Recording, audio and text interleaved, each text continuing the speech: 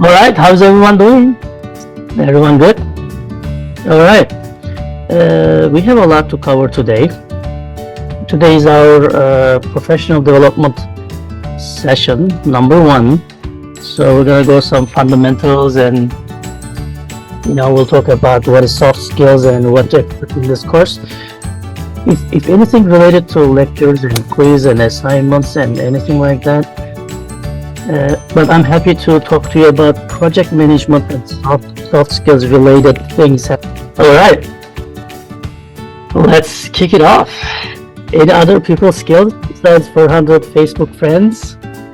You know, so bragging about how many what do we call followers on LinkedIn and friends on Facebook? Subs on YouTube. We need more skills. We need more skills. Okay, those numbers are good, probably saying something, but we need to have a little bit more perspective on what kind of people skills we need. Okay, and I'll talk about the discrepancies about what we actually label them. We label professional skills differently, so we'll talk about that. Okay, ready? So here are some of the references. I couldn't really put everything here, but I read all these books for you, and then I listed all the information that I thought very applicable for engineers, because I also see in my classes, and also I get industry feedback on this. They say your engineers are really good engineers, but they can't communicate. You know, they can't communicate. They do a good job, but they can't promote. They can't market their jobs. Whatever they did. So that's actually how I started and how I kind of got ambitious about the soft skill side of the engineering, right? So the slides and everything you see on this side of the spectrum, the professional development spectrum Thursdays, they're all new, they're all mine, they're all distilled from these books that I think will be very, very useful in engineering life, and then promote you a little bit more within your colleagues. It's going to be very helpful for you. Okay. If you are really, I want to point a few things here. If you want to form good habits, I want you to read Atomic Habits right now. Just read it. It's a great read. I'm sure you can read it in one sitting. It's very good reading.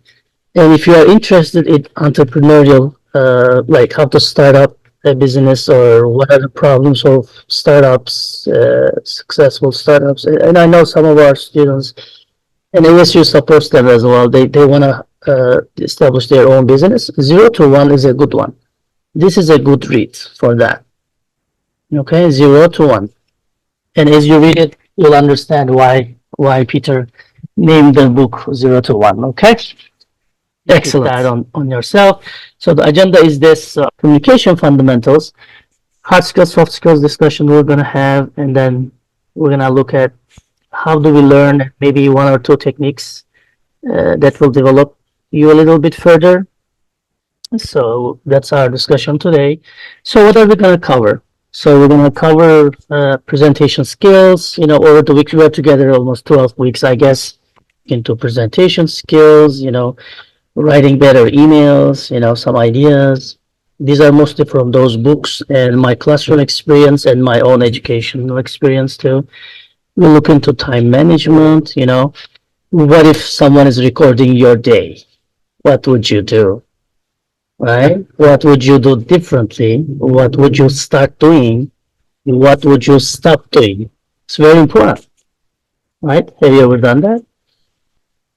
If you have the courage to do, I encourage you to do this.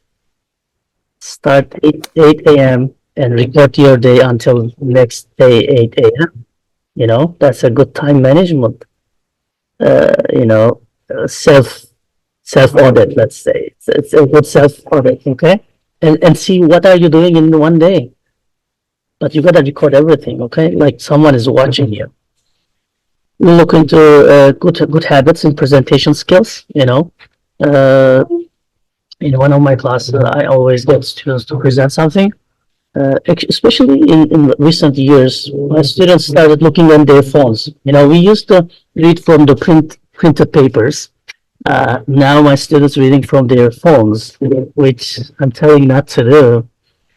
This kind of stuff, not to do and what to do, what not to do, what to do. Okay, so that's what we're gonna cover. We're gonna cover the time management. How can you leverage this weight when you can play with this little triangle here, leverage? When you move it a little bit with the time management skill, you can actually lift more weight. So we're gonna look into that philosophy. We're gonna look into leadership, motivation, team management, team dynamics. Maybe some of you are familiar with this one. We're gonna look into that team dynamics, and we're gonna look at the cybersecurity. So this one, okay, that's the scope and scale of what we're gonna cover this tool. Write down some of the soft skills that you are aware. Write down some of the soft skills that you are already aware, and mark the ones. If you're writing on the chat, just next to it, say like star star star or something. Okay. So if you are good at it, presentation, communication, dealing with difficult situations. Time management is a big one. Interpersonal communication, problem solving, delegation, conflict resolution. Yeah, critical thinking. Good. Very good. Okay, writing emails. Yes. Okay, good. Edward, I want to say writing emails is a little part of, I guess, what I call managing emails. Writing emails is okay, but we got to manage the emails, and we're going to talk about how to do that. Public speaking. All right, really good. Which is really good because you know yourself, and then you're good at it. Leadership. You see, leadership communication pops up multiple times. I'm glad I picked those for this class as well. So hard skills. I wanna ask you this: where did you learn the hard skills? Who has some who has a good hard skill? You see, if you submit that, I will know you got the fundamentals of programming, or maybe Python or AI nowadays, right? Prompt engineering, things like that. I will see that. Okay, but there's some interesting cliche that I want to discuss in next slides. It tells me the opposite. For example, one of them says you're gonna be hired for the hard skills. You're gonna be fired for your soft skills. Have you heard that before? Okay, something that's gonna give me a job is on my transcript, but something that I'm gonna be fired is not on my transcript. If they knew, if it was on my transcript, they would not fire me because they wouldn't hire me. Oh, soft skills are very important, but it's not. It's nowhere. It's written nowhere, right? These things are very important. So actually, the next time I want to discuss is soft skills. And my question here is, where did you learn it? So Ravi said he learned during the internship, little sessions, maybe training sessions and stuff like that. It's a great natural habitat to learn a lot of the soft skills. I spent 25 years in military. It's a great habitat that teaches you a lot of good soft skills, which when you retire, none of them converts to hard skills. That's why veterans, having hard time finding jobs that require hard skills, right? That's why we have a lot of institutions that helps veterans transition to the civilian life because it's a different habitat. I have a lot of good skills, but nothing is converted to soft, to industry skills. Let's say, I don't know manufacturing, I don't know programming, I don't usually know those. That's funny. Yeah, wife, your husband, roommate, no money, free, and you can apply, no harm, no risk. Well, there may be some harm and risk, but it's a different story, okay? But it's good idea to give credit to hard skills and soft skills, right? Hard skills they also call technical skills. Probably you heard that. Reading the literature, being in this for a long time, I couldn't really read anything else. They just say hard skills and technical skills. So I guess everyone agrees what it is. Soft skills. They say human skills. They say interpersonal skills. They also say transferable skills. They also call it life skills. They also call it people skills. So I guess we can't agree what it is. We'll know, but we can't describe it and we can't really label it. I guess that's why it's not in the transcript of Ravi, hard skills, technical, soft skills. But believe me, when you see someone presenting you with a good soft skills, you'll quickly realize that she or he worked on her skills. When you read someone's email, you quickly realize that she knows something about soft skills.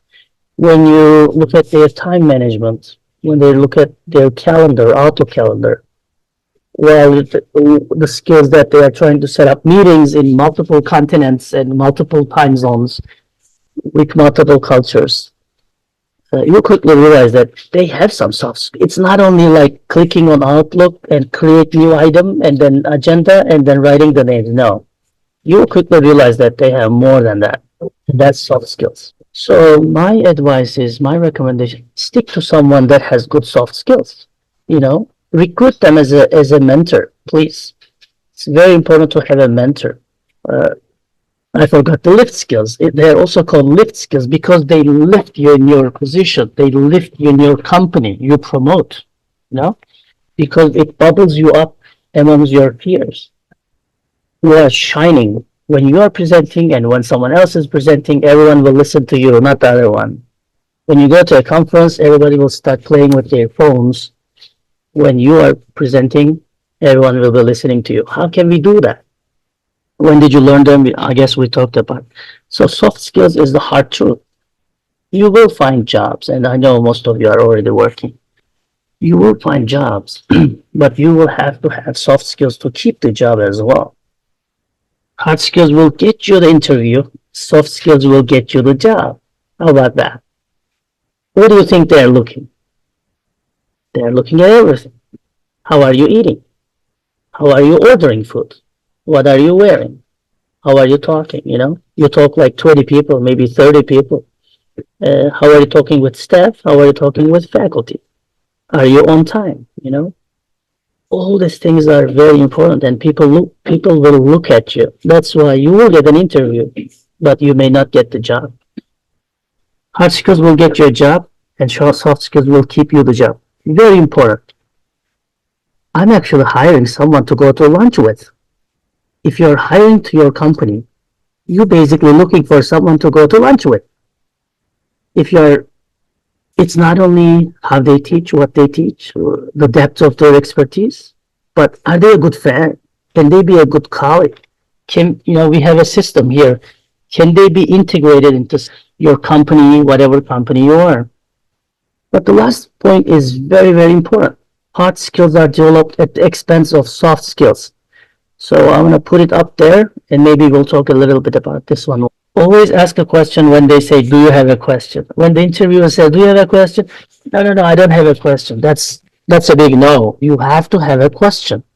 You should ask something. You can ask about their benefits, if they support your professional development, anything like that, You should have a, because they should see you are also interested with the company. Company is absolutely interested in you because they called you to campus, right? To complex, their factory or whatever.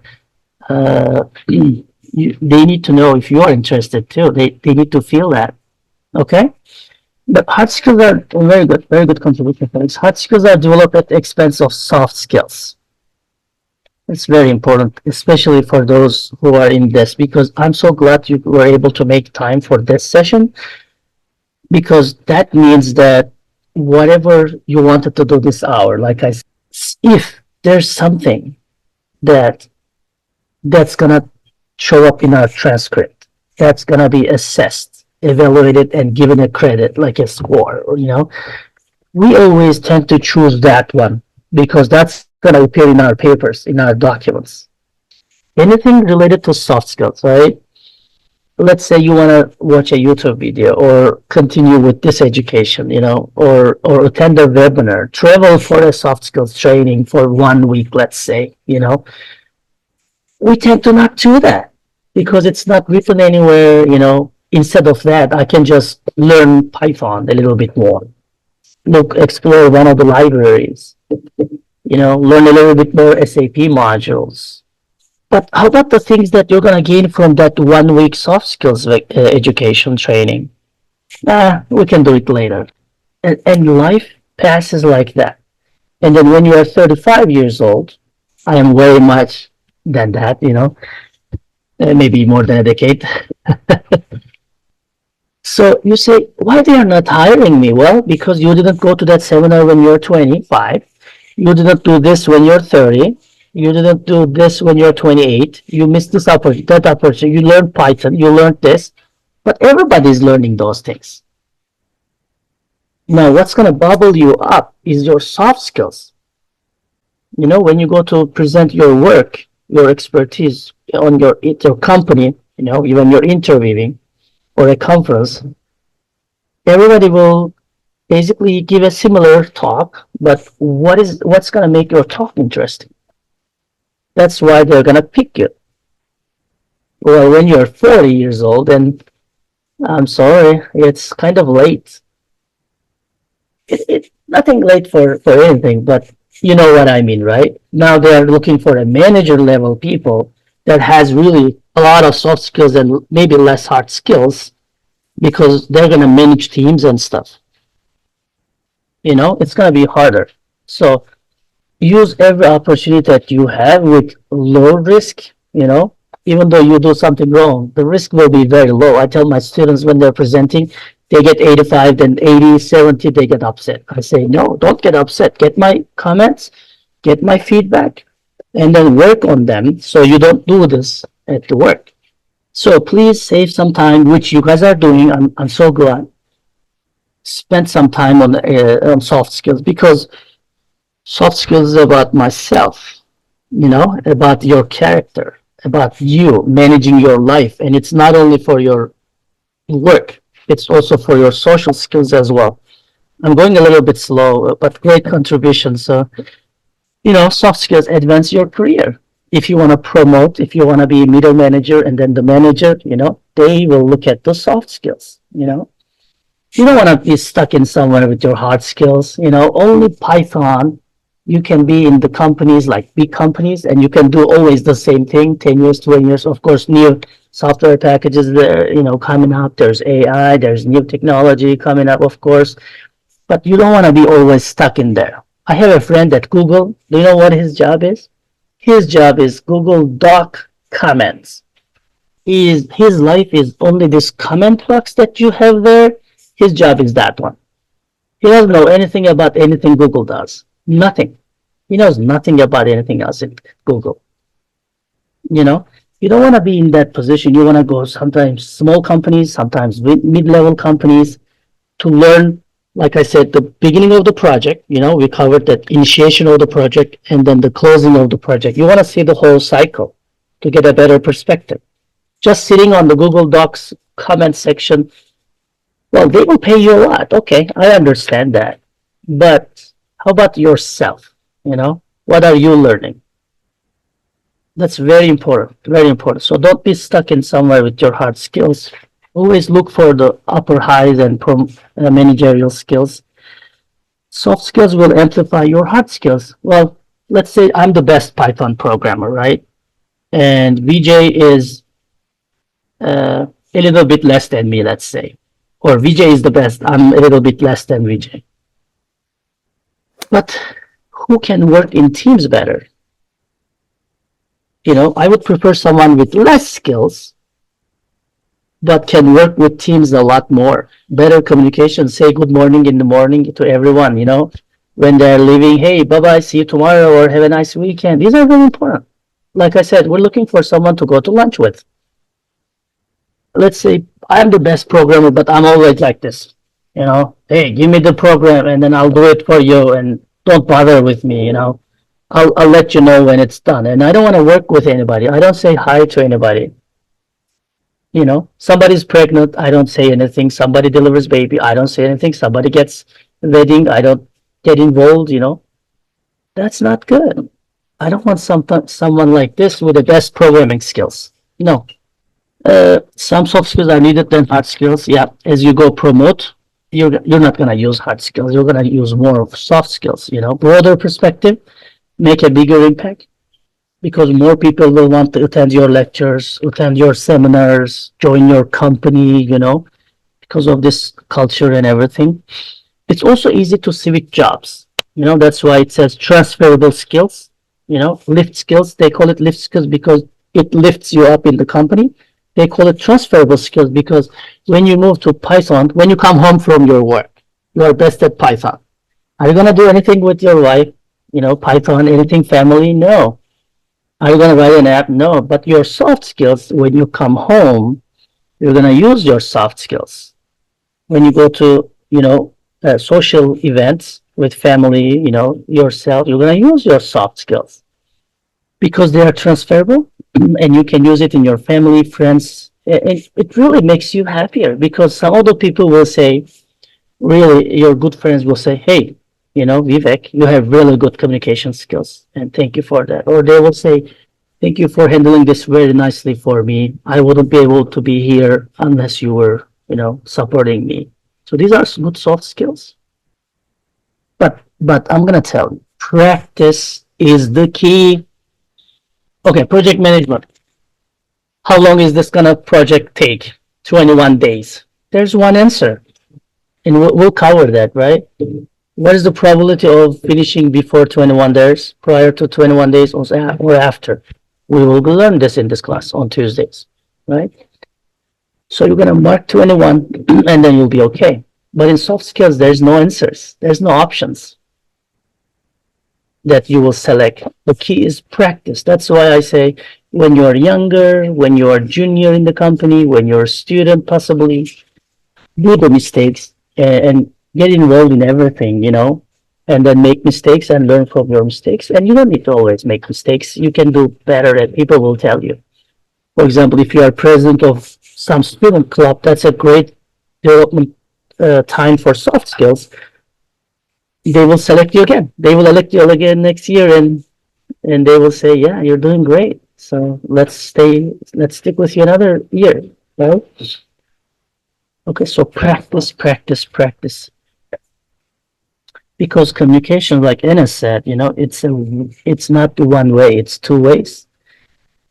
You have a sender here, and you have a medium.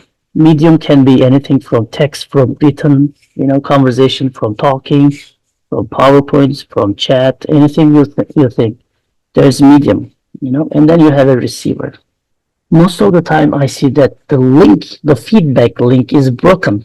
That's why we don't understand if they received our message, if they understood our message, if they are acting on our message.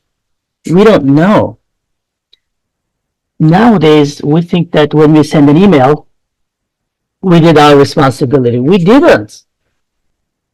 Email is free. Email is easy to do. You just click enter and then it goes. That's not end of the day. That's not end of your task. Your task is really make sure the senders receive it and then they understand it. And then not only understand it, they understand it as we intend to communicate. We don't want them to understand something else. We want them to understand what we intend to communicate. That's our job. That's sender's job. Well, the receiver is not, like my level or my quality or whatever. Well, it's again your job to communicate them. Look how, do you think I'm communicating you guys? Like on this level, communication level? Did you already notice some things that I'm trying to communicate this student body? But one thing I'm trying to do is in my emails, I'm telling you, please, if you have questions about lectures and everything, tell me. If you have anything like this, tell Dr. Jared, It's also on Canvas. I also told this morning, right? That's kind of an education. I'm trying to educate you on my communication channels and making sure that my receiver, which includes you guys, are understanding what I'm intending to communicate. And that sometimes needs repetition. But repetition, the key message is very important because I don't want to get 10 more emails and I don't want him to bombard with 10 emails with the things that he is not aware of anything. You see what I mean? It's easy. So I know, you can always CC 10 people, but why? That's how you want to communicate, actually educate your receivers. We're going to talk about this more. This one? So that was communication, remember? That's a big part of lack of communication. Lack of communication. If you can write one word about this, it's the communication, lack of communication in the company. Mostly within the company, 90% within the company. Okay? It's basically what makes us humans. Okay? Let's name a few of them. You already said it. I put them everything in a slide. And there's more. But we're going to talk about those ones this because you have your roles in life. Engineer, yes, you are. You are mom, wife, kid, Taxpayer, are you? Some of you. Well, everybody is in their country is taxpayer. You have teams to work with. You have neighbors to help, to support, to exchange. You are a mom. You are a project manager, maybe. You are older. Grandparents. You're a dad, maybe. Maybe you're a partner.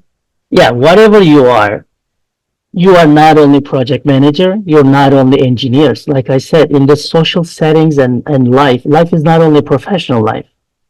It's not from 8 to 5, which in faculty life, it's really 24 hours, but that's a different story. Your life is not 8 to 5. And soft skills, you can use all these roles.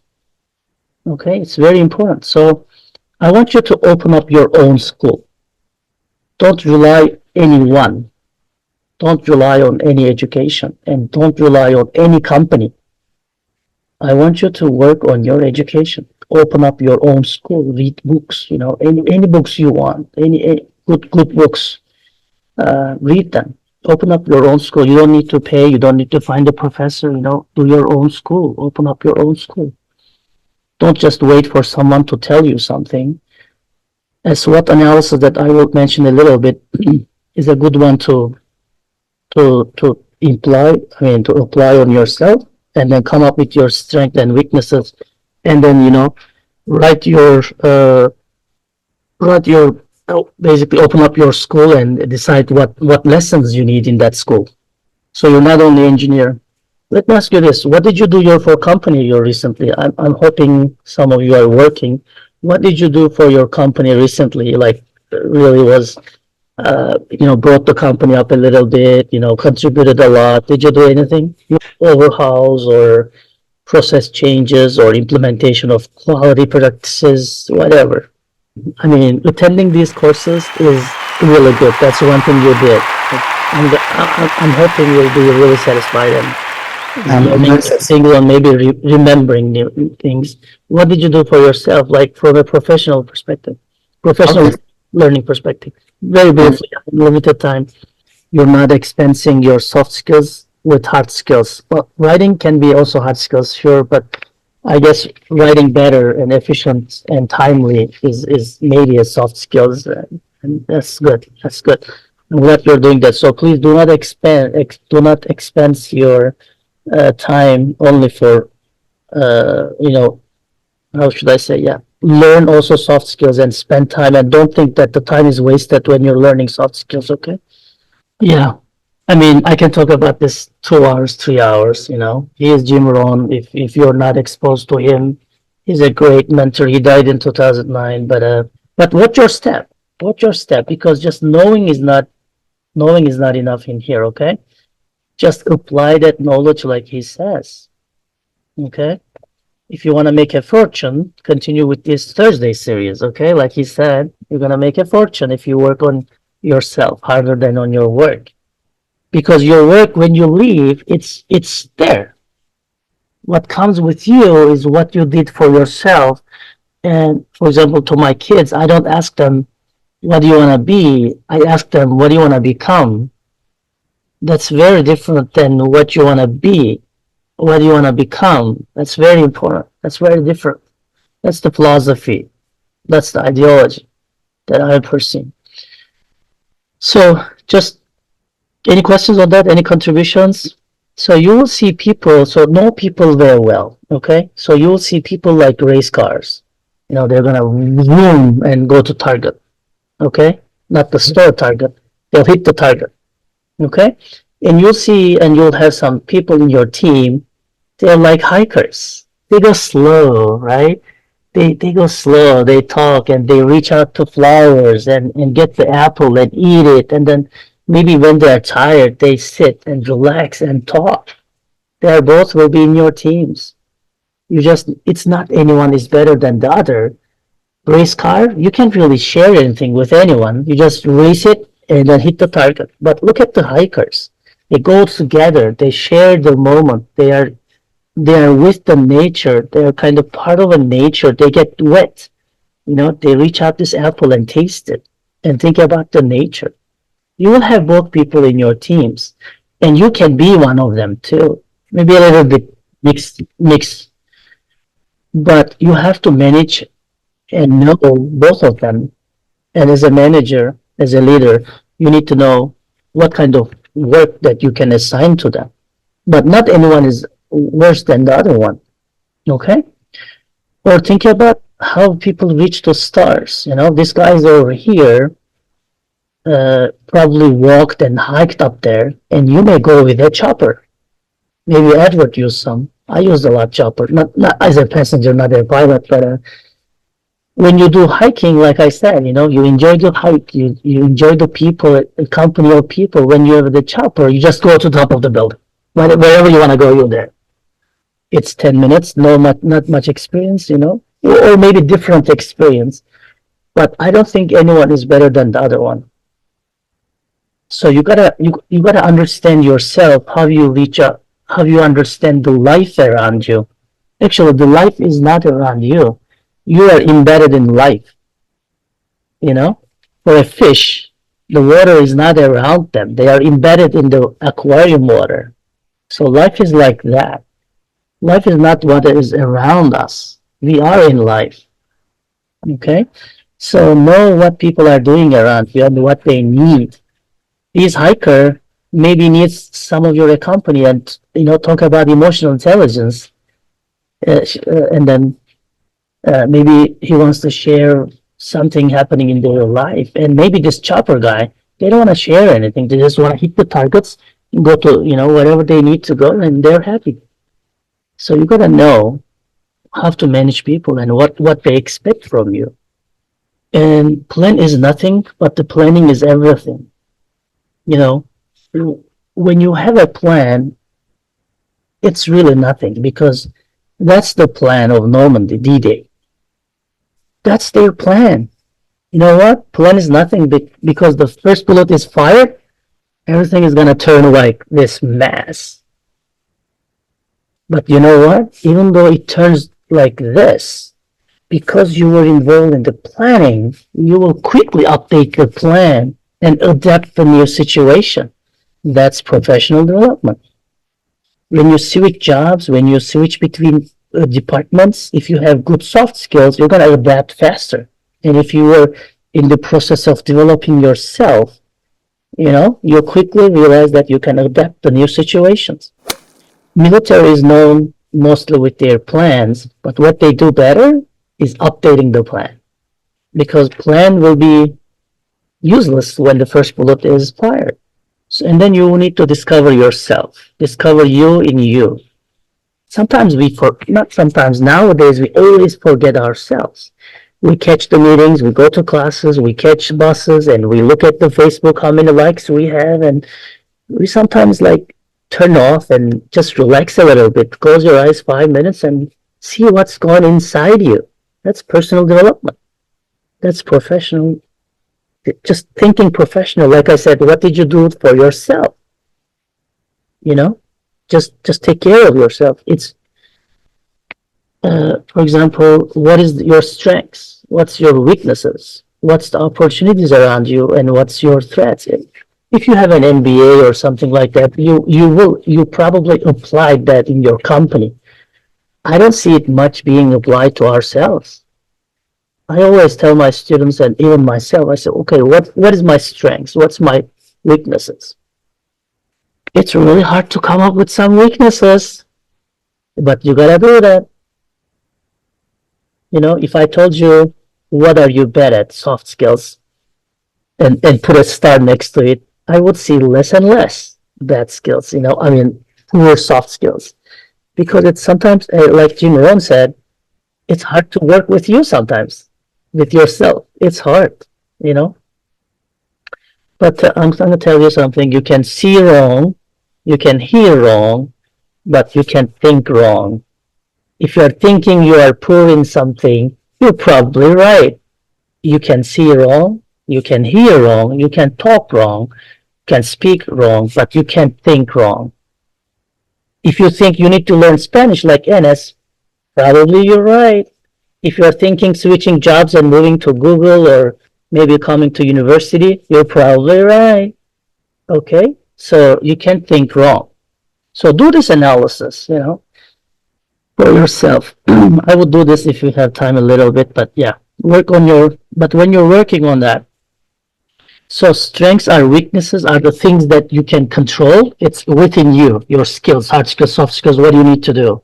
What are you good at? And what are some room for improvement? Opportunities and threats, what's going on around you? That's what I'm saying. Especially improving yourself and developing yourself is the key, you know? So do this for yourself. So what's happening around you? So threats is COVID. That's what I was telling this story. Threats. If there's COVID, some universities closed down their undergrad. Actually, ASU increased our registration enrollment because we were ready for online education already. We're good at it. Okay. So what are the threats and opportunities? Go look for yourself, not for your company. Okay. Pomodoro technique, probably some of you heard it. When you're studying, just study 25 minutes and then listen yourself or rest, 5 minutes, and then go back to study 25 minutes. And then every 2 hours, take a 15 to 30-minute break. And I recommend every 25 minutes, work something else. If you're working Spanish, next time study math, and next time read a book, just use different lobes of your brain. Okay, that's called Pomodoro technique. So that's how we learn. So check if it works for you.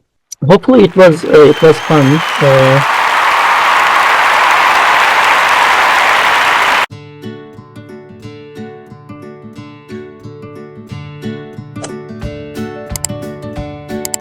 Mental models, they are basically the lenses through which we see the world. They shape our decisions, often without even us realizing it. Systems thinking challenges us to examine these models and improve them. Because when your mental model changes, everything you see and hear changes. For example, so these two pilots are thinking, why is the ship is on the cloud? Why is the goat is on the cloud, right? What is the problem here? Well, they are saying, what is a mountain goat doing way up here in a cloud bank? maybe they are nose diving, and maybe they're gonna hit a mountain where the goat is, but they don't think about it because it never happened to them. So it's not within their mental model. Right? So every time you encounter with a new situation, you should understand that you anchor it to the mental model. It's really hard to get rid of the mental model and be like tableau rase, like a clean paper, right? But you have to at least be aware of your conclusion can be because of your mental model. So we do not describe the world we see the world we describe. So that's why it's very, very important. We do not perceive the world we see the world as we perceive. So in the pilot's case, this is also very, very applicable, right? So always be suspicious and on alert. Don't jump to conclusion right away when you have a problem. Okay. It has been a while, but stick with me here. There's only a couple of minutes I'll try to make it under 30 minutes. So you have to improve your mental model. This is the real deal. This is the real transformation. it's not just about reacting or anticipating, it's about redesigning how we think. When you change your mental model, you change your decisions, your actions, and ultimately your results. That is the power of systems thinking. This is the real deal, right? So if I see a dog, I run away because one dog beat me when I was a kid. And then when you see a dog, maybe you have a pet, you have good relationship with dogs, good experiences, and then you basically want to pet the dog while I'm running away, right? That's the mental model. It's not the dog's fault or anything. It's me having this mental model, right? So there you have it. Iceberg model is, again, there are events that are visible, and under the water there is what's hidden, which are patterns, underlying structures, and then way deeper, it's the mental models. So what we do to events is just basically reacting to events, right? So for example, if you see a soda can on the street, you just take it and then put it in the trash. This is just basically reacting. What is visible, right? What you can see and what you can do. But how about the pattern? So if you walk to the same street next day, next week, and then you see more soda can, now it's a pattern, right? Now it's happening over time.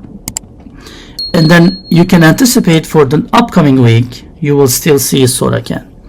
So now what you can do is trying to worry about what's the underlying structure for this. So you can design it, right? The underlying structure reinforces and encourages the pattern, which are make the events visible. So if you can fix what is influencing the behavior and trend and design it again with a different way, then you will not see that soda can. For example, if the reason you're thinking is there's not many trash bins or they are full, then you can just request more trash cans, so you can change the underlying structure, and then now next week when you walk to that street, you will not see the soda cans because there's enough trash bins, right? However, if you go deeper, there's also mental models. These are basically the deeper impact for the system. So for example, if you somehow transform how I think about dogs and make me forget what I lived in when I was a kid, when the dog bit me, then basically I will also pet the dog. See what I mean? So mental model is the real deal. That's the most difficult thing to do for humans because it's more to psychology, it's educational, and people need to be willing to do that because it's about beliefs and cultures, which is we're having hard time to willing to change. Let me give you an example. What is this? Comment below what you see here. And also, what do you see here? Well, actually, probably you said the first one is heart, the second one is star. But Google heart and then see if the heart looking like something like that. Or Google star and then see if the stars look like that. So that's not really heart. That's not a star. That's not even close. So because we all believe that this is heart and we are taught that this is heart and that one is star, everywhere we see these symbols, basically that they're just symbols, we always say or think that this is heart and the other one is star. Okay, that's because of our mental models.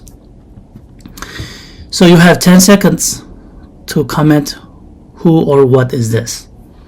And I'm not going to give you an answer. Some of you will be able to nail this down because of your mental model. So I'm going to wait 10 seconds. Okay, you got that down. Let's try this one. Who or what is this? Go ahead and comment.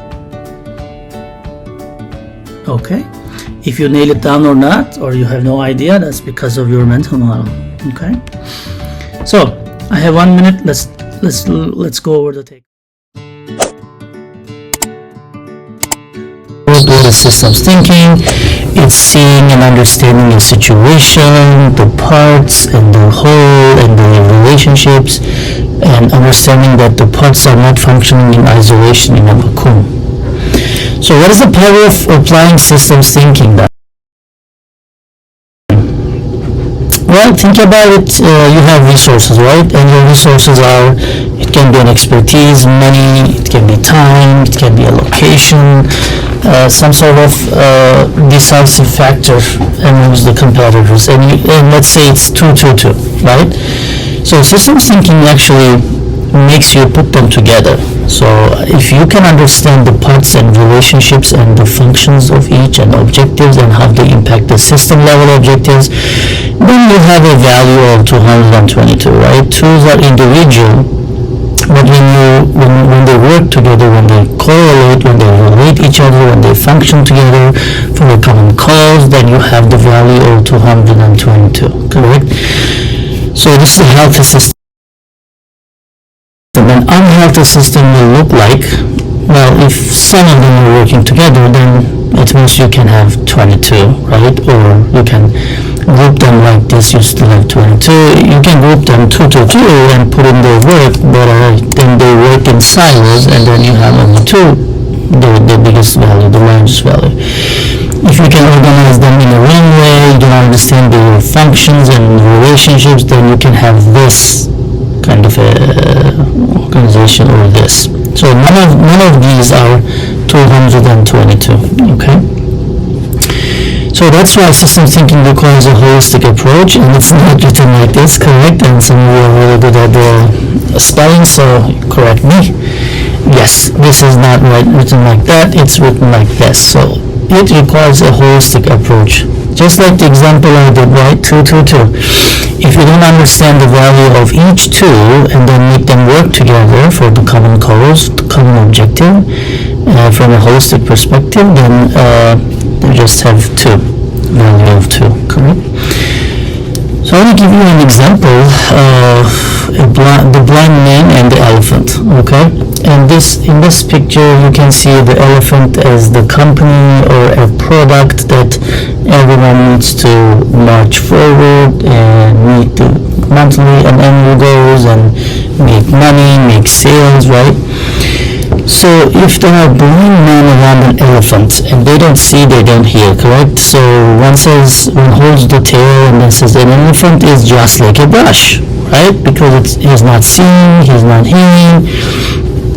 And in this case, really, if you make your employees not think in systems, but you make them work in silos, that's what's going to happen. They will not see the big picture of the company, okay? And then you can, as a CEO or as a manager, senior level manager, you can preach them all day long, right? Let's make this elephant move. Let's make more sales. If the individual employee or unit or department is not seeing the big picture, not seeing the holistic value, not seeing the systems value to the organization, they can't do it, right? So my question to you is, and if you can comment below or write in the chat, I'll be really happy. How can you improve this situation? Right? How can you improve this situation, this understanding? I'm going to pause a bit and then let you type. So, as a matter of fact, you can improve the situation as a manager. How? You can give them eyes, which means you can let them experience what they are touching with eyes. So add more visuals to the situation, correct? What else can we do? Well, another thing I want to do is, as a manager, to improve the situation is give them talking, give them speaking abilities, so that they can coordinate, they can speak, they can email, they can share information with other employees and departments, correct? So that also increases understanding.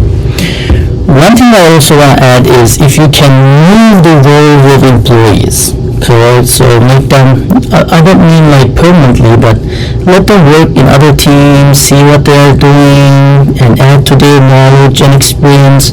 So this way they're going to see the elephant, and from a marketing perspective, they will understand what the manufacturing guys are doing. From a quality perspective, they will understand what the sales people are doing, and they will sympathize with others, and they will contribute better to their function, okay? So these three things, I think, can easily improve understanding of this elephant. Otherwise, you can preach all day, all night, and then the elephant will not walk, which means you're not going to make more sales, you're not going to make a better product, and you're not going to have a better company.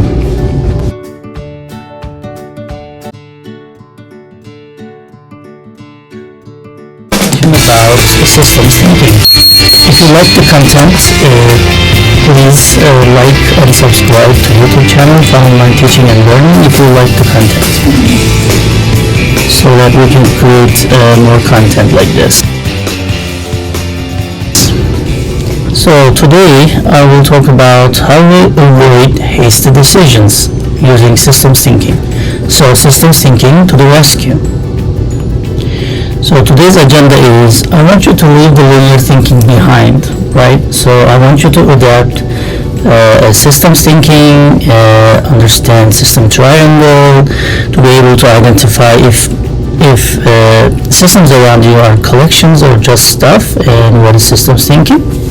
And I'm going to provide some tools to use when thinking in systems. So I highly recommend these books.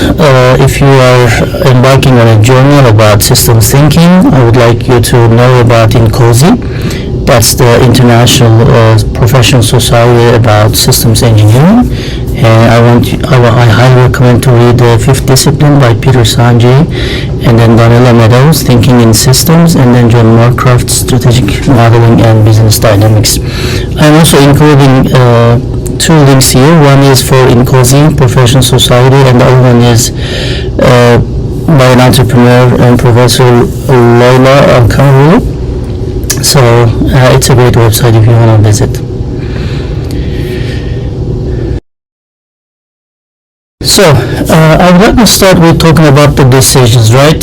So there are many quotes that we can mention about the decisions and the quality of decisions. For example, Lewis Carroll said, in the end, we only regret the chances we didn't take, right? And Albert Camus said, life is sum of all your choices. So choice means decisions, right? When you make decisions, we actually design our life and live our life. And one of the worst things that we can do is not to decide on something which is not really applicable in real world. So we have to have choices. We have to make decisions about the choices. So how can we then increase the quality of our life? Well, we can increase the quality of our life by increasing our quality of decisions. And how can we increase the quality of our decisions? Well, at that point, systems thinking to the rescue. We're going to get some help from systems thinking.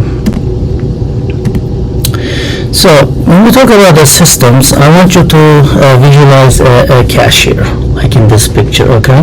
I want you to think of, and if you can comment below, I'll be really happy as well. I'm going to say the things that I'm thinking about what kind of a system is this and what are the parts and relationships, but I would be happy if you can comment below as well. So this is a regular cashier's checkout, self-checkout station, right? You can find any grocery store nowadays, and I want you to think of parts of this system. For example, when you think of parts, if you are thinking in systems, you see the parts that are not only physical and visible as well. For example, I can see there's a screen here, there's a swipe credit card station, point of sale POS, right? There's probably if you're buying tomatoes, and well, it can ask you how many, but you also need to weigh some of the fruits and vegetables, right? So I can see there's somewhere you can put in your password. There's a place that you can use the plastic bags, but there are also things that are not visible here. For example, this little screen talks to the inventory of the grocery store, right? It talks to the banks, because when you swipe your credit card, or it must talk with the banks, right? So it should be integrated into banking system, and when you weigh it should be able to weigh it correctly, and also it should be able to calculate the tax correctly. So if there's no tax on an item that you purchase, So as a systems thinker, you should be able to see the invisible, not visible parts and relationships as well, okay? So also in the self-checkout counter, think about the parts, properties, relationships. For example, I said this point of sale should talk to your credit card and should talk to bank correctly, and there are requirements that needs to be considered. For example, can the customer purchase alcohol, right, or cigarettes or stuff like that, and what are the related systems? For example, the self-checkout cashier or counter talks to the customer, there are employees over there, and there are blinking lights, there are errors that needs to be corrected, and what functions are performed, right? So when we talk about systems thinking, we should be able to identify all these different parts. So as you can see, even a little tiny self-checkout counter actually can be considered as an entire system. So designing that system, having systems thinking philosophy and application in the designing of this self-checkout counter is very, very helpful. So it's a lifelong practice. If you obtain systems thinking, really, like, it's really difficult to unlearn it. So it becomes a part of a second nature of you, and then everywhere you look systems thinking, and you practice it lifelong, not only your professional life, but also your personal, family, and social life as well. I highly recommend, I can't really make you watch this video because of copyright issues, but I highly recommend listen to Russell Ackoff. He's a modern systems thinker about the properties of systems and then how he identifies the system with his own way. I highly recommend you to watch this video. So in the beginning, I told you leave the linear thinking behind. For example, studying in an exam, right? You got a low grade. What do? Please write on the comments. Yeah, probably you say you study harder, right? You study harder. But are you studying smarter? Are you studying the correct topics, right? Are you engaged with the teacher? Are you engaged with the content, right? Are you on top of everything going on in the class or in the book? Right? So just studying harder is not gonna make you, not gonna secure you a better grade. For example, when in terms of traffic congestion, right? There's congestion, right? Like you see in this photo. Okay. So what do? We build new roads, right? In systems thinking, probably the first solution that comes to your mind is not really the best solution, because when you build new roads, now you have very crowded new roads, right? Why? Because when you think in systems, think about it. If the country has more lanes and better roads, what's going to happen? Well, people who doesn't have cars will purchase new cars because it's very convenient, it's quicker, it's cheaper. So they will discontinue using public transportation, right? So you will, because of the new lanes and better roads, you'll see more cars, and you'll see congestion back again, right? So you have to solve this in a little bit smarter way. What can you do when you think in systems? For example, yes, you can still build roads, but you can encourage people to carpool. You can give people, the companies can provide some incentives to use public transportation so the employees don't use the cars, right? You can implement some policies that the cars after a certain age, they are not allowed in the traffic, because when they make an accident, the crash, it's high likely to contribute to congestion, right? And maybe you can again implement some rules and policies and say, like, for example, the trucks, 18-wheelers will not be able to enter or take these exits, right? Maybe they are in the center of the city and the trucks are not allowed to take those roads. So that's all going to contribute to the better roads, right? Better traffic congestion, because in this problem, the problem is not roads, it's the traffic congestion, right? So we should think in a little bit bigger perspective. So instead of linear thinking, I want you to acquire event-oriented world view, right? So in the event-oriented world view, there's a goal and situation, and there's a discrepancy. For example, you have a goal, and then you have a goal to take a good grade in the exam, right? And then you study, and then situation is you get not a really good grade or not a goal. So there's a discrepancy, right? What do? Well, you make some decisions for the next time. As I said, study smarter, not only harder. Be on top of things. Contact your teacher. Go to study a little bit more, and support your study with maybe YouTube videos and other resources. And then after your decision, what do? You take action, right? And there are some results. So this event worldview, which is the linear thinking, what do you see here? What is missing here? Well, the missing is the feedback loop. So this event-oriented linear thinking behaves like in our lives. There's only one event, there's only one discrepancy, and there's only one decision, and there's only one result. However, that's not the case, right? The world is more complex and more VUCA than that. So that's an event, but the solution is not a fix. So because things and solutions and implementations, our decisions are not happening in a vacuum, and there's no one situation that we need to decide. There are more.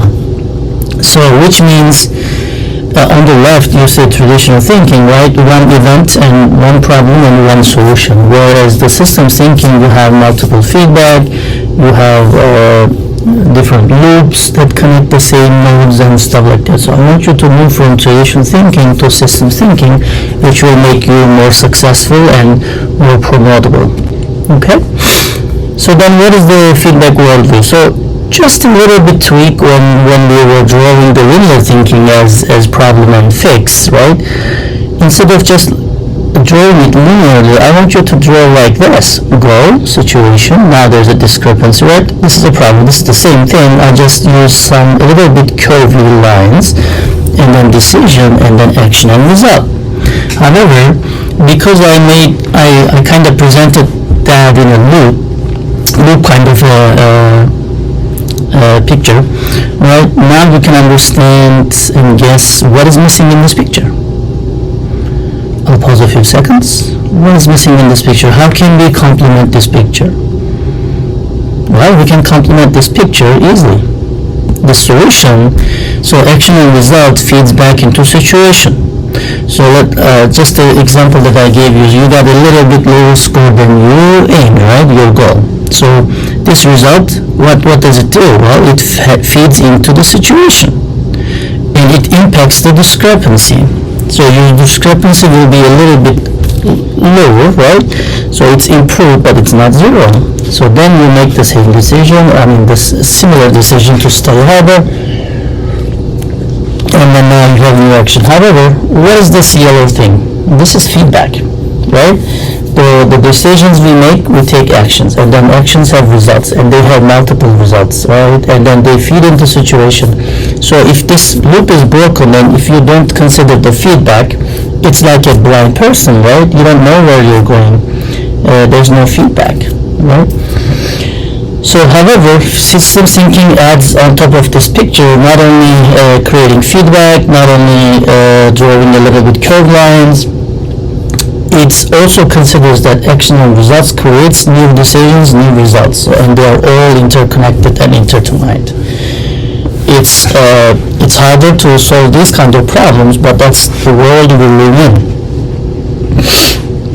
So we also must consider in systems thinking second and third order effects of our decisions, because there will be unintended consequences.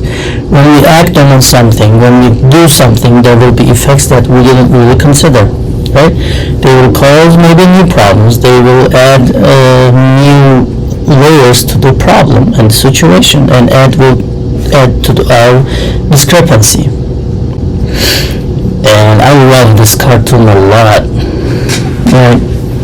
So you don't want to in these situations.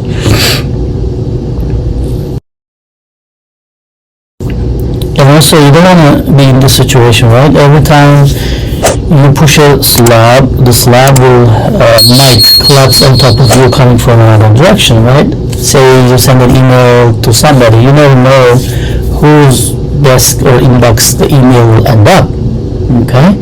So you write an email to someone in the company complaining or saying bad words, and then he forwards it to another one, and then they forward to your manager, and then your manager comes back to you, right? So just like in this picture.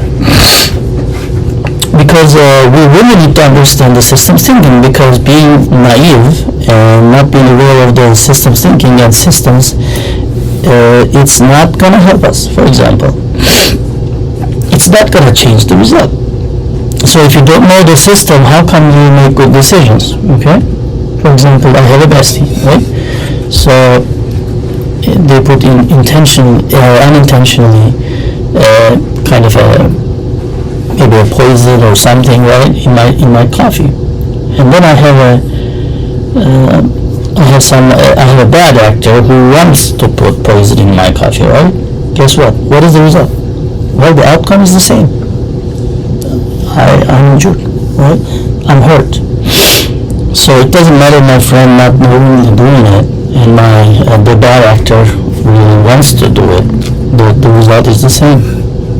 So every time we all live in systems, right? You gotta know your system. You gotta know your parts. You gotta know your relationships of the system, the objectives of each part and system, right? Then what is a system? Let's cover that in the next video. Okay? And if you like the content and if you want to see more of this, please subscribe and follow the content, and turn on the notifications, please. I'm really happy to see your comments below, because I read all the comments. Thank you.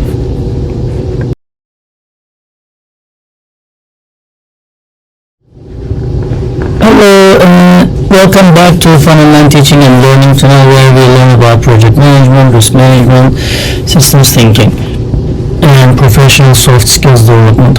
So if you really like the content, please subscribe and turn on your notifications and follow the weekly new content to learn about those topics. And thank you in advance. So the previous video we left off where we started talking about what is systems engineering, but I want to make a quick recap about what we did in the previous video. So we talked about linear thinking and then feedback-word thinking, and we looked at what is system and the tools. So I recommended these books for you, and there's also in Cozy website and then the other website that you can find great resources about systems thinking. So systems thinking is actually help us increase our quality of decisions, and then as a result increase our quality of life. So please get some help from systems thinking. And we looked at self-checkout cashier or counter, and then we studied what kind of a system is this, what are the parts of the system, and so on. And systems thinking is a lifelong practice where you will not only use in your professional life, but also social settings and family life as well. So I want you to leave linear thinking behind, and when you have a congestion in roads, just building new roads will not help us, because the roads will be even more crowded, because people will not use the public transportation, and because the roads are attractive and comfortable and quicker, they will get more cars, and then more lanes and bigger highways will still be congested. So here the problem is not building new roads or the lack of roads, but it's congestion. We also gave some examples, so you can check back the previous video, and I'm going to include a link in the descriptions as well. So classic linear thinking is like this. So you have a goal and situation, and then there's a discrepancy, and then you make a decision, and there's an action and result. But instead of writing it linearly, I want you to draw it in curves, okay? So when you start situation, goal, and discrepancy, and start creating it and drawing it as a loop, we can easily see that we need to close that loop, right? So after decisions, we take action, and every action has results, and then the broken link is here is the feedback. So also our actions will actually result in other actions and other situations, and will cause other decisions. So please review the details in the previous video. then there will be unintended consequences, right? If you push a slab, like in this picture, then probably you will, it's gonna collapse on you again, right? And if you don't understand the parts that how they relate to each other and what is the consequences of it. Having good intentions in the systems is not enough, so you really need to understand the system in a timely manner and understand its functions, relations, properties, and objectives, because being naive does not change the result. If my friend accidentally puts detergent in my coffee and a bad actor puts detergent or poison in my coffee, the result is the same. I get hospitalized, I get injured, right? So we need to understand the systems. Okay, after this recap, I want to talk about then what is a system? How can you identify a system? So basically, there are many definitions about systems, but one I like is a system is a set of things interconnected, and please be careful with pay attention to the colored text, in such a way that they produce their own pattern of behavior over time. So that's according to Donald Meadows, a systems thinker and a professor. So a system is a set of things. So if there's only one thing, then it's not a system, okay? And there are many things and they are not connected, that's not a system as well. So there should be more than one thing and they should be connected. And then they should have their own pattern of behavior, and the most important thing here is as well the behavior over time. They look at the systems and we try to understand the behaviors over time, because their behaviors will be stochastic, right? And I highly recommend you, if you want to learn more about systems thinking, please read her book, Thinking in Systems. Systems response to those forces is characteristic of itself, and the response is seldom simple. So even though you understand the system, the parts, the properties, the relationships, it's gonna be really difficult to understand what the next response will be. Like I said, it's gonna be stochastic, right? And the solution is not always simple. What else is a system? So another definition here, just to let you know that there are many definitions. A set of interrelated components functioning together for a common objective. So even though it looks different, actually it's the same, right? They need to be interrelated. There should be more than one component, and they should function together for a common objective. So we're still objective. What's the ultimate objective of a system? It's to satisfy the user need. In the previous video, we looked into the self-checkout counter for a customer, right? So the ultimate objective of that is to satisfy the user's need. Just pick up your grocery and scan them easily, put them in plastic bags, and then check them out. If you can do that, then you satisfy the customer's need. So now I want to differentiate what is a collection of stuff and versus a system. Okay? So to identify the thing as a system, we need to look in three things, and I call it system triangle. So things need to have purpose. The system itself needs to have a purpose, and then parts have purposes, right? And some literature will call it function, properties, they're all the same. The other angle in the triangle is the relationship, linkages between parts. So which parts are related, what impacts the other part, right? So those are the questions you want to ask to understand the system. And again, being naive about the system doesn't change the outcome, right? If your employee doesn't know the system and make errors and make the company spend more time and money and effort on the things that they shouldn't spend more, then it's naive, right? The result is just wasting money and time and expertise. And the third one is element. Some literature will say parts, attributes, components. They're all the same. All the same. So when you look at these three things, if they exist, what you're looking for is a system, probably. Okay? So let me give you some examples. But before that, I want to say that the system is more than the sum of its parts. And not part alone has an independent effect on system's properties. Okay? But I'm going to use product instead of sum, because when you put things together, you see that the final outcome is more than what the parts can do. right? So think about a car. The car has steering wheels, tires, electric components, engine, and then if you just sum them up, it's not gonna bring us from A to B, right? I mean, any part of the car cannot bring us from A to B, right? But when they're together and function together for the common objectives, then they can and do their own objectives, right? Own functions. Then I'll be able to travel from A to B, right? So that's what I mean here. What are the properties of a system, right? So think about it. Who writes on a piece of paper? Can you comment below? What do you think about that? What or who writes on a piece of paper? It's also from a philosophical perspective, right? I mean, probably like build new roads or study harder to exam is probably similar to that. And we would say a pencil writes, right? Then get the pencil, put it in a paper, don't touch it. Let's see if the pen writes, right? If the pen writes. Give the pen to a person who doesn't know how to read and write. Can they write? No. So it is a system. A person is a system who has the muscles, the pencil, the paper, the intellectual, the cognitive level, who knows how to write, knows the alphabet, right? Knows what to write, then they write. So who writes? The person with those skills, right? Not a pencil, not a paper, not a hand, not a finger, okay?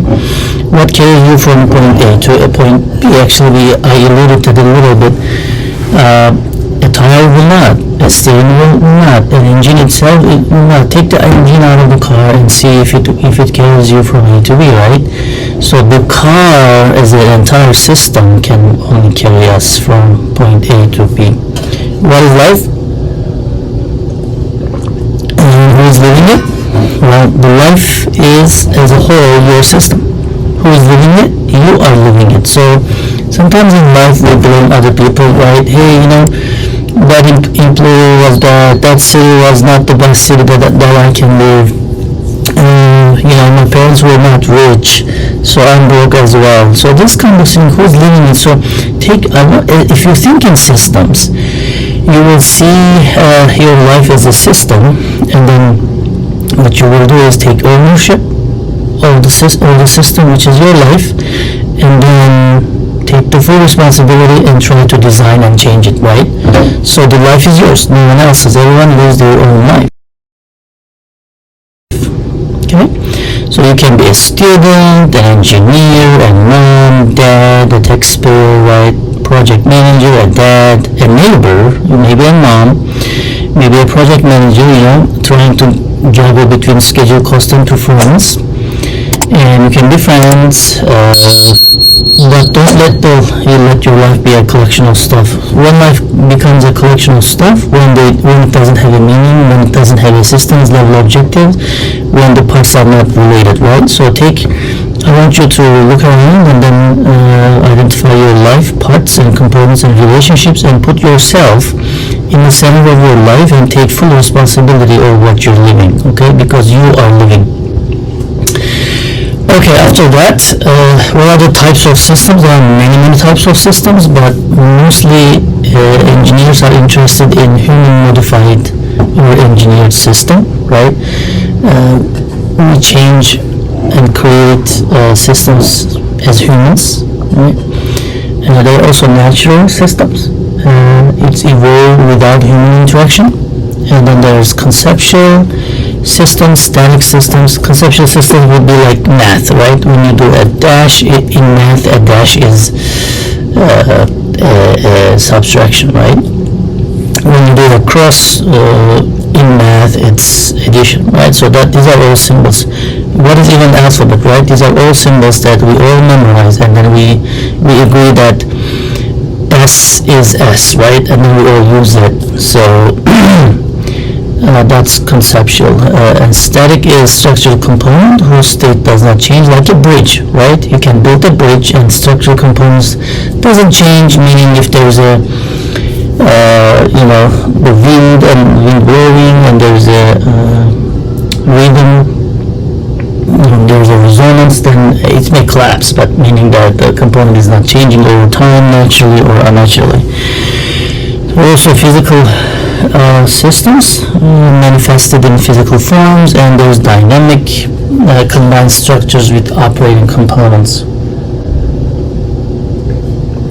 I just want to give some examples. For example, is this a collection or system? So let's see, just like this picture, right? Is it a collection or a system? So that's actually a system, but I wonder why. Can you comment in the comment section? How about this one? Is this a system or a collection of collection of stuff, right? A fruit basket, just like as it is. Is it collection or system? Collection of stuff or system? How about this one? Right? Kids are playing soccer. Is the team a system or a collection of stuff? When I say collection of stuff, it means like they are not related, they can't work together, right? For example, those apples, can they work together? Think about from this perspective. How about this collection of tools in your garage, right? Can they coordinate anything? Can they do anything? Can they relate to each other? Not like this, right? How about a kitchen? A kitchen by itself with washer, dryer, dishwasher, all the tools and drawers and windows. Is this a system?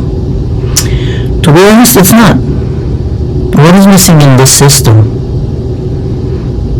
To make it a system, not a collection of stuff, there needs to be something.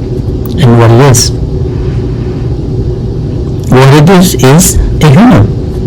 Someone needs to be there to use it, to relate the tools, to make them, to coordinate them, to be able to bake a cake, wash the dishes, wash the clothes, right?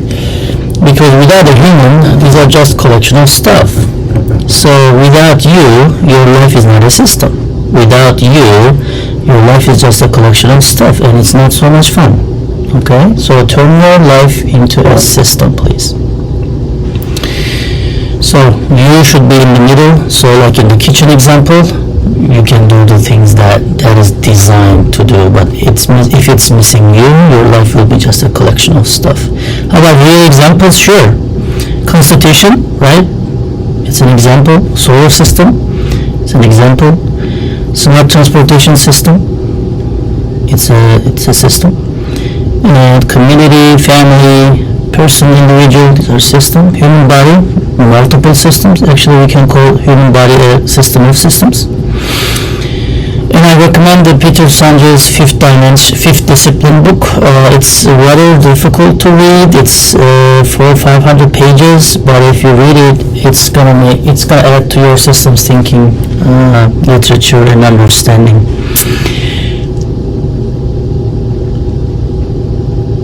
Then what is systems thinking? So after identifying the systems, we need to see what a systems thinking is. It's a way of seeing and understanding a situation that emphasizes both the parts and relationships among the parts rather than the parts in isolation. Like I said, a tire, a steering wheel, and engine will not bring us from A to B. A car can, right? So it's the seeing and understanding both parts and their relationships, and also understanding that the parts are not in isolation, right? So that's systems thinking. And I'm going to pause it now here, and then I'll continue with more content next time.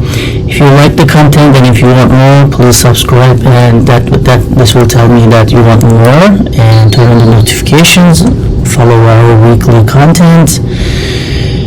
And then thank you so much, and see you in the next video.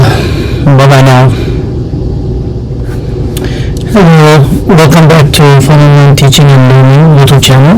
It's good to see you back again. If you like the content we produce, please subscribe and turn on your notification so you can follow our weekly updates.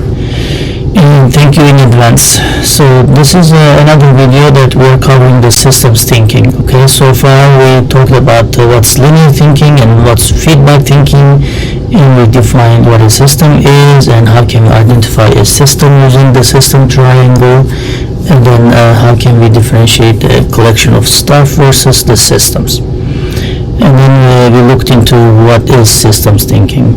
Okay, so I highly recommend you to check out these resources.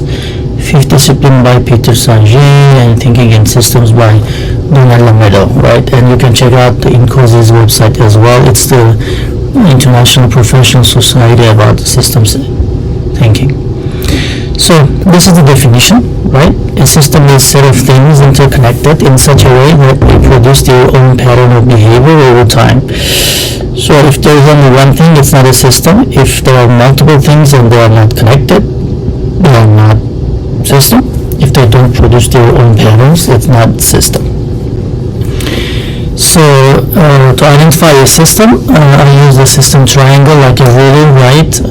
So the system needs to have purpose, relationships, and elements. So there are different names that we give in different literature. Purpose can also be function and properties. Relationships, some literature says linkages, right? Elements are parts, components, and attributes.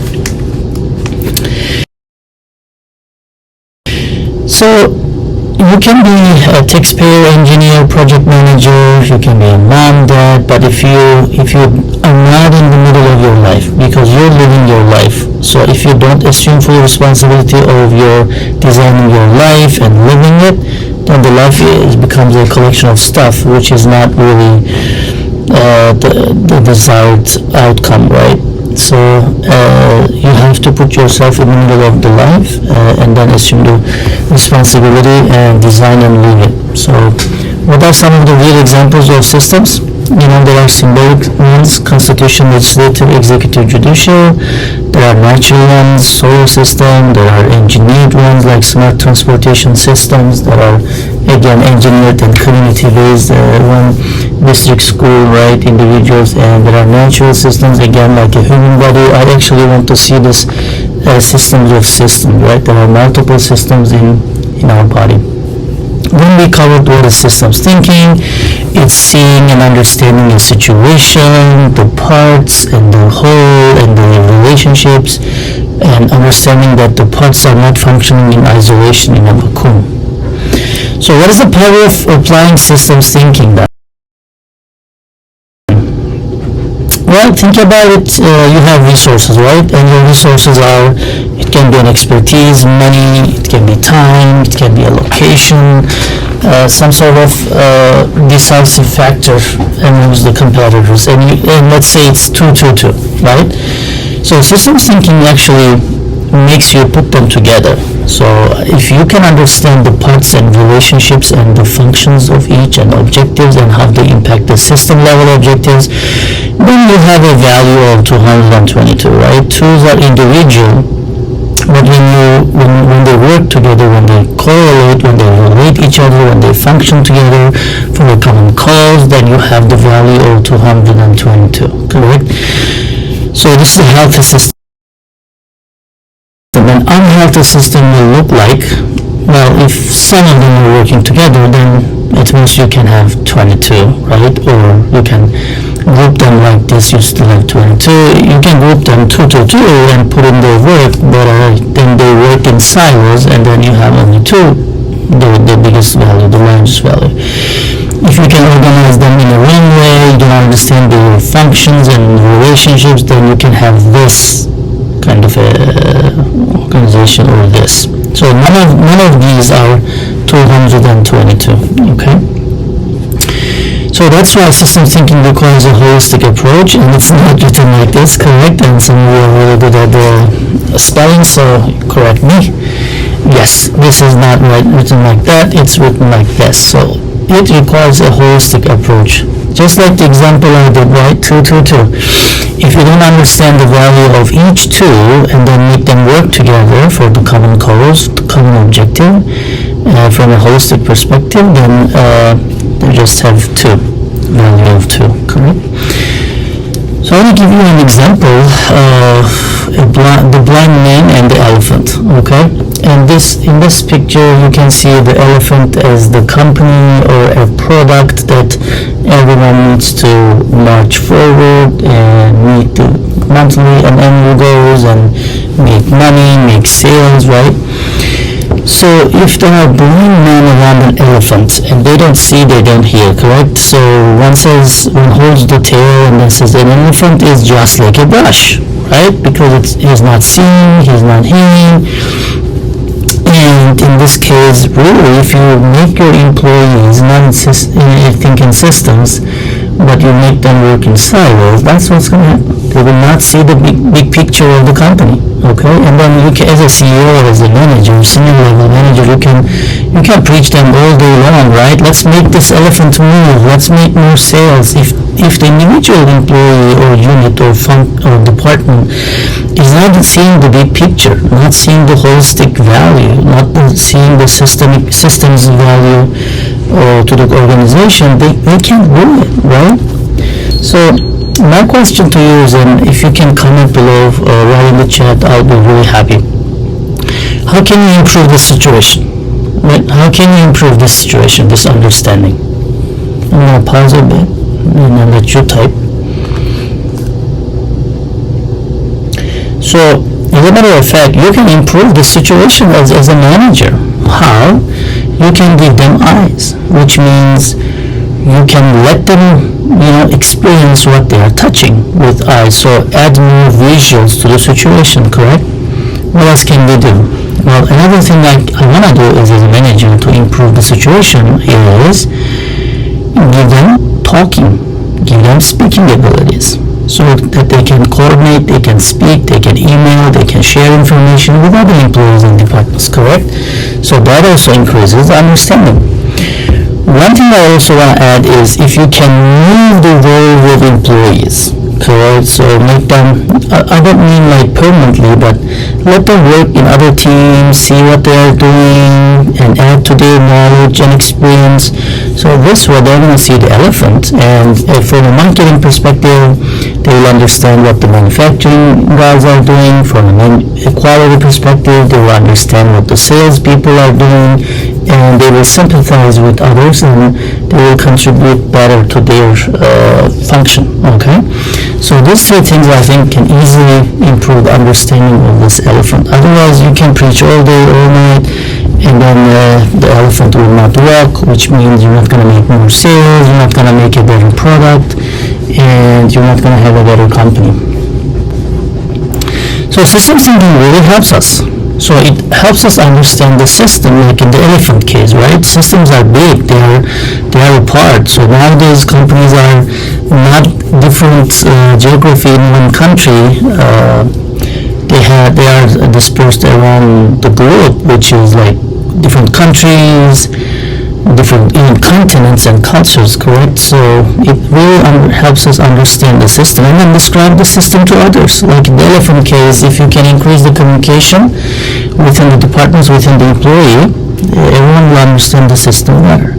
And then once you understand it, you understand the elements, the functions, how they relate to each other. What requires to move this elephant forward? What requires for us to make more sales, make the employee happy, right? Meet the annual revenue targets. And then once we understand those things, we kind of find better solutions. We can understand what kind of leverage points they have and how can we influence the system. So this kind of a big elephant, right? If you order the elephant to walk, it would not. So you have to entice him, you have to influence the elephant, correct? So the system is the same.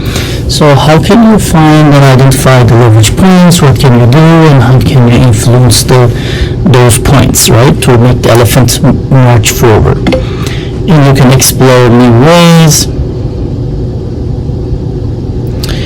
and then minimize systemic mistakes, and expand the choices of solutions, right? So there are 4 ways actually we can handle a problem. So we can do absolution, we can do resolution, we can do solution, and then we can dissolve the problem. Dissolve the problem means we design the system. Absolution means just don't mess with the system and hope the best, right?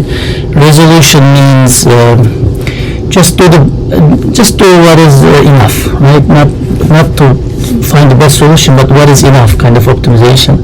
And then solution is really what we really understand from solving the problem, right? Find the best solution, do the root cause analysis, find the root of the problem, and evaluate your alternatives will have to fix it, with a less cost and quicker that solution. And this always redesign the system so such a problem will never occur again, right? So there are 4 ways to handling a problem, and then we can make better decisions. It allows us to grow, because systems thinking is not only professional, for society, for personal life, for social settings as well. You can use systems thinking, and it increases our perspective, increases the diversity, understanding other people's ideas and other departments' challenges, right?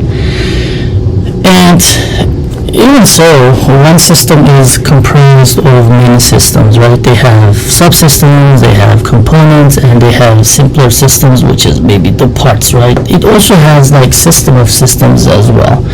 So when you map out your system, you really start understanding not the system, but the environment the system is interacting as well. Remember in the first session we talked about the self-checkout counter, and then we talk about like they need to talk to IRS for tax issues, they need to talk to banks for swiping a credit card, right? They need to talk to inventory, the database, so that when you scan a tomato or a milk, it becomes, you can see the photo as a milk, right? Not a wrong product.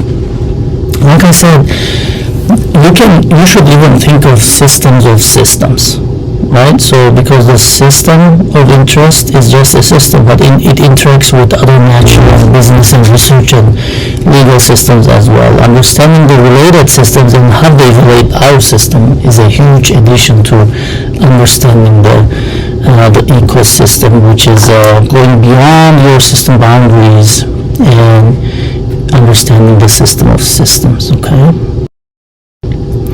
Think about a military case like this, right? You are an infantry in one of these hills or somewhere, right? You need to understand that, like, how can you communicate with a satellite, with an artillery, with an air force, with a ship, right?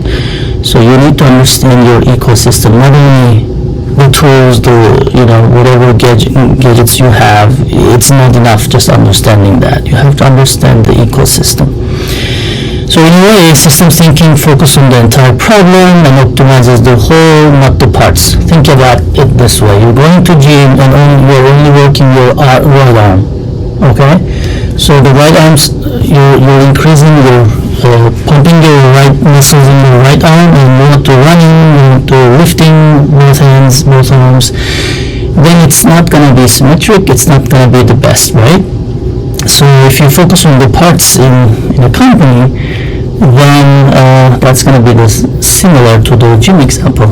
For example, let's say in the company the sales are down. If you fire the sales manager, that means you're only focusing on the sales department, but probably it might be very well that the problem is from the quality department. Maybe they are skipping tests and they are shipping the defect product to customer, and you get a lot of complaints. The company reputation is lost, and then that's why you don't get new customers, and old customers are not reordering. You see what I mean? That's why you really need to understand, when sales are down, you need to understand the entire problem, not only fire the sales manager, correct? So for that, don't work in silos, okay?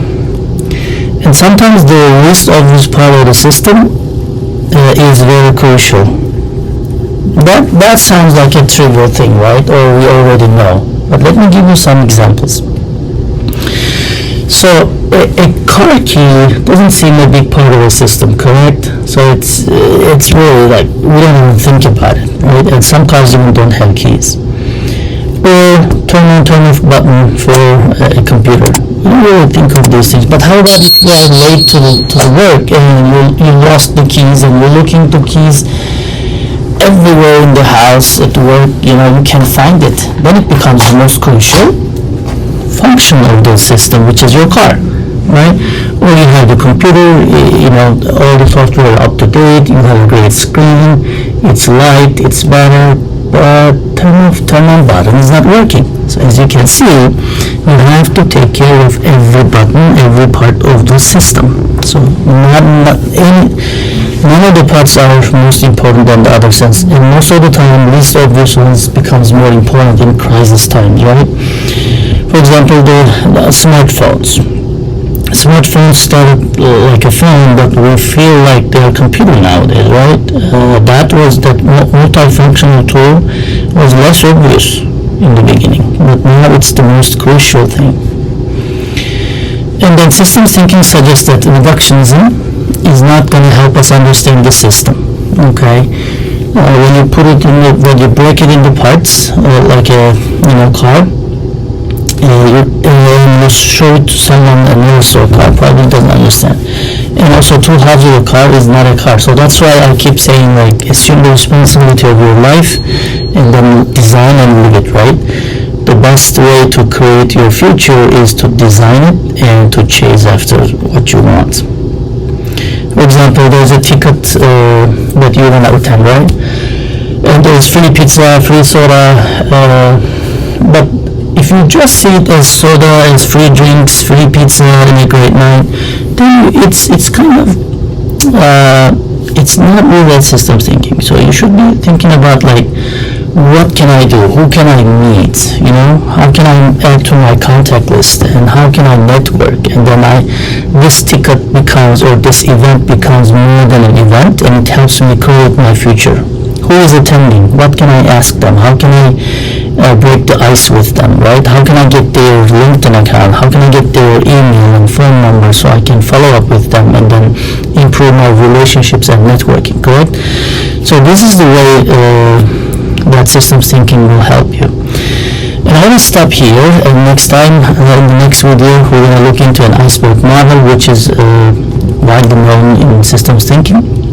And then we're going to look into how can we use this for the events that we see around us, okay?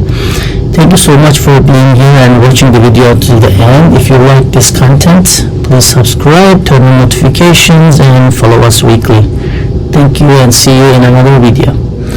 Hello, welcome back to Fun Online Teaching and Learning. It's nice to see you here, and if you are here, you're probably wanting to learn about project management, risk management, systems thinking, and professional development, as we call it, lift skills or soft skills or interpersonal skills. If you like the content on the channel, please subscribe and turn on your notification and follow us weekly updates. And I thank you in advance.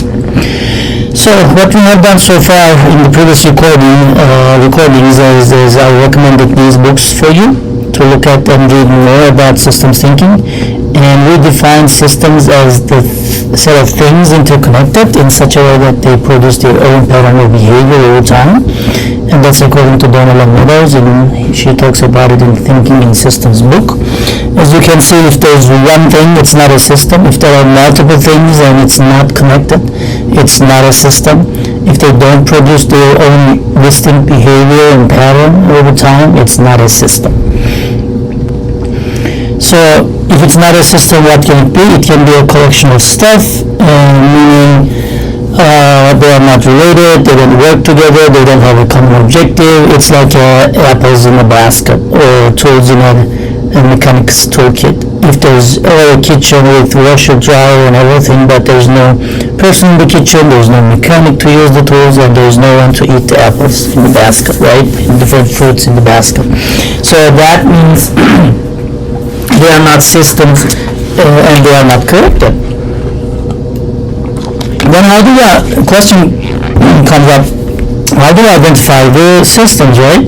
So we have two things we already covered. So if you want to see more details, you can see the description, the links for the previous videos. There should be a purpose, function, properties. There should be a linkage, a relation, and there should be elements, parts and contributes, the attributes and components. I want you to look at your life from a systems perspective. Don't let your life to be a collection of stuff which is unrelated. If you don't take full charge of your life and don't see it as a system, you just see it in fragmented parts and here and there, and you don't really connect the things, you don't really connect the dots. So I want you to be a system thinker and be in the middle, in the center, in the core of your life, and design your life and create your own future instead of waiting it to be a random future.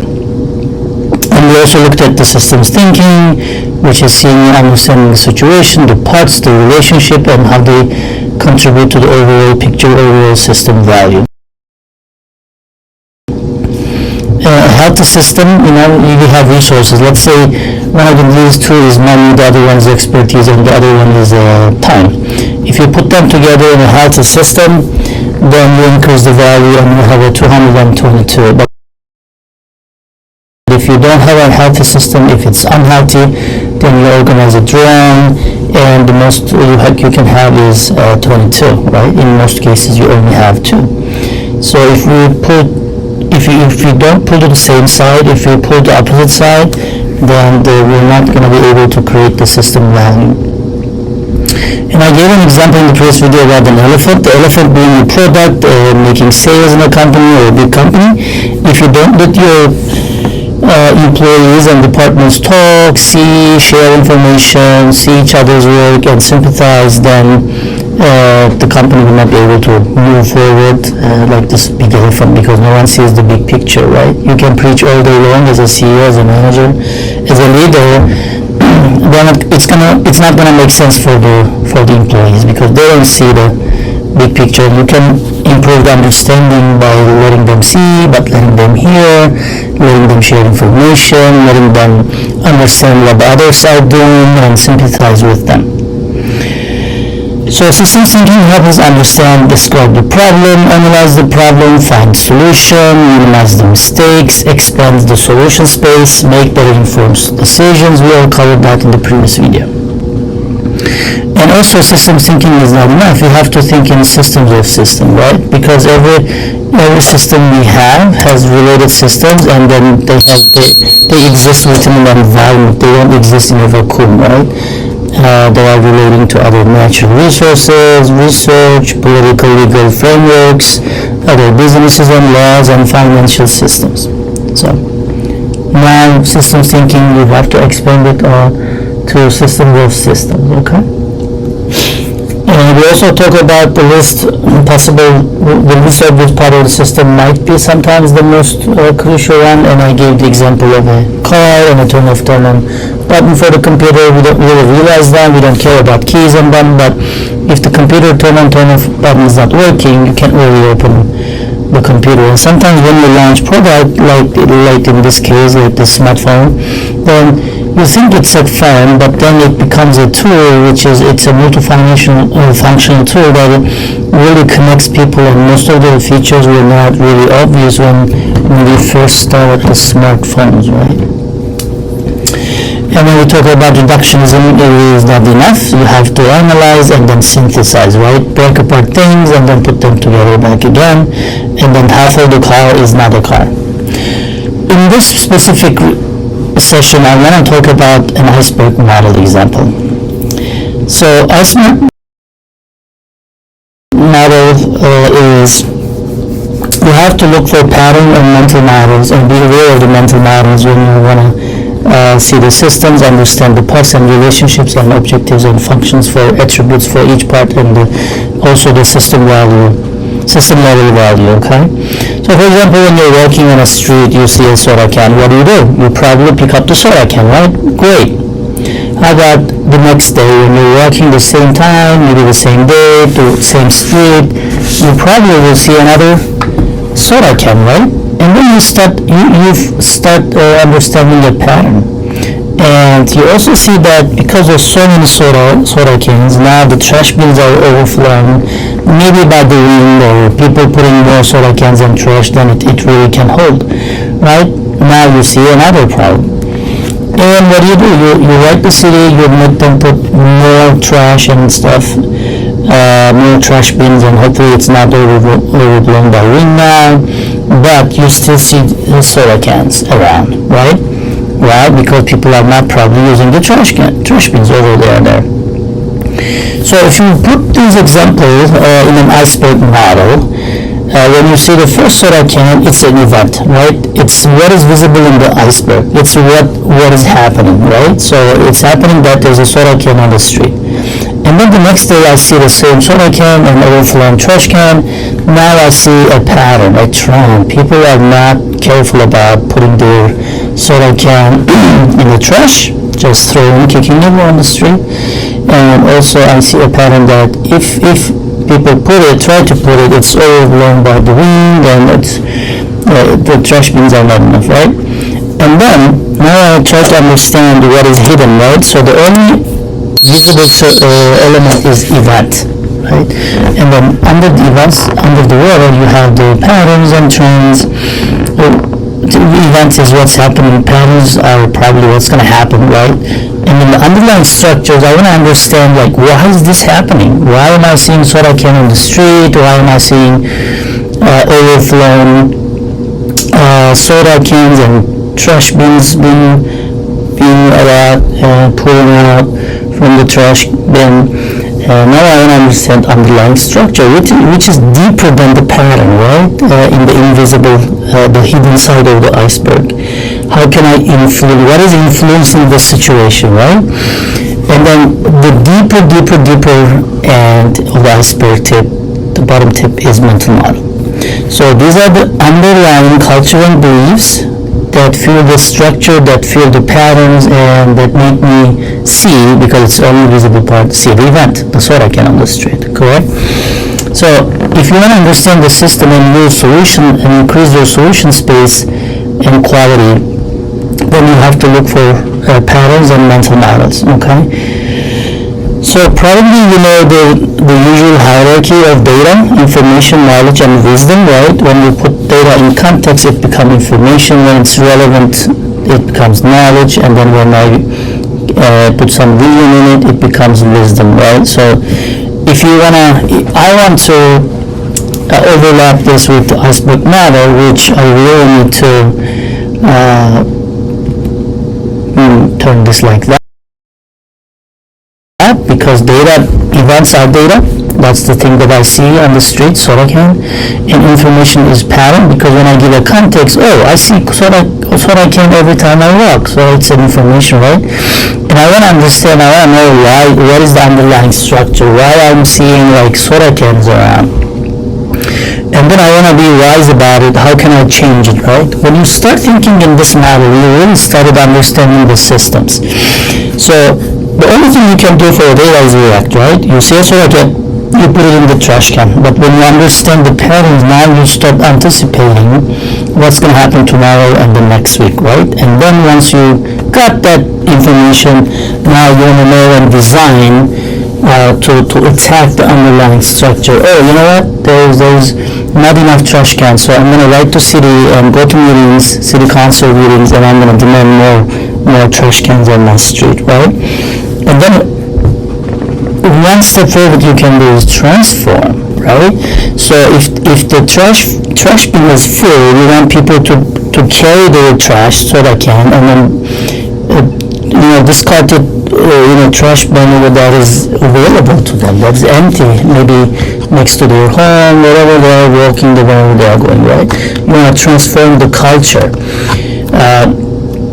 If they can wait a couple of feet and put it in an empty trash bin, right? That's transformation. That's not easy to do. That's not apparent, and that's not a quick fix. But when you change and transform the people's mental models, then you will not see soda cans, right? So iceberg model and systems thinking is so much important, and there's so much implications that we can use in the real world. And the next time when we are together, when you join me, we will discuss about some of the practical applications of systems thinking. What can we do in our practical life that's going to help us? Hello, welcome to my channel, Fun Online Teaching and Learning. Today we are going to deep dive into the systems thinking, one of the most powerful tools for solving complex problems. If you ever wondered why quick fixes fail or why problems keep coming back, this video is for you. So stick around till the end for the key takeaways that will change your way of thinking about problems, problem solving, and critical thinking. Let's get started. You might be wondering, what does it all mean in practice? It means slowing down to see the bigger picture. It means asking better questions before jumping to conclusions, and it means understanding that every decision you make ripples through the entire system. If this makes sense to you, stick with me, and because I'm gonna break this down into small bites so you can digest the content with real life examples. Are problems and solutions really this simple? Problems and solutions aren't always straightforward. They are often intertwined, influenced by the feedback loops and hidden consequences. Peter Sanji actually calls this a shift of mind in his book, The Fifth Discipline. I highly recommend you to read that one. It's not an easy read, but it gives a lot of good information about systems thinking. We need to understand the system behind the system. Instead of just rushing to fix the problems, okay? That's where the systems thinking shines. It helps us see the bigger picture, still taking care of the individual facts and people and parts, and also it helps us to avoid narrow-minded decisions. Problem articulation. So team selection is very important in the problem articulation. Before solving any problem, we need to understand and articulate the problem clearly. What is the real issue? What does it matter? Why it matters? Whose problem is this? Who's impacted from the problem? This step shapes everything that follows, okay? Because if we cannot solve the wrong problem. If you skip this step, you risk solving the wrong problem. And systems thinking teaches us to slow down here, because framing the problem is basically half the solution. And framing the problem is, that's why, very critical. And you probably remember Einstein saying, if I had an hour to solve a problem, I would spend 50 minutes thinking about it and 5 minutes thinking about the solution, correct? There you go. So what does that really mean? Einstein here is emphasizing the importance of problem definition over jumping straight to the solutions. Most people rush to fix problems and symptoms without really understanding the root cause of why the problem keeps happening. But if you deeply analyze the problem, its context, its parts, its causes and implications, its leverage points, which we will cover, you will often find that the solution becomes obvious and much easier to implement. Why it matters? Well, this code perfectly aligns with systems thinking, actually. In complex problems, in complex systems, solutions are rarely isolated, and also problems are also rarely isolated. They are connected, they are intertwined, like Peter Sanji says. They are connected to patterns, structure, and mental models. We will cover that too. Spending time to map these relationships prevents wasted effort on quick fixes that fail again in the future. So, next time you face a challenge, pause and ask to yourself, what is really happening here? What factors are influencing the situation? What assumptions am I already making without knowing that I'm making them? And invest time in understanding the system, and guess what? You will save a ton of time and headaches later. Okay, here's a critical point. Can you handle a problem without finding a solution to it? Please make a comment if you know like how to handle a problem without finding a solution to it. And how does this sound to you? Well, let me explain. In the real world, not all the problems need the same approach and same solution. Systems thinking introduces 4 distinct strategies, and the first one is absolution. Absolution is basically ignoring the problem and hoping that it resolves by itself. Spoiler alert, this rarely works. So the second one is resolution. Resolution basically means take action that's good enough, meeting minimum requirements, minimum viable product, and it's quick, but often it's temporary, like a band-aid. You basically have a band-aid on your scar, wound, and then it's basically a temporary solution. So that brings us to the solution, the third one. The third one, aim for the best possible outcome, optimizing the situation as much as possible. This is where most people stop because it's a little bit harder, right? This is basically most professions are trained for. So you are all trained for the best possible outcome and best possible solution. But there's only one more, this solution. What is this solution? Basically, this solution is actually my favorite, the systems thinker's favorite. Instead of fixing the problem, you redesign the environment so the problem disappears entirely and never comes back. It's transformative because it changes the system, not just the symptom. So which approach do you use most often? Drop your thoughts in the comment section and please follow me for the next video, because next we will explore why this solution is an ultimate game changer.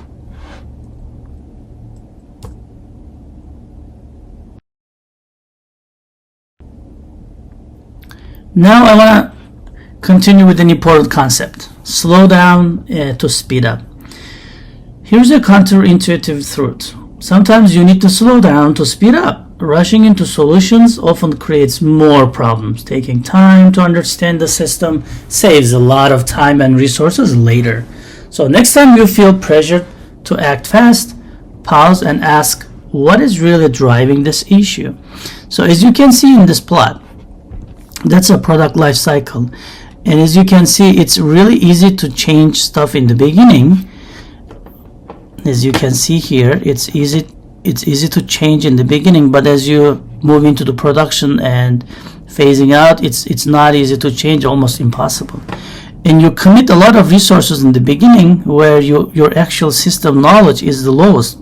So here's a couple of things you can do. In the beginning of a project, try to increase the system specific knowledge. So you do better commitments, and then whatever you want to change, you can change easily.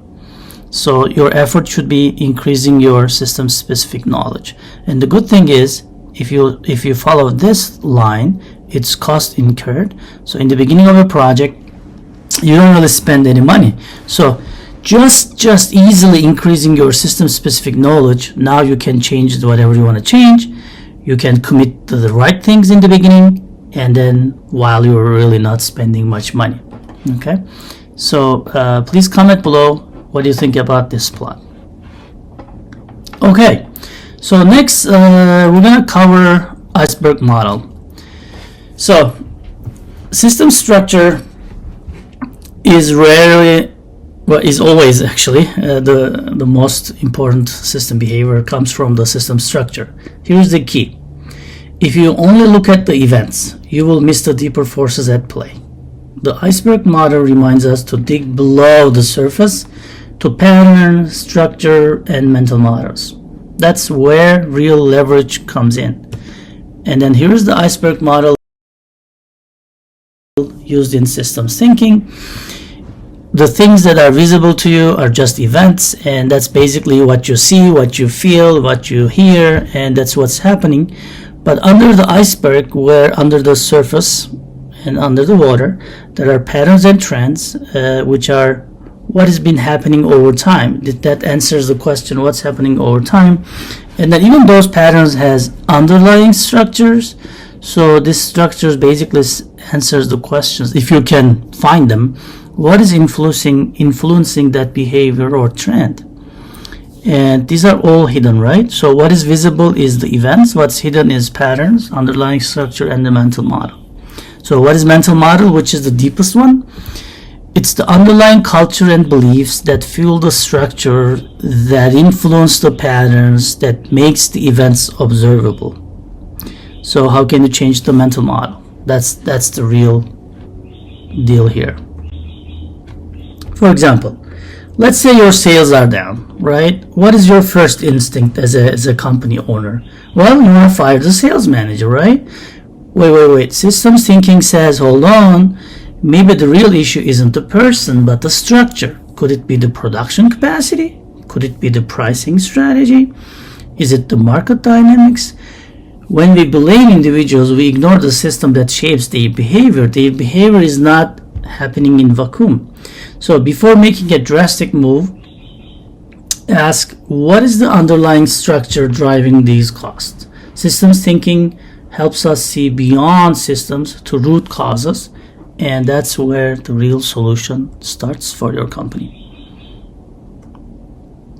So, how much to blame Salesforce if the sales are down?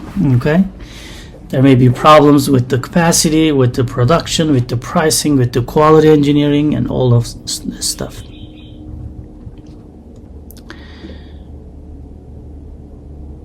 Listening isn't just hearing words. It's weird, right? Listening is not just hearing words.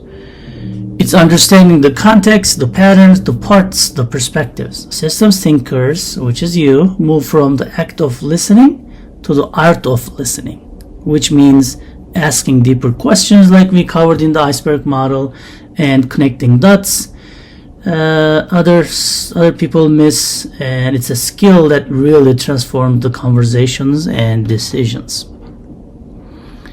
Okay, so these are some of the practical applications of systems thinking for professionals. So there are implications on the risk side as well, emergent risk detection. So risks don't always come from individual parts, right? They often emerge from interactions between components, and that's why the systems thinking is critical for risk management. It helps us really spot these hidden risks before they cascade into bigger failures, and we're gonna cover those in the upcoming minutes. So from a practical perspective in the systems, you need to understand the leverage points. You want to identify your leverage point because they are the secret weapons of systems thinking. They are the places in a system where a small change can create a big impact. And I'm going to give you one example in a minute. Instead of quick fixes that fail later, we look for interventions that transform the entire system. Later, I'll share an example of leverage point you can use in your work. For example, so this is from Stephen Covey's book. System is in equilibrium, and then it's balanced, right? But there are things that really, let's say this is your time and the work available, and then number two is now you have more tasks, more work to do, and you still have the same time available, right? So how can you fix that problem? Well, you should be able to see the leverage point here. So please comment down below, what do you think? How can you balance this equilibrium, bring this system to equilibrium again? So what I think we can do, just reject some of the work or delegate some of it so that number 2 box gets a little bit shorter. What you can do is from number 1, which is your time available, you can steal some time from your family time, from your resting time, from your weekend, and try to increase that box so it comes to equilibrium, right? Or here's an interesting thing that you can do. You can just leverage point and bring that support point to the right a little bit, so you can bring the system back to equilibrium again.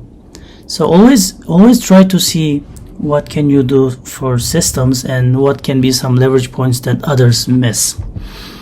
So let's move into RCA. So RCA is root cause analysis. So cause and effect in systems is often distant in time and space. That's why root cause analysis can be tricky sometimes. The action you take today might not show results for months or might create unintended consequences later. Systems thinking help us map these connections so we can make smarter decisions. So root cause analysis seems easy on the surface, but it's not really easy when you first of all to understand the causes and then how can you fix those, okay? Because some of the solutions might not become apparent after a few months. Another tool in the systems thinking toolkit is feedback loops. So there are basically two feedback loop, reinforcing loop and then balancing loop. So you can use this feedback loop and analyze them for the unintended consequences. Okay, reinforcing loop is leads to instability, and it gives an exponential growth, where the balancing loop basically produces the stability, and it's also a self-correcting system. So reinforcing loop can increase and escalate the risk. Balancing loops can mitigate and reduce the risk from that point. So systemic risks are the ones that spread like dominoes falling. Okay, one failure triggers another, and then soon the entire system is in trouble. Systems thinking helps us identify these cascading risks before they spiral out of the control. It's a must-have skill for everyone managing complex projects. We have to identify the systemic risks that's occurring and repeating, and also cascading failures in the system as well. I can't really go into the details of every tool. I'm gonna just hint here, but please comment below if you really like any of them. So FMEA, failure mode and effect analysis, is a great one for cascading risks, understanding the cascading risks. Event tree analysis and fault tree analysis is also great tools if you can use, and then try to map the system from a hazards and consequences perspective, which we call Swiss cheese model, is also a great way to identify the systemic risks. Which tool is your favorite?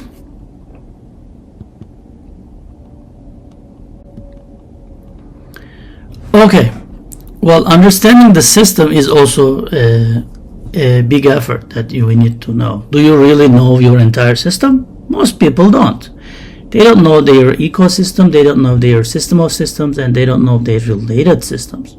They know only their department, their team, but not the full picture.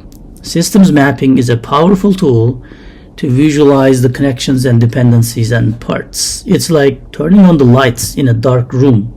You see what is really there. So you're gonna use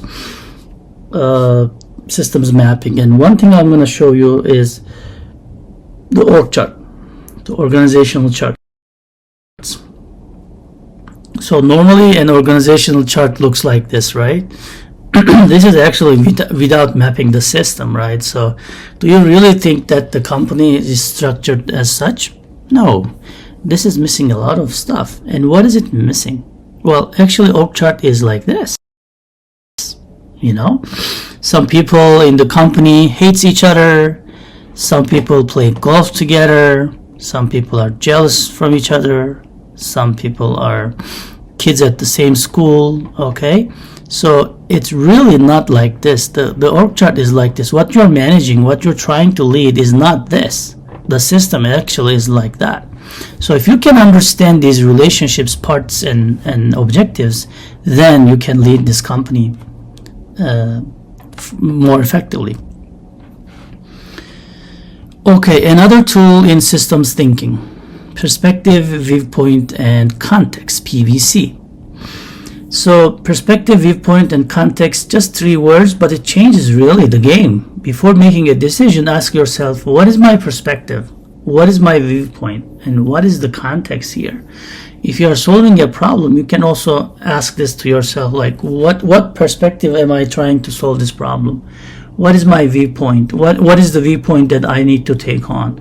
What is the context that I'm operating and trying to create a solution space in this?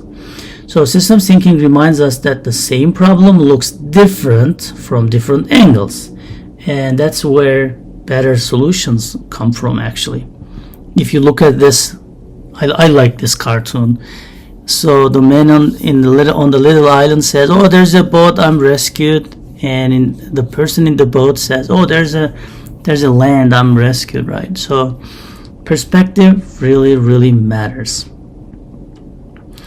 And just another example, let me give you another example too. Some people says the glass is half empty, some says half full. So it's basically the same glass, but some sees the water, some sees the empty spot.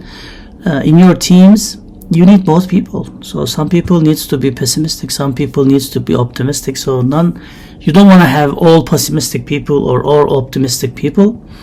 So another example is, I really like that one, 6699. So who is correct in this case? No one. So they are both correct, and we don't need to judge if they are being correct or not. That's just their experiences from where they stand, from their perspective. The person on the left sees it as 66, and the person on the left says 99. So you have to think, if you can think in systems, you have to see if the people are right, if the people are conveying what they see, and we don't have to judge, and we don't have to write solution or yes, a preset solution as well. We have to explore why they are doing what they are doing. So we also need to understand that we have filters. Okay, so we should anticipate the limits and constraints and focus on removing them instead of pushing them harder. For example, if we have a policy, if we are reading a policy in the company, there are different layers that understanding this policy really goes through. For example, people have different cognitive limitations. We read the same thing, just like the 6699 example, right? But we understand it differently because of the cognitive limitations of individuals. And individuals have different operating goals, rewards, and incentive, and different cultures and companies have different operating goals and rewards and incentives, how they motivate the people. So even though we read the same thing, we will understand it differently. And also, communication system of a company is important too. How they convey the information, how they gather the information, how they present the information. What are the systems and underlying infrastructure to communicate? So these are also distorting the facts that we are reading on paper or seeing, right? And what is the structure of organization? What is the geography? Okay, if we are in different cultures, different traditions, different religions, then this will be really a different understanding, because we all relay everything and anchor everything to our mental models. So before going through the mental models, I want to talk a little bit about a practical tip, 80-20 rule. It's also called Pareto principle. So the focus on the 20% that drives 80% of the results, people, processes, and products. So as a system thinker, you need to decide what matters most, and you should act on it. Systems thinking will help you identify those leverage points so you can make the biggest impact with the least effort. So I was thinking, how should I present this to you? And then I thought that, okay, if you're leading a team and 20% of the people are generating 80% of the result or the revenue or the outcome, then from a time management perspective, as a leader, I would spend 80% of my time with this 20% of the people, right? And 20% of my time to 80% of the people, which is not generating the results. So for example, you have to find yourself these kind of practical applications, how you can use this Pareto principle, which is from a time management perspective. That's just one example from me. This brings me to mental models. They are basically the lenses through which we see the world. They shape our decisions, often without even us realizing it. Systems thinking challenges us to examine these models and improve them. Because when your mental model changes, everything you see and hear changes. For example, so these two pilots are thinking, why is the ship is on the cloud? Why is the goat is on the cloud, right? What is the problem here? Well, they are saying, what is a mountain goat doing way up here in a cloud bank?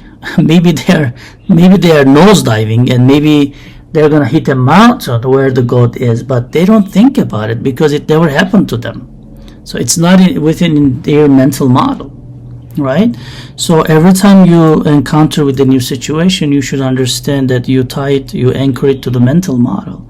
It's really hard to get rid of the mental model and be like tableau rasa, like a clean table, clean paper, right? But you have to at least be aware of your conclusion can be because of your mental model. So we do not describe the world we see the world we describe. So that's why it's very, very important. We do not perceive the world we see the world as we perceive. So in the pilot's case, this is also very, very applicable, right? So always be suspicious and on alert. Don't jump to conclusion right away when you have a problem. Okay. It has been a while, but stick with me here. There's only a couple of maybe a couple of minutes to I'll try to make it under 30 minutes. So you have to improve your mental model. This is the real deal. This is the real transformation. It's not just about reacting or anticipating. It's about redesigning how we think. When you change your mental model, you change your decisions, your actions, and ultimately your results. That is the power of systems thinking. This is the real deal, right? So if I see a dog, I run away because one dog bit me when I was a kid. And then when you see a dog, maybe you have a pet, you have good relationship with dogs, good experiences, and then you basically want to pet the dog while I'm running away, right? That's the mental model. It's not the dog's fault or anything. It's me having this mental model, right? So there you have it. Iceberg model is, again, there are events that are visible, and under the water there is what's hidden, which are patterns, underlying structures, and then way deeper it's the mental models. So what we do to events is just basically reacting to events, right? So for example, if you see a soda can on the street, you just take it and then put it in the trash. This is just basically reacting. What is visible, right? What you can see and what you can do. But how about the pattern? So if you walk to the same street next day, next week, and then you see more soda can, now it's a pattern, right? Now it's happening over time. And then you can anticipate for the upcoming week, you will still see a soda can. So now what you can do is trying to worry about what's the underlying structure for this. So you can design it, right? The underlying structure reinforces and encourages the pattern, which are make the events visible. So if you can fix what is influencing the behavior and trend and design it again with a different way, then you will not see that soda can. For example, if the reason you're thinking is there's not many trash bins or they are full, then you can just request more trash cans, so you can change the underlying structure, and then now next week when you walk to that street, you will not see the soda cans because there's enough trash bins, right? However, if you go deeper, there's also mental models. These are basically the deeper impact for the system. So for example, if you somehow transform how I think about dogs and make me forget what I lived in when I was a kid, when the dog bit me, then basically I will also pet the dog. See what I mean? So mental model is the real deal. That's the most difficult thing to do for humans because it's more to psychology, it's educational, and people need to be willing to do that because it's about beliefs and cultures, which is we're having hard time to willing to change. Let me give you an example. What is this? Comment below what you see here. And also, what do you see here? Well, actually, probably you said the first one is heart, the second one is star. But Google heart and then see if the heart looking like something like that. Or Google star and then see if the stars look like that. So that's not really heart. That's not a star. That's not even close. So because we all believe that this is heart and we are taught that this is heart and that one is star, everywhere we see these symbols, basically that they're just symbols, we always say or think that this is heart and the other one is star. Okay, that's because of our mental models. So you have 10 seconds to comment who or what is this. And I'm not going to give you an answer. Some of you will be able to nail this down because of your mental model. So I'm gonna wait 10 seconds. Okay, you got that down. Let's try this one. Who or what is this? Go ahead and comment. Okay, if you nail it down or not, or you have no idea, that's because of your mental model. Okay, so I have 1 minute. Let's go over the takeaways. Here are the big takeaways. Leave linear thinking behind. Okay, see everything as a system and map the system. Be aware of perspectives, mental models, slow down to speed up, like in the plot I explained. Don't waste energy reacting to events. Try to focus on what is under that and what's the underlying structure and to mental models. Instead of reacting, transform the system. And you know what? Apply these principles and you will see a real change. Work on your mental models. This is the real deal. Okay, knowing is not just enough, okay? You have to apply these tools. So these are the practical applications of system thinking that you can use in your professional and personal life. Change your mindset, embrace an open mindset.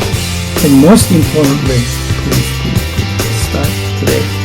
And thank you for watching. If you found this helpful, please gently hit the like button and then subscribe and share this video with your friends and loved ones who need to think differently. And I'll see you in the next video.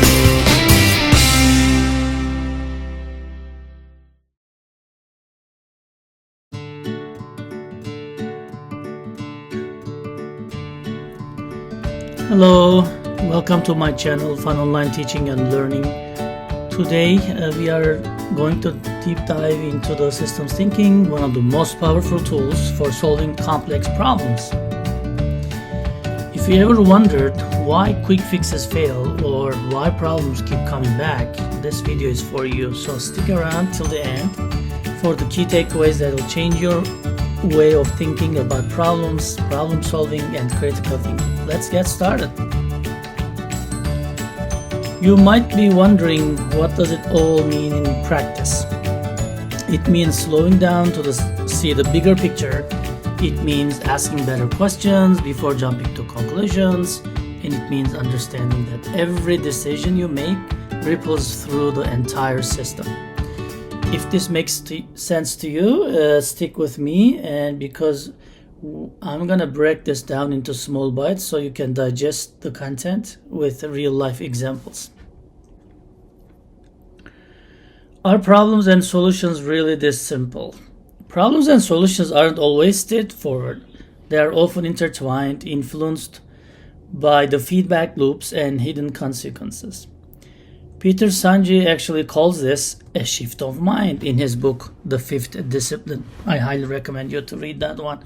It's not an easy read, but it gives a lot of good information about systems thinking.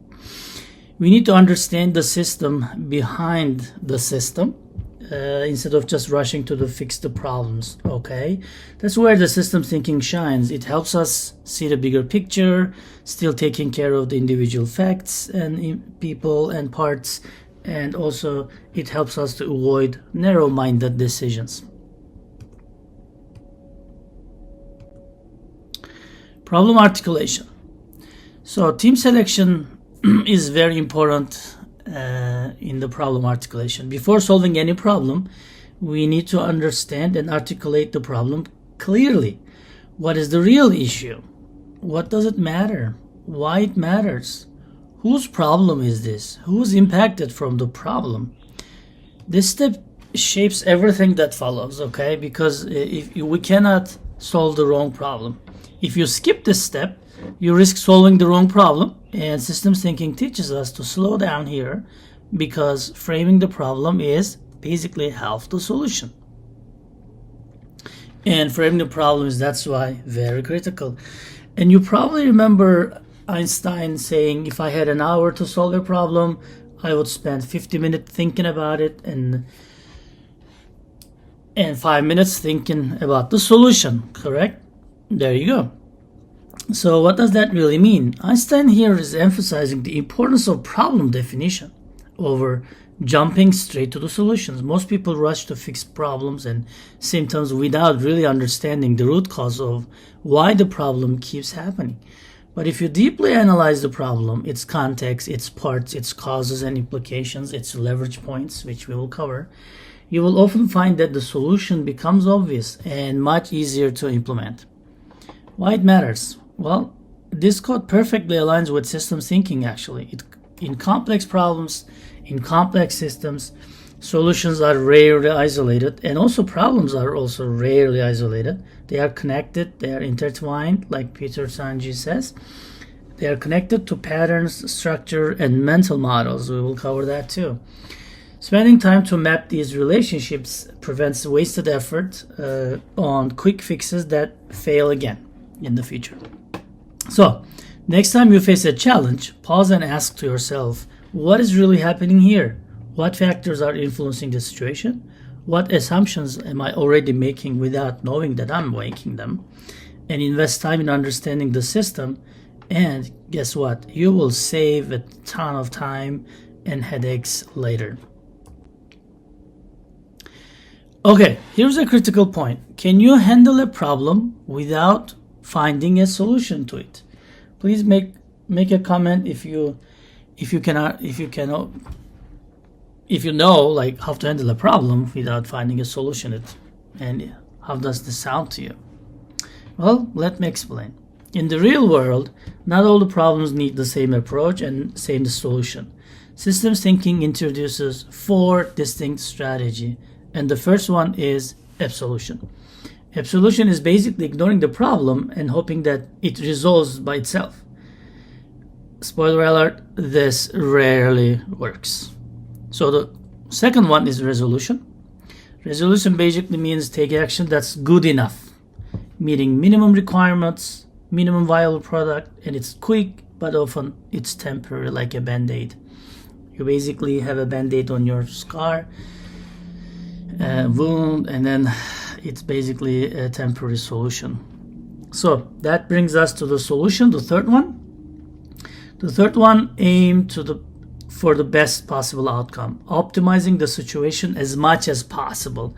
This is where most people stop because it's a little bit harder, right? This is basically most professions are trained for. So you are all trained for the best possible outcome and best possible solution. But there's only one more, this solution. What is this solution? Basically, this solution is actually my favorite, the systems thinker's favorite. Instead of fixing the problem, you redesign the environment so the problem disappears entirely and never comes back. It's transformative because it changes the system, not just the symptom. So which approach do you use most often? Drop your thoughts in the comment section and please follow me for the next video, because next we will explore why this solution is an ultimate game changer.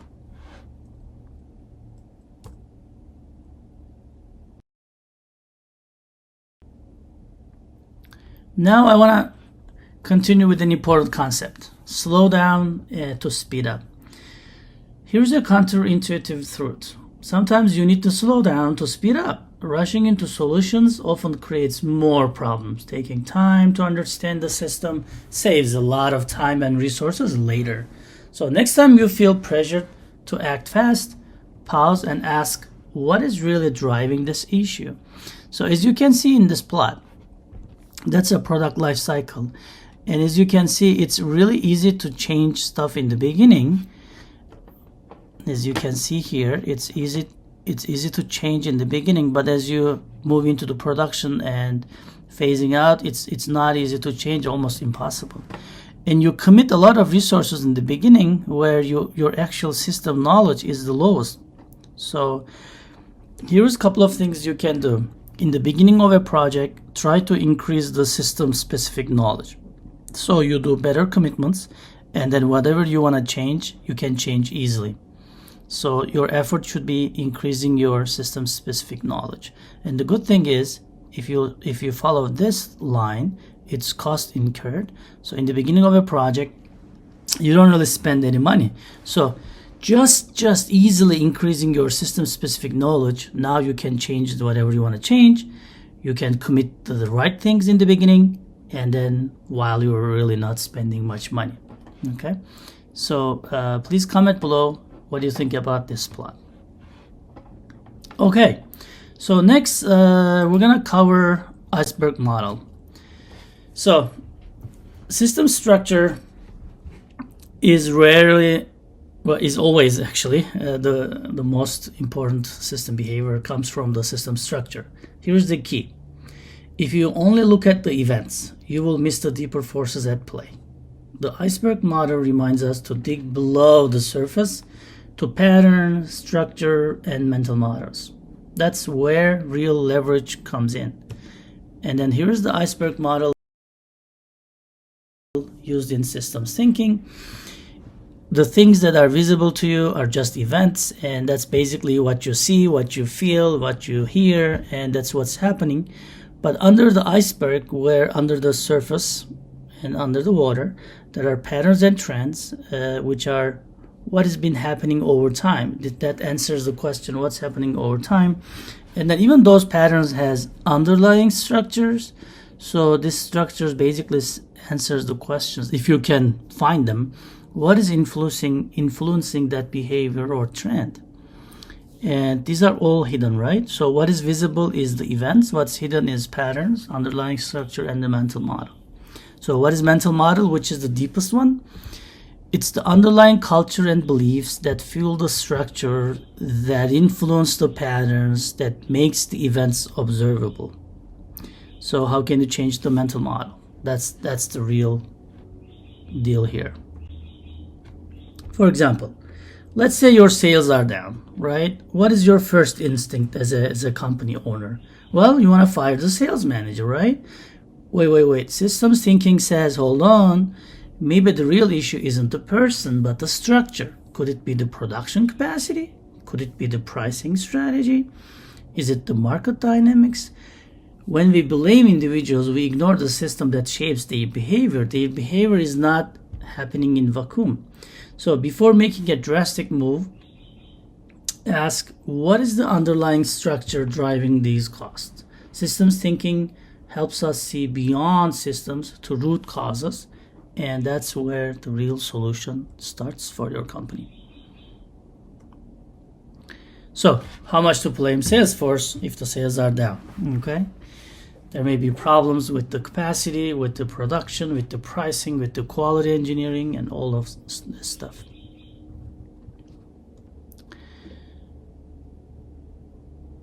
Listening isn't just hearing words. It's weird, right? Listening is not just hearing words. It's understanding the context, the patterns, the parts, the perspectives. Systems thinkers, which is you, move from the act of listening to the art of listening, which means asking deeper questions like we covered in the iceberg model and connecting dots other people miss, and it's a skill that really transforms the conversations and decisions. Okay, so these are some of the practical applications of systems thinking for professionals.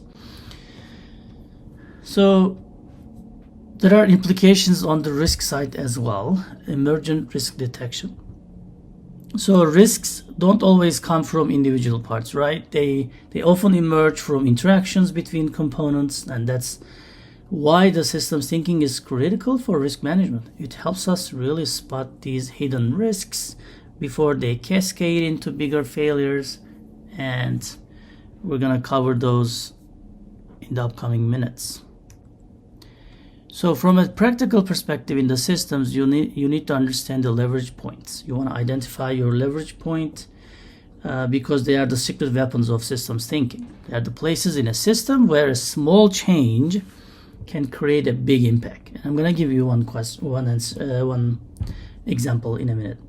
Instead of quick fixes that fail later, we look for interventions that transform the entire system. Later, I'll share an example of leverage point you can use in your work. For example, so this is from Stephen Covey's book.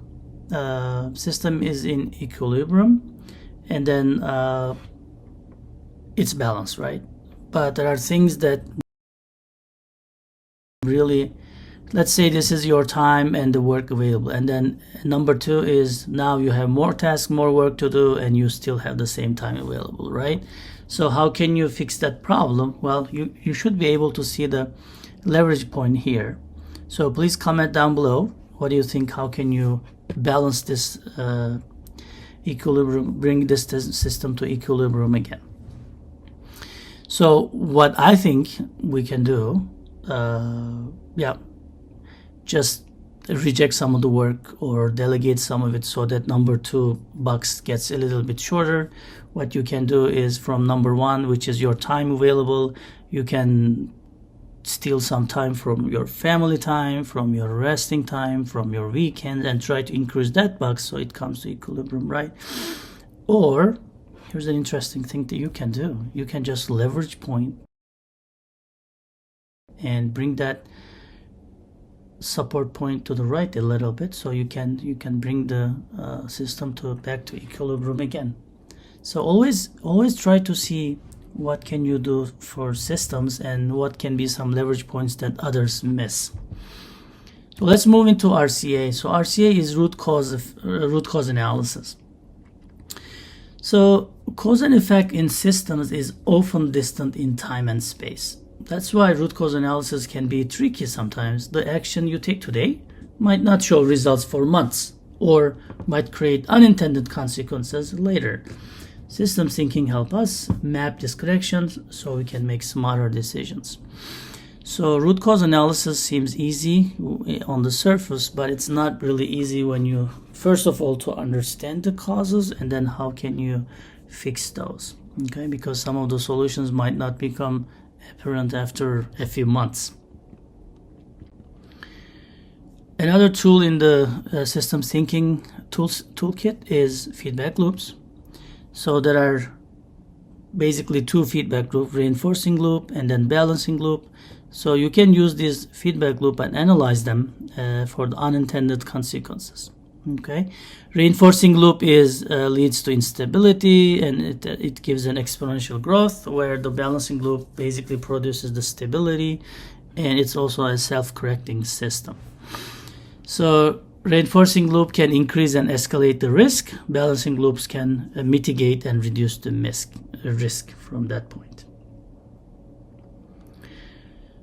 So systemic risks are the ones that spread like dominoes falling, okay? One failure triggers another, and then soon the entire system is in trouble. Systems thinking helps us identify these cascading risks before they spiral out of the control. It's a must-have skill for everyone managing complex projects. We have to identify the systemic risks that's occurring and repeating, and also cascading failures in the system as well. I can't really go into the details of every tool. I'm gonna just hint here, but please comment below if you really like any of them. So FMEA, failure mode and effect analysis, is a great one for cascading risks, understanding the cascading risks.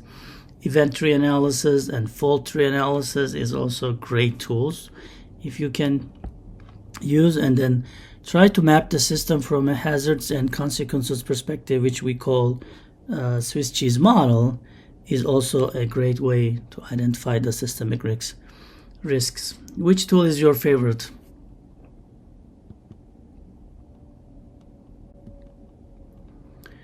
Okay, well, understanding the system is also a big effort that we need to know. Do you really know your entire system? Most people don't. They don't know their ecosystem, they don't know their system of systems, and they don't know their related systems. They know only their department, their team, but not the full picture.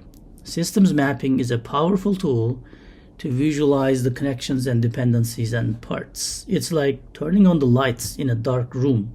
You see what is really there. So you're gonna use systems mapping, and one thing I'm gonna show you is the org chart, the organizational chart.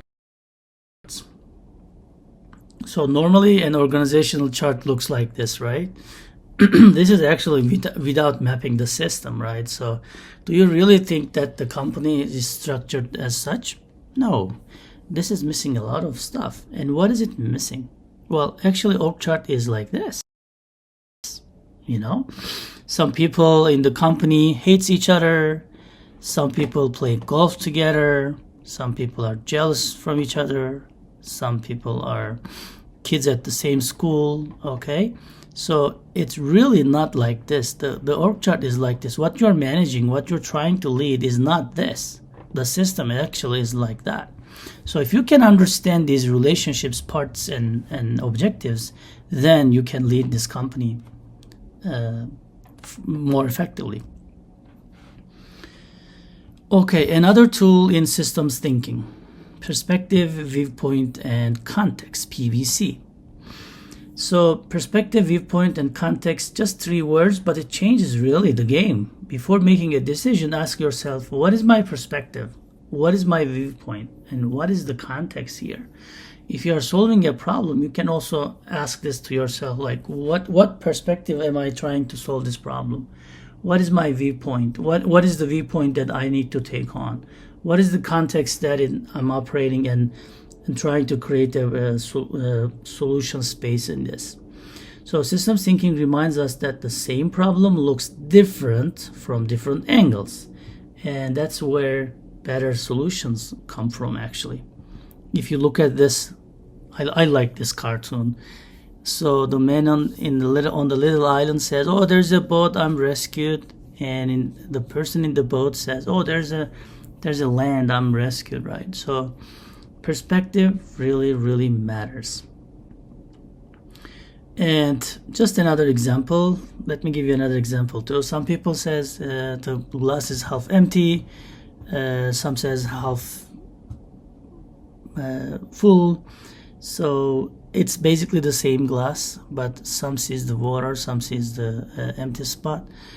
In your teams, you need both people. So some people needs to be pessimistic, some people needs to be optimistic. So you don't want to have all pessimistic people or all optimistic people.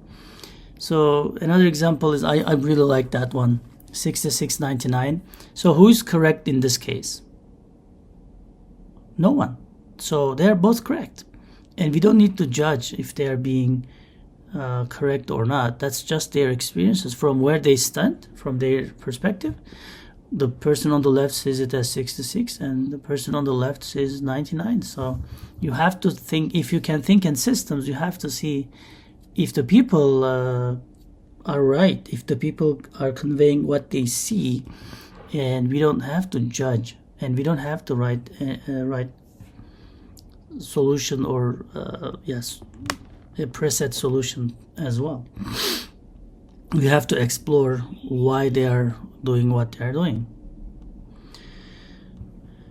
So we also need to understand that we have filters. Okay, so we should anticipate the limits and constraints and focus on removing them instead of pushing them harder. For example, if we have a policy, if we are reading a policy in the company, there are different layers that understanding this policy really goes through. For example, people have different cognitive limitations. We read the same thing, just like the 6699 example, right? But we understand it differently because of the cognitive limitations of individuals. And individuals have different operating goals, rewards, and incentive, and different cultures and companies have different operating goals and rewards and incentives, how they motivate the people. So even though we read the same thing, we will understand it differently. And also communication system of a company is important too, how they convey the information, how they gather the information, how they present the information. What are the systems and underlying infrastructure to communicate? So these are also distorting the facts that we are reading on paper or seeing, right? And what is the structure of organization? What is the geography? Okay, if we are in different cultures, different traditions, different religions, then this will be really a different understanding, because we all relay everything and anchor everything to our mental models. So before going through the mental models, I want to talk a little bit about a practical tip, 80-20 rule. It's also called Pareto principle. So the focus on the 20% that drives 80% of the results, people, processes, and products. So as a system thinker, you need to decide what matters most, and you should act on it.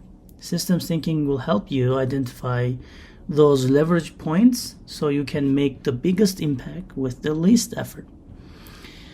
So I was thinking, how should I present this to you? And then I thought that, okay, if you are leading a team and 20% of the people are generating 80% of the result or the revenue or the outcome, then from a time management perspective, as a leader, I would spend 80% of my time with this 20% of the people, right?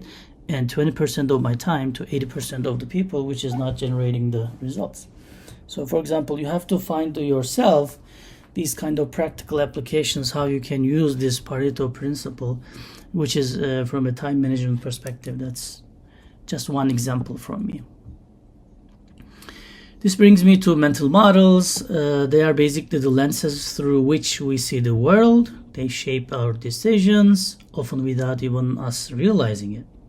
Systems thinking challenges us to examine these models and improve them. Because when your mental model changes, everything you see and hear changes. For example, so these two pilots are thinking, why is the ship is on the cloud? Why is the goat is on the cloud, right? What is the problem here? Well, they are saying, what is a mountain goat doing way up here in a cloud bank? maybe they are nosediving, and maybe they're gonna hit a mountain where the goat is, but they don't think about it because it never happened to them. So it's not within their mental model, right?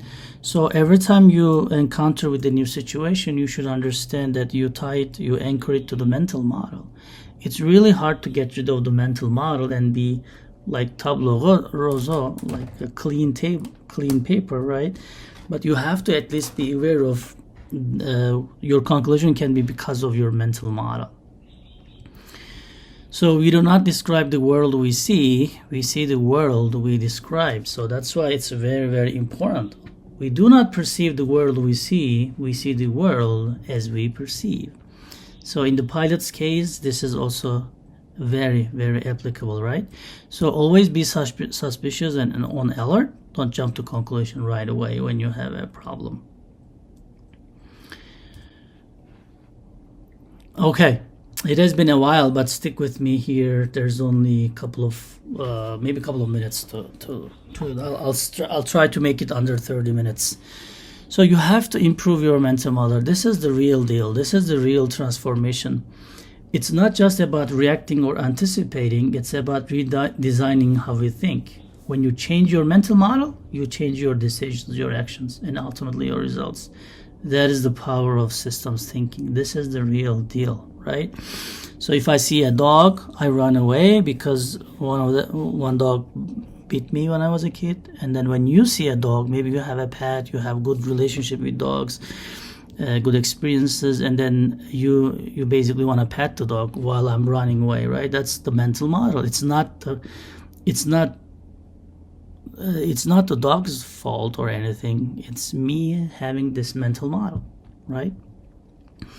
So there you have it. Iceberg model is, again, there are events that are visible, and under the water there is what's hidden, which are patterns, underlying structures, and then way deeper it's the mental models. So what we do to events is just basically reacting to events, right? So for example, if you see a soda can on the street, you just take it and then put it in the trash. This is just basically reacting. What is visible, right? What you can see and what you can do. But how about the patterns? So if you walk to the same street next day, next week, and then you see more soda can, now it's a pattern, right? Now it's happening over time. And then you can anticipate for the upcoming week, you will still see a soda can. So now what you can do is trying to worry about what's the underlying structure for this. So you can design it, right? The underlying structure reinforces and encourages the pattern, which make the events visible. So if you can fix what is influencing the behavior and trend, and design it again with a different way, then you will not see that soda can. For example, if the reason you are thinking is there's not many trash bins or they are full, then you can just request more trash cans, so you can change the underlying structure, and then now next week when you walk to that street, you will not see the soda cans because there's enough trash bins, right? However, if you go deeper, there's also mental models. These are basically the deeper impact for the system. So for example, if you somehow transform how I think about dogs and make me forget what I lived in when I was a kid, when the dog bit me, then basically I will also pet the dog. See what I mean? So mental model is the real deal. That's the most difficult thing to do for humans because it's more to psychology, it's educational, and people need to be willing to do that because it's about beliefs and cultures, which is we're having hard time to willing to change. Let me give you an example. What is this? Comment below what you see here. And also, what do you see here? Well, actually, probably you said the first one is heart, the second one is star. But Google heart and then see if the heart looking like something like that. Or Google star and then see if the stars look like that. So that's not really heart. That's not a star. That's not even close. So because we all believe that this is heart and we are taught that this is heart and that one is star, everywhere we see these symbols, basically that they're just symbols, we always say or think that this is heart and the other one is star. Okay, that's because of our mental models. So you have 10 seconds to comment who or what is this. And I'm not going to give you an answer. Some of you will be able to nail this down because of your mental model. So I'm going to wait 10 seconds. Okay, you got that down. Let's try this one. Who or what is this? Go ahead and comment. Okay, if you nail it down or not, or you have no idea, that's because of your mental model. Okay, so I have 1 minute. Let's go over the takeaways. Here are the big takeaways. Leave linear thinking behind. Okay, see everything as a system and map the system. Be aware of perspectives, mental models, slow down to speed up, like in the plot I explained. Don't waste energy reacting the events. Try to focus on what is under that and what's the underlying structure and to mental models. Instead of reacting, transform the system. And you know what? Apply these principles and you will see a real change. Work on your mental models. This is the real deal.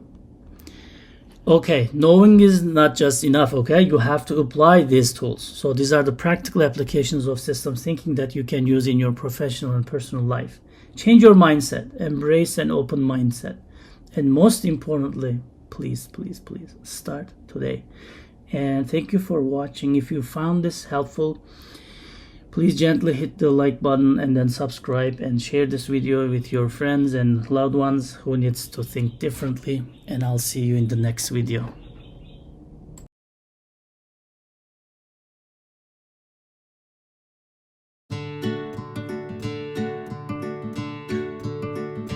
And we all depend on emails, so we really need to understand like how to manage the emails.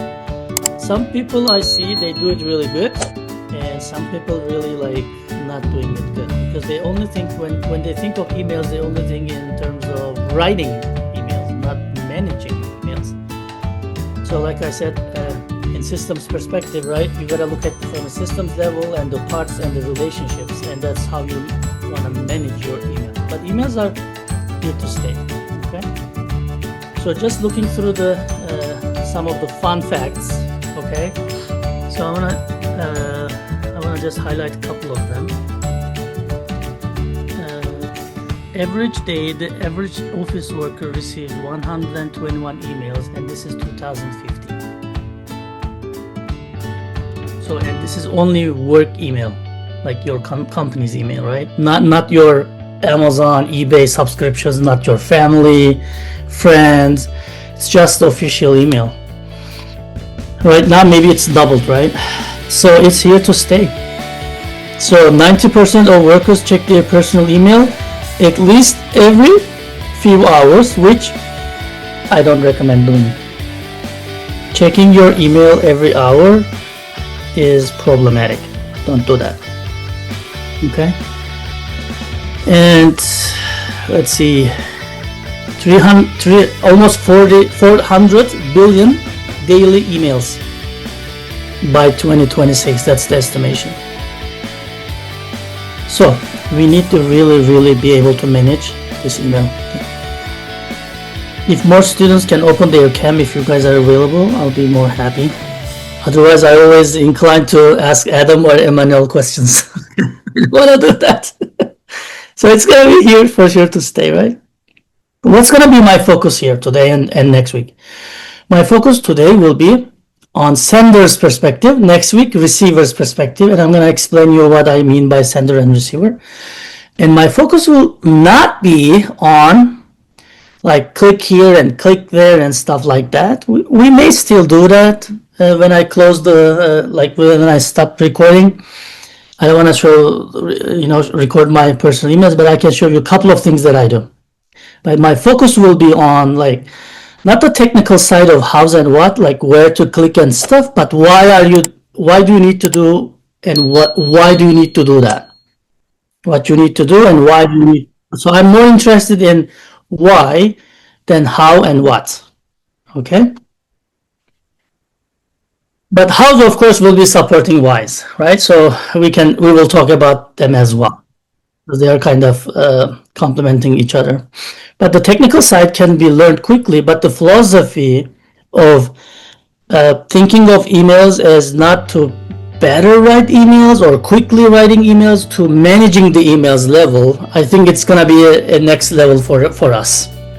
You're going to be more happier, you're going to get less emails, you're going to write more quality emails because you will have time actually to draft your response, right? So that's managing. That's my focus.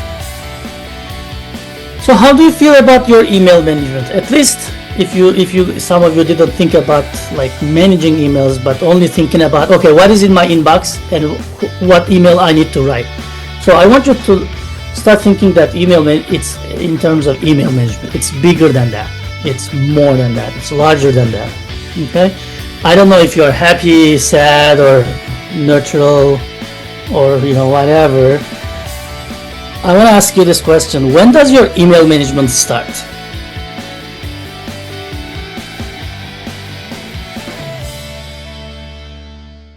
So you have emails, right? You have work email, you have probably ASU email, of course. You probably have an email that you communicate with family and close friends, and you probably have another email at least for your passive income or part-time job, and maybe a fifth one just to sign up for Facebook or Amazon or stuff like that. So you at least have 4 or 5 emails. What is your email strategy, by the way?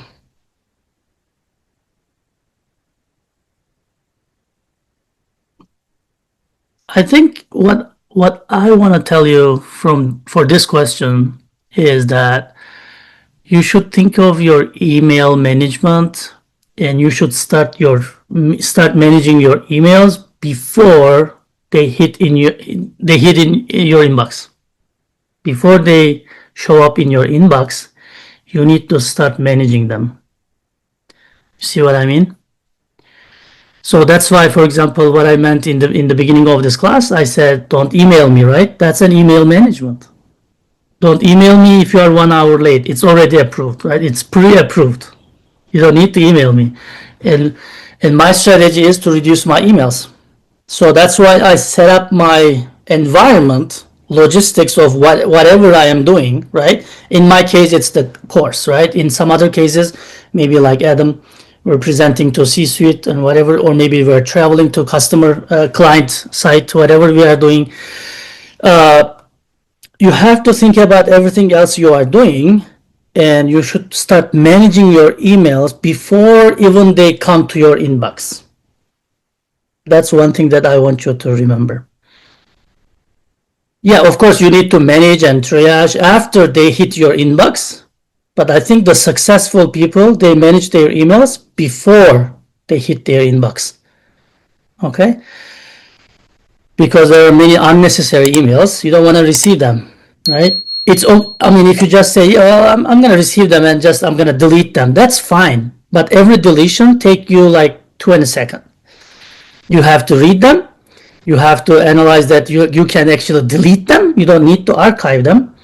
And then you delete them. It's 20 seconds, right? And if you have 10 emails like this, it's 200 seconds, which is 4 minutes. See what I mean? And guess what? A couple of hours later, you will have another 20.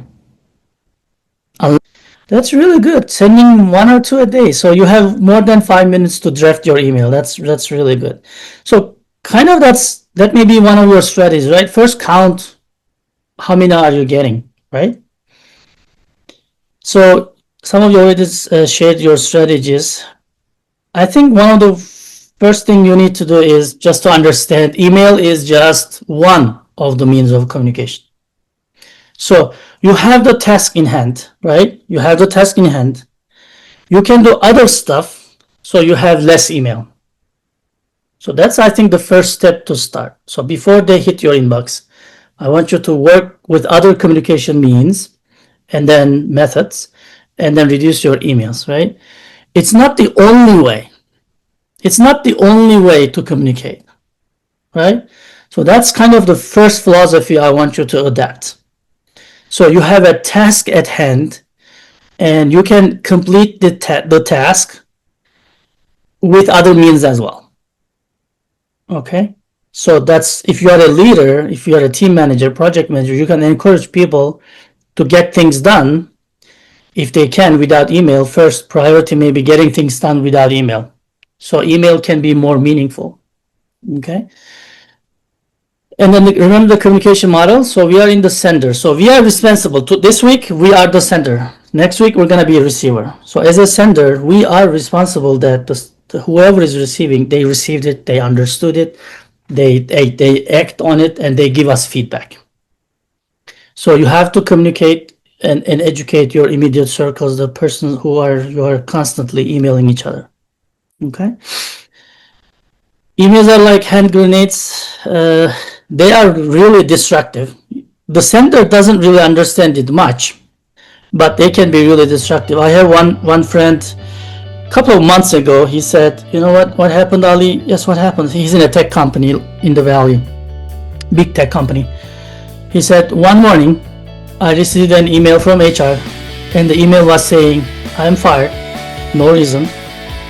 My benefits will continue 20 days, and then this will be my last email I will be receiving." And then he packed up, and then he left the company, and he never received any emails again. So they are really destructive. For the sender, it can be really easy. You can just say, "Hey, you know what, Alirza, I didn't like the report." That's simple for a sender, right? "Alirza, I didn't really like this report you did." But it's destructive for the other one, because sometimes we think that there is no emotions in the email. So, and then we write emails like a person will not read it. They will read it. You are writing the email for a person, for a human being. So even though you don't feel the emotion when you're writing, the receiver definitely feels the emotion. So it's most of the time it's destructive, lethal, and it's easy to deploy. Okay? And people think that when you send an email in 1 minute, you will get a response. I worked at least two bosses. They were never looking at the emails, but we were running the company. How? Well, that's their method, right? Like I said, email is not the only way to communicate. We were still getting things done, but this guy was so efficient, because he was not, wasting their time, just 20 seconds, 20 seconds, 20 seconds, just to delete the emails. He was saying, like, "I'm not a slave of the emails." Okay, so just they are very powerful, but it can be lethal sometimes. Okay, and time consuming for the receiver. If you didn't write a good email, if you included wrong person, if you didn't write a call to action, and we're gonna look at your chat right now. And by the way, continue doing the likes and stuff if you like it. So we're gonna look at that one of them. Okay, so this is very important. Somebody is reading your emails. Okay. And you need strategies. So, from a systems perspective, first, I want you to be aware and get the awareness of doing the math, like how many I am receiving, how many I am sending, what are the departments that usually emails me, what are the people and departments that I am always emailing, right? Are they in local, like are they in my building? Some of the people will be in your building, so you can knock their office. Some of them will be in New York, some of them will be in India, Delhi, some of them will be in Saudi Arabia. So it's much different how to formulate your email if they are in your building or if they are in Saudi Arabia. You see what I mean? So, and which one is your frequent receiver and sender? Those analysis gets you an awareness, and if you start measuring what's happening, you can start correcting it. For example, if you want to quit drinking coffee, which I drink a lot, the first thing you need to do is the awareness that, oh, I think I'm drinking too much coffee. Well, let's start counting. Once you start counting, now with the numbers, you know that you are really drinking too much coffee. And then now you can take corrective action. So do this math for your emails, okay? I already asked you, but probably they were estimations as we talk. If you can just open up your work email or ASU email and you can write the numbers so we have an update on your numbers, okay? And second, develop your strategy. Like I said, it's your strategy. The biggest strategy should be you should manage your email before they hit your inbox. And I recommend, well, what's my objective in the emails, right? So there are two things. I want to decrease the number of emails. These are my strategy or my objective for my emails, right?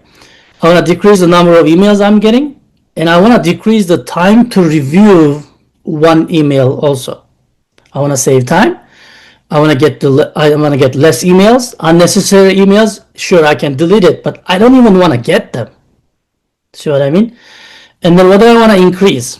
I want to increase my quality response, the quality of my responses, so I can really like think about it and what the student need, what my customer need, and what I need to do, and then write a good email, and then be able to provide follow-ups. Like if I need to travel somewhere, if I need to go to their offices, if I need to drive to their campus, whatever is required, I can do that. That's my objective. So think about your objectives, okay? What do you want to do with your emails? If you don't want to do anything before they hit your inbox and you just want to delete them, you just want to label them, you just want to forward them, that's fine. Okay?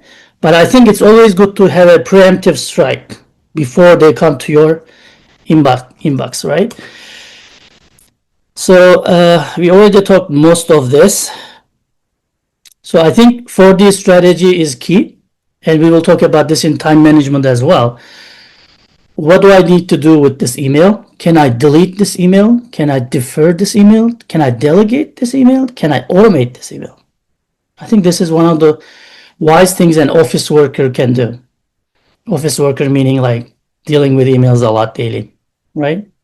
So ask yourself these questions, okay, and get the answers and start working.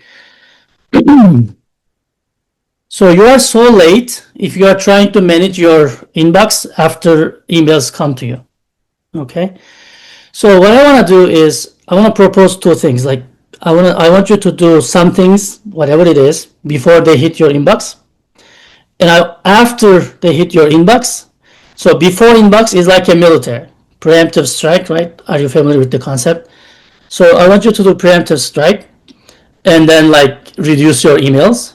And if they hit your inbox, I want you to play like a nurse, like a emergency room nurse, and then triage the patients. Now you can do the labeling, which one is coming from my boss, which one is requires an action from me, all these things. This is the nurse. But also do some preemptive strike too. For example, what can I do? Let's say we open up our syllabuses, right? Way before the class starts normally, right? So let's think about it. My syllabus is not clear, or there it says like 2021 this year, right? Maybe how many emails I'm gonna get, especially with ASU, with 80,000 in person, 80,000 online students. How many emails am I gonna get? Because the one question everybody will ask is what? Professor, thank you for uploading your email, but it says 2021. Is this a typo? Is this the correct one? How many emails I'm gonna get? Hundreds. That's email management. Think about it. 100 emails about my wrong syllabus. I have to answer all of them, right? Instead of that, I can just take time and with a preemptive strike, I can just look at my syllabus, make sure everything is correct, and then upload it, and then get 0 questions. Or maybe one question that is really like a deep question. Like, Professor, I'm doing this master's degree and I need your class and whatever. Can you override me? Like some really good questions, right? It's not something error on your syllabus. Do you see what I mean? That's preemptive strike. Okay.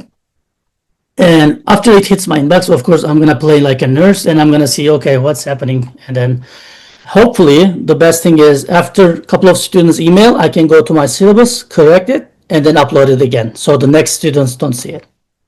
I mean, see the correct version. Do you see what I mean? That's why actually the recording from the Tuesday, Zoom only did the half, right? That's why I put a note there. It was email management because I have 100 students here. I know every one of you will email me. To prevent it, I put a note. Still 5 students emailed me because they didn't read the note, but that's fine. 5 I can handle. See what I mean? That is my email management. That's the preemptive strike. If I don't put a note there, 100 of you will email me. So do the same in your work too. Do the same in your work too. Whatever your work requires, think about what you can do to reduce your emails and save time for quality responses. Does that make sense? Yeah?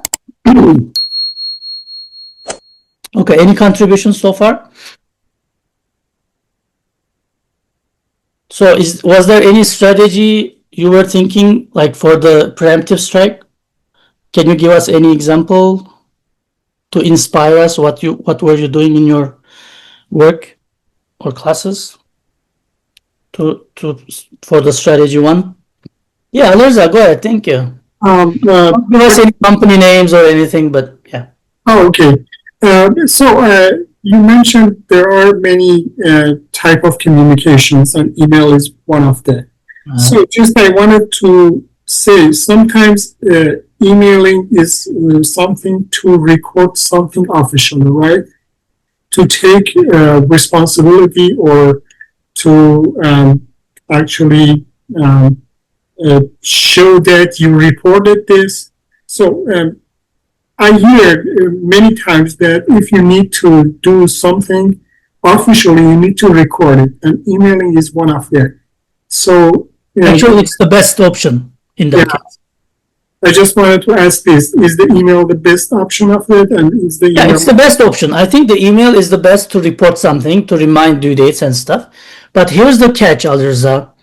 What I want you, let's say there's a report due to, let's say, DoD headquarters tomorrow, right? And you send the email to your boss today, right now, and then your boss was busy and he didn't know you sent it because he didn't see the email because he has 50 emails, right? And then Friday, it has to be sent to DoD Washington, D.C. You send the email, right? It's important. But your guy didn't have time to read it. So what I'm saying is just sending an email is not enough. After you send the email, call your boss or go to your boss and knock the door and say, Adam, I sent the email. Can you please review it? It's urgent. We have to send it tomorrow. Do you see what I mean? So it's not the one way of communication. You cannot just blame your boss. Hey, boss, I sent you the email yesterday. Why didn't you read it? Don't you know it's due tomorrow? Nothing will work to make it better. The only thing that's going to make it better is go to him or her and tell her that you sent the email. And then you can ask him, that's a technical report, so I have time to help you. Why don't we just open it now if you have time? Or when can I commit today? Do you have a 10 minutes? So I explain some of the plots and graphs. Your boss will appreciate it so much. Remember, your boss is looking at this perspective, not only your thing. Your thing is important for you. So you have to follow up with them. You see what I mean? Yes, if I understood well, you're saying that we need to send email and then use other complementary ways, right? Like calling them, knocking their doors, and so on. But the email is it should be, we should email them, right? No, that's not what I'm saying. I just explained what you said. For example, let's say Adam, you and me, we are going to a lunch, right? And Adam is our department head, and he managed this and said, okay, we're gonna be at 12 at where? Let's not go to McDonald's. A better place is. Let's go. Where should we go for lunch? In-N-Out. And In-N-Out. let's go to In-N-Out. Okay. So he emailed us, and Adams told us like, let's meet at 12 at In-N-Out. Okay. And then Alirza forgot when was it, right? So it's now 11. And then Alirza forgot when was it, and then accidentally deleted the email. And then now Alirza emails me and Adam, when was the lunch? And there's 10 minutes to lunch. Mm-hmm. You see what I mean? You don't need to email. You just go to their office or call them or text them to understand when was it. It's very context based. And then if they don't see you, and then you go to lunch late and then say, oh, Adam, Ali, I emailed you guys. You didn't respond. Well, you emailed us 10 minutes ago. We were already driving. Why are you blaming us? That's what I see in most of the young generation. They say, I emailed you, professor. That's not enough. Emailing is not much. You see what I mean? Yep. That's all context based.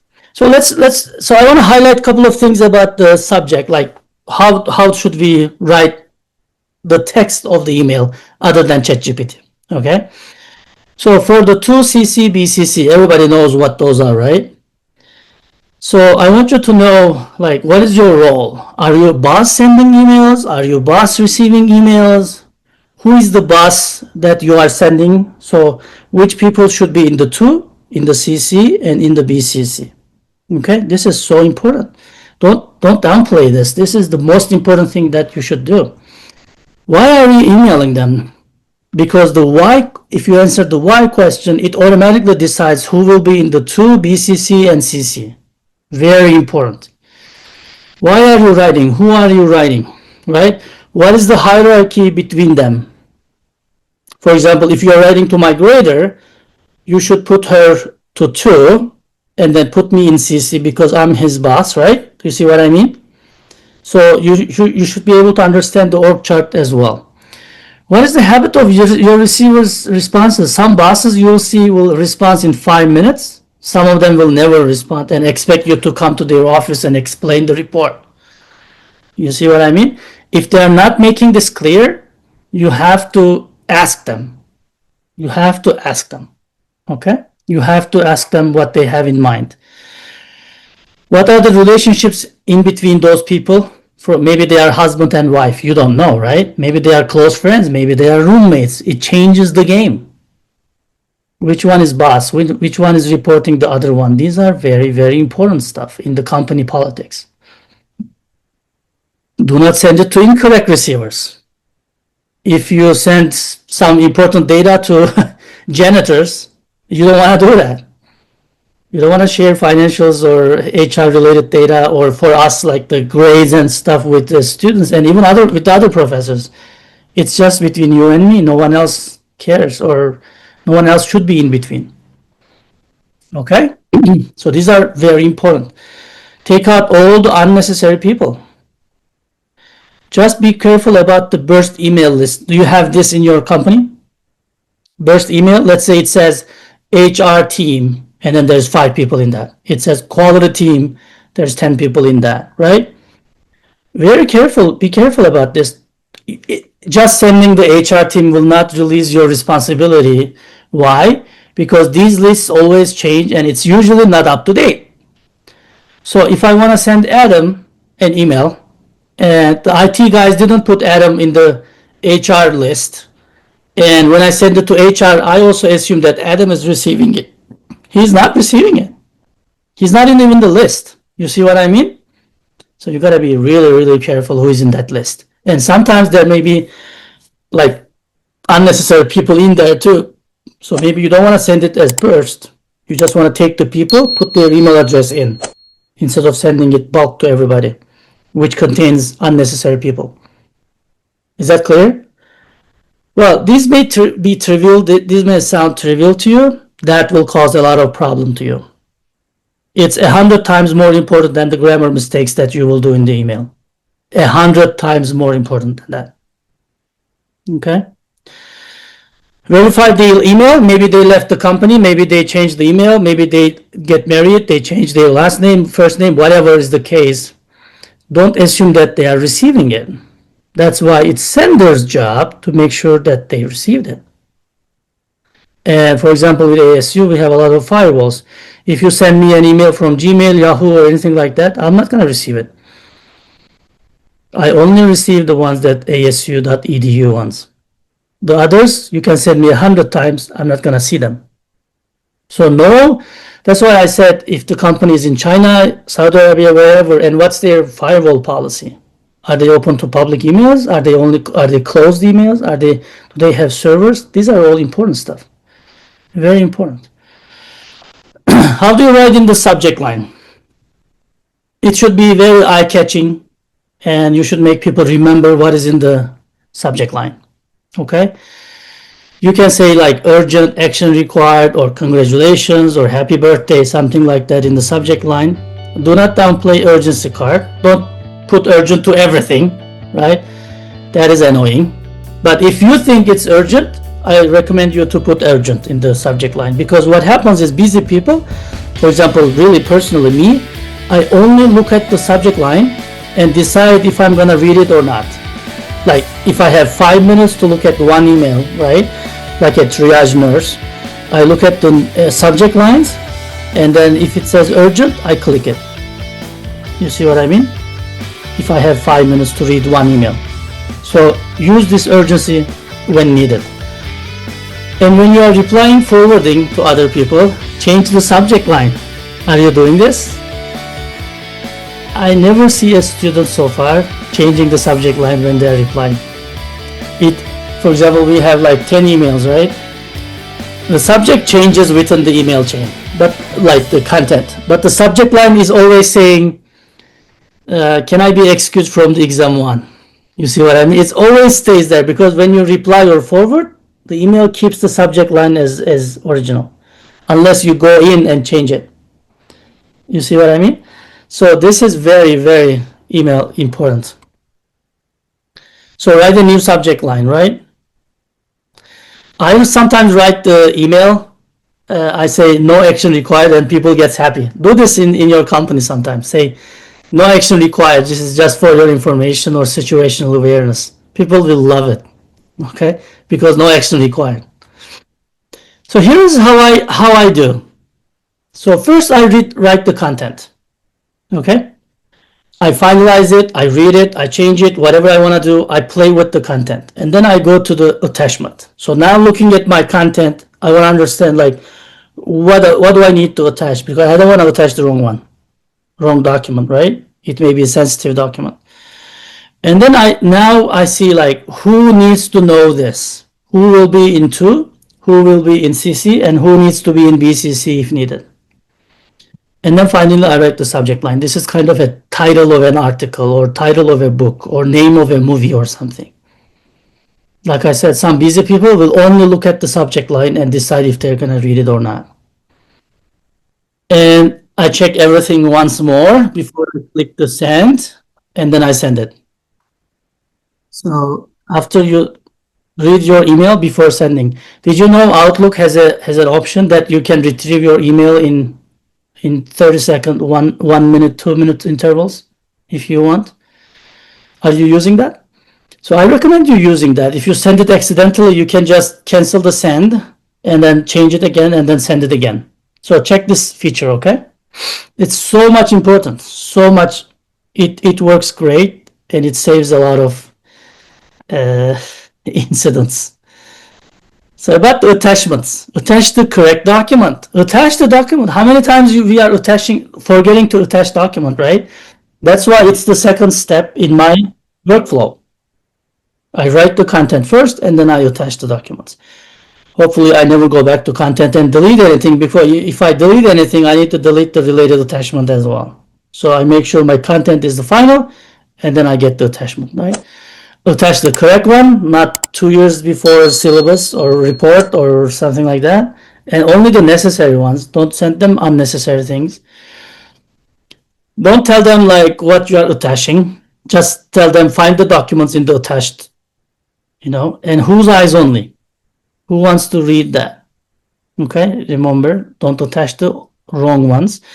I actually recommend not attaching the documents. I recommend using links like SharePoint, Google Drive, and stuff, whatever your company is using, OneDrive.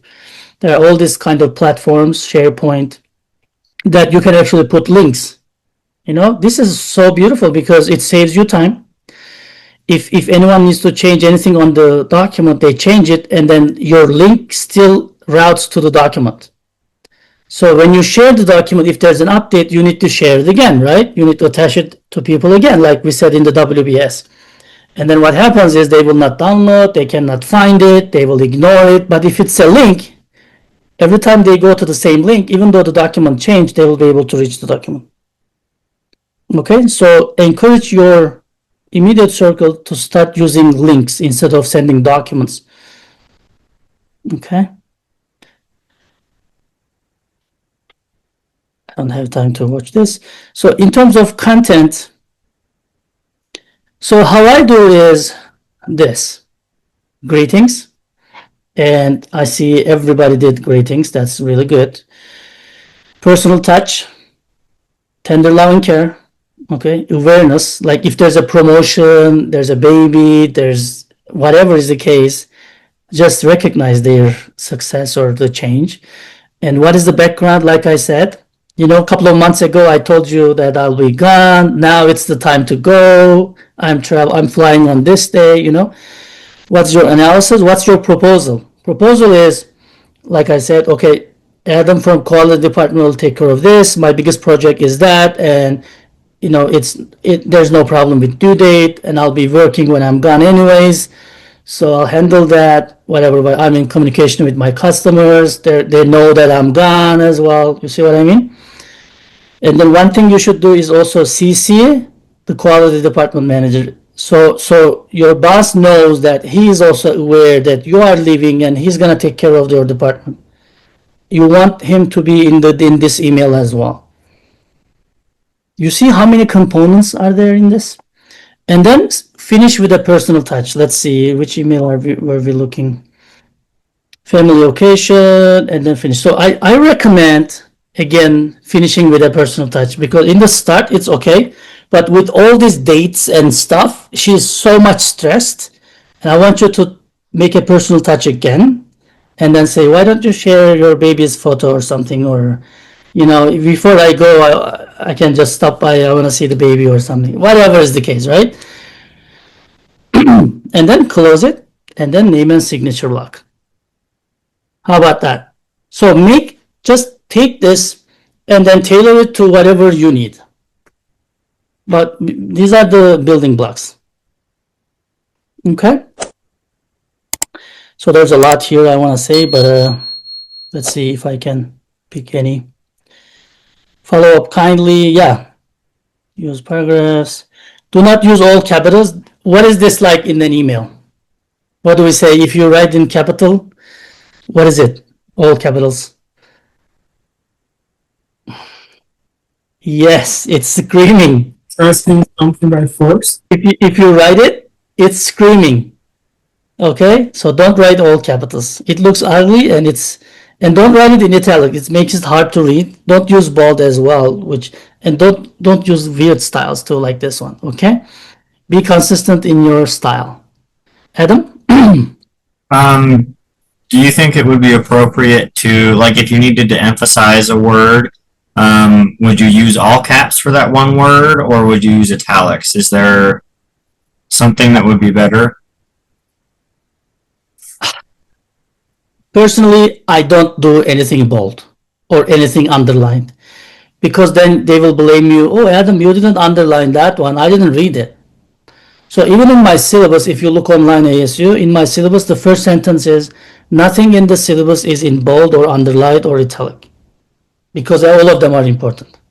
But here's my caveat. If there is a time, like if there's a date, like in the email, I'm flying from this day to this day, you please make it bold if you want. And also, who is going to take care of your department? It's an important thing, right? Make it bold. And then if you want, if there's any task or one thing that you want to say, very important, make it bold as well. I think bold works the best. But I don't do it, because I want the receiver to, this is my educating my immediate circle, right? I want them to read every word in my email, but I'm going to organize it so well that it will be easy for them to understand what I mean. So I'll take my time instead of taking their time. I'll take my time. I'll do my due diligence, and then I'll make their job easier. For example, use these templates, right? For example, this is something that people really like. I always write in my emails, like, go ahead and share this information with your colleagues in case anyone is interested, so they know that they can forward this information to others, right? So I like that. For example, if I don't know who is really doing this work that I'm looking for an answer, I always write this. Please forward this email as many as needed to whoever you want, so that it reaches to the right expert. Maybe I email to Adam, Adam emails Emmanuel, and Emmanuel forwards Alriza, and then Alriza gets back to me. But I don't know Alriza. So if you put this sentence, I put this always, and I say, please forward it to anyone you want, so it reaches the right expert who can answer my question, and someone out of the blue answers my question, just because of this sentence. Because my job as a sender is making the receiver job easier to take action. Okay? So look at mines. These are the ones that I use, but please generate the ones you need in your company. Yeah, I'm keeping those here so you can read it later. But this is kind of what I want you to write in the content. Like, what is the background? What happened? What is the background? What is the reason for this email? Right? This is background. Analysis, what are you thinking? What is happening? What is the possible consequences? What can happen next if we don't take action? Like, what is your personal analysis? Right? And proposal or CTA, you guys know what CTA is, right? Call to action. So what is your proposal? What is your solution? What do you want to recommend me as a boss? What is your request or from me? What actions do we need to take? Because you are the expert, right? You need to tell me. So some students, like some of the emails that I received, Professor, I missed exam 1. I wanted to let you know. That's the email. What am I understanding from this email? Professor, I missed exam 1. I just wanted to let you know. Thank you. Okay, so what? Like, you see what I mean? I don't take action on that email because you're just informing me, which I already know. That's why, what's the analysis? What's the proposal? You see what I mean? That changes to company, the project to project. What are you doing? Okay. Signature block. That's something that I really want you to create one. Okay. So I want you to create a signature block. From this day forward, if you are emailing me, I want to see your signature block under your email, which is like, what do you want to have? What is needed? So this is an email management as well. For example, the promotional link for your, I have 4 minutes, so hang in there. For promotional links for your products, appointment, how can I get appointment? How can I park in your building? What is the QR code for your website or your personal digital card? Or what is the most recent information about your product portfolio? Your LinkedIn page, whatever you want to communicate, right?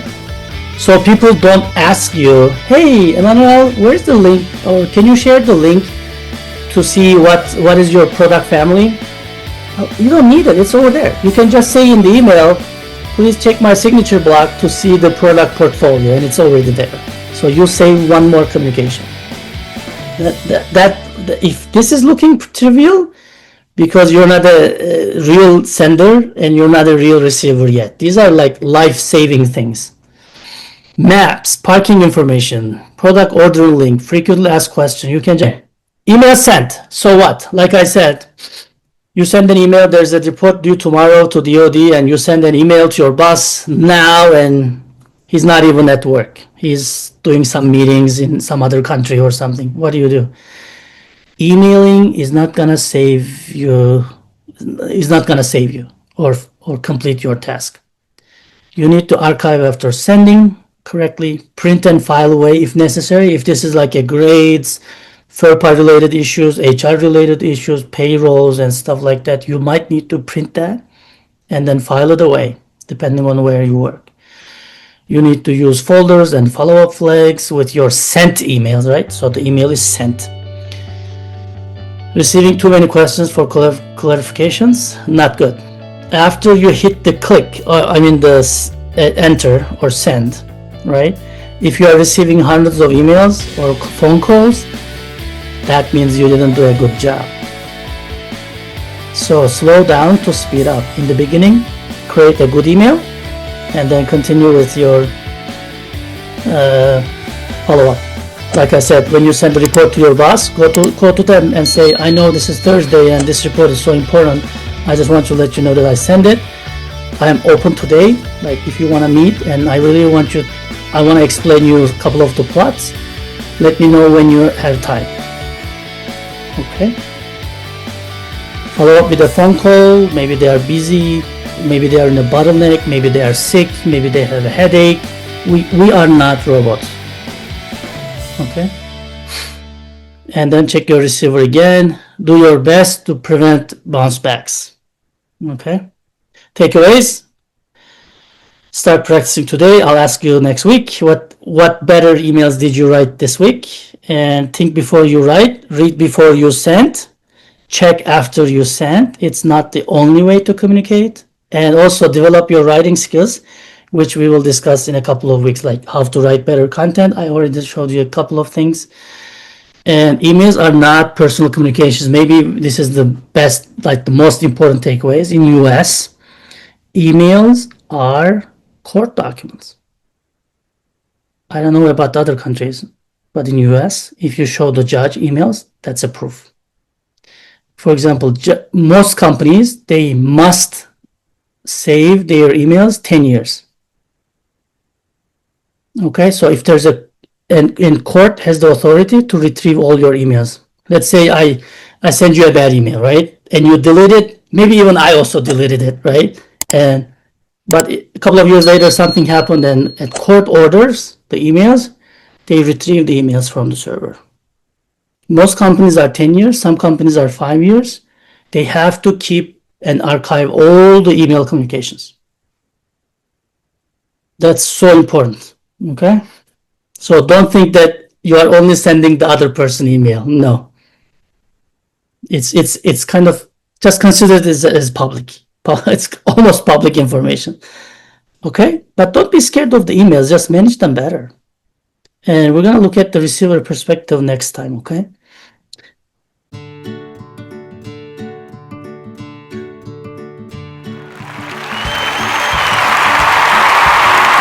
Hello everyone. I would like to talk about team dynamics, which is kind of a soft skills, but also very important for project managers. How I designed this is I kind of thought, okay, what can be things that a project manager needs to know when they are operating in a team environment, which we all operate in teams, right? There's nothing almost we do alone, right? So especially in the business world, we all depend on each other. We all complement each. We have some skills that they don't have. They have some skills that we don't have, and then we work in teams and we create stuff. That's why I designed this session. I kind of thought to myself, okay, so let me capture what are some of the findings.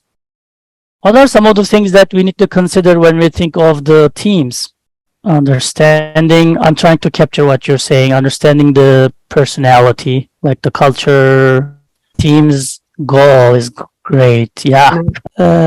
Team's goal. Sometimes we are not there to achieve the team's goal, right? Sometimes we are there for personal collab and comms. Okay, which is kind of soft skills, what you're trying to, individual expectations, right? How will they deliver whatever they want to deliver, right? Nice.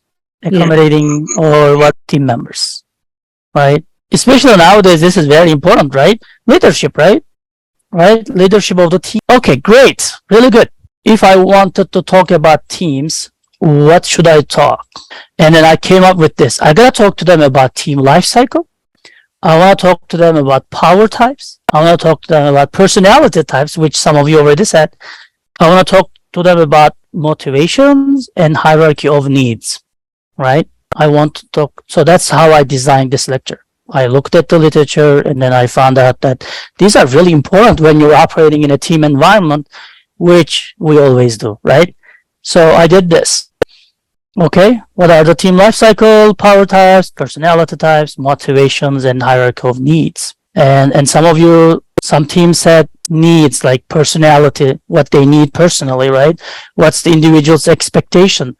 What's the personality type? Yeah, some of you already got that one too. What is the most valuable asset in a company? People. Human.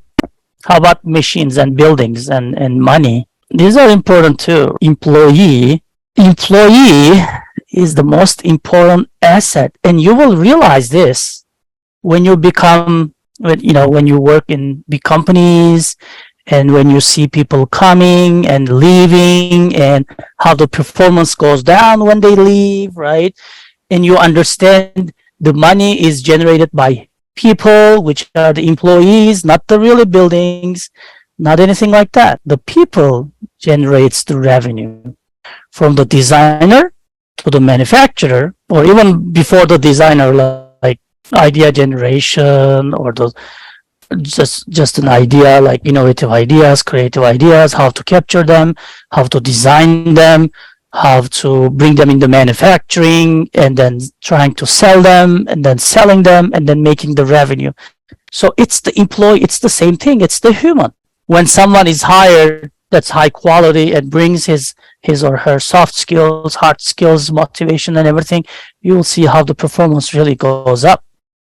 You'll quickly realize that when you stay long enough in a company. What is your experience with teams? How would you define teams? And we defined a little bit, but I want to know if you have been a member of a team. Sure, you just been a member in the team, right? And Idban was so kind to say that this idea was someone else's, but I see it as teams, right? That's why in some of my assignments there are teams, and I issue them one credit, one score, and I don't see the individuals. I see them as a teamwork, right? Teamwork. But my question is really, have you been leader of a team? How was the leadership experience? It's not easy. That's why we are all here trying to learn something about soft skills and today a little bit leadership. That's what we call, that's why I said in the email management, you have to educate your inner circle, like appropriate immediate circle, right? Your circle, like your secretary, your staff, if you are kind of that much leader, or your family, your son, your wife, someone around you, you should set expectations. Did you set your expectations clearly? Yes. So leadership is really, we learn when we are leading. Leadership, we cannot learn from books, right? For example, riding a bike. I don't know if I gave this example, but you read one book, you learn 80% of riding a bike, right? You read another book, you learn maybe a little bit more, but third book, you don't really need it because now you know everything. What do you need to know? You just get on the bike and try to ride it. Fall, get up, ride it again, right? And go to the, I don't know, highways, go to, somewhere. So challenge yourself. If you just read the book, you're not gonna ride a bike. So leadership is very similar. Read one book, two book, three books, that's fine. But what you're learning will be really marginal, very little. But when you start leading and think, okay, why these guys are not working like I want them or like I do, right? Like I do. That's one of the things that we always like, okay, why don't they work like me? Because you're not the same person. You are not all engineers. You're not all ASU, Harvard, MIT graduates. You're not in the same domain. You're not from the same country. You're not from the same family. Even same family. I always tell you, all different. They're all different, even from the same family, same background, same everything. It's very, very important and something that we need to benefit, not escape, not avoid. Okay, diversity is good. Teamwork, you got already those things. Why do we even bother? Well, we bother because we are all part of team somewhere, right? We are all part of the team somewhere. We're not doing anything alone. But teamwork isn't an easy task. Leading a team or being in the team, and think of this as a project manager, right? Leading a team, project team as a project manager, or playing the team member within a project, it's not easy. It takes experience, it takes time. There are characteristics of successful teams. We all learn from the experience, right? My first day teaching and my second day teaching is even not the same. What is the main driver of successful teams? I want to say trust. When we start trusting each other, it's the main driver of the successful teams. I'm sure when I say that, many of you will remember things like that. And some managers, you really trust them. Or when they show some trust in you, I think you felt that your performance increase. I feel that all the time. I don't like being told. I want to be told the policies and I will operate within the policies and rules, right? I don't want to be micromanaged. Hey, did you lecture today? Did you grade the assignments? Did you do this and that? I don't like to be monitored daily or hourly. Okay. So when someone trusts me, I perform better. If they don't trust me, why bother, right? They're not trusting me anyways. They're gonna check my work, so why do I need to do a better work? I worked in a lot of good teams, and it's really joy. Okay, and the best thing is we can study these teams and we can learn about them, right? Some of you already got this, so let's understand the personality, right? In the Zoom room, you guys got this one, understanding the personalities. I gathered these in multiple resources. Okay, so Tony says there are 4 personality types, right? Director. Okay, director. These people get things done. They like to get things done. They don't want to be late. They want to get things done, whatever it is. Okay? There are some thinkers. Some of us are thinkers, right? Or some of the people in your teams will be thinkers, right? They want to get things right. They want to get things right. So director gets things done. Thinkers, they get things right. They want to get the things right, right? And they think about it all the time. We call them thinkers. Relators. Relators they want to have some human touch, some personal touch, right? They want you to like relate to their life, to what's going on, themselves. Like this, some of the team members will be relators, and some of them will be socializers. Okay, socializers, and they want to get noticed. They want to get noticed. They want to be social people. They want to join every team. Like they want to get noticed. They want to get the best dress. Like they want to be cool, right? These are socializers. But if everybody in the team is thinkers, probably you're not gonna get things done because everybody will think, and then I want you to have diversity in the team. Try to understand people, and then try to maybe just understanding them better. And how can we use them better? Like, for example, if I have a relator, right? I would talk to them and say, what do you think we can get some human touch in the team? And maybe he proposes like, let's try to celebrate everybody's birthday. Also socializers, hey, why don't you get together with this whoever, the other one, socializer and relator, try to get them together and then say, what can we do in the upcoming Christmas to increase the team support? So it's good to know the personality types. Also understanding the people, right? Understanding the people. There are three theories that again categorizes people. So this is from an employer perspective. Okay, so some employers think that some of the employees are X, which they don't like the work, they need always to be monitored, they avoid responsibility whenever possible, they are lazy. These don't like to work, so I gotta do something for them. They are lazy, I gotta monitor them, I want to avoid the responsibility. They call some of the employees Y, and they enjoy the work. They have the same objectives with the team's objectives.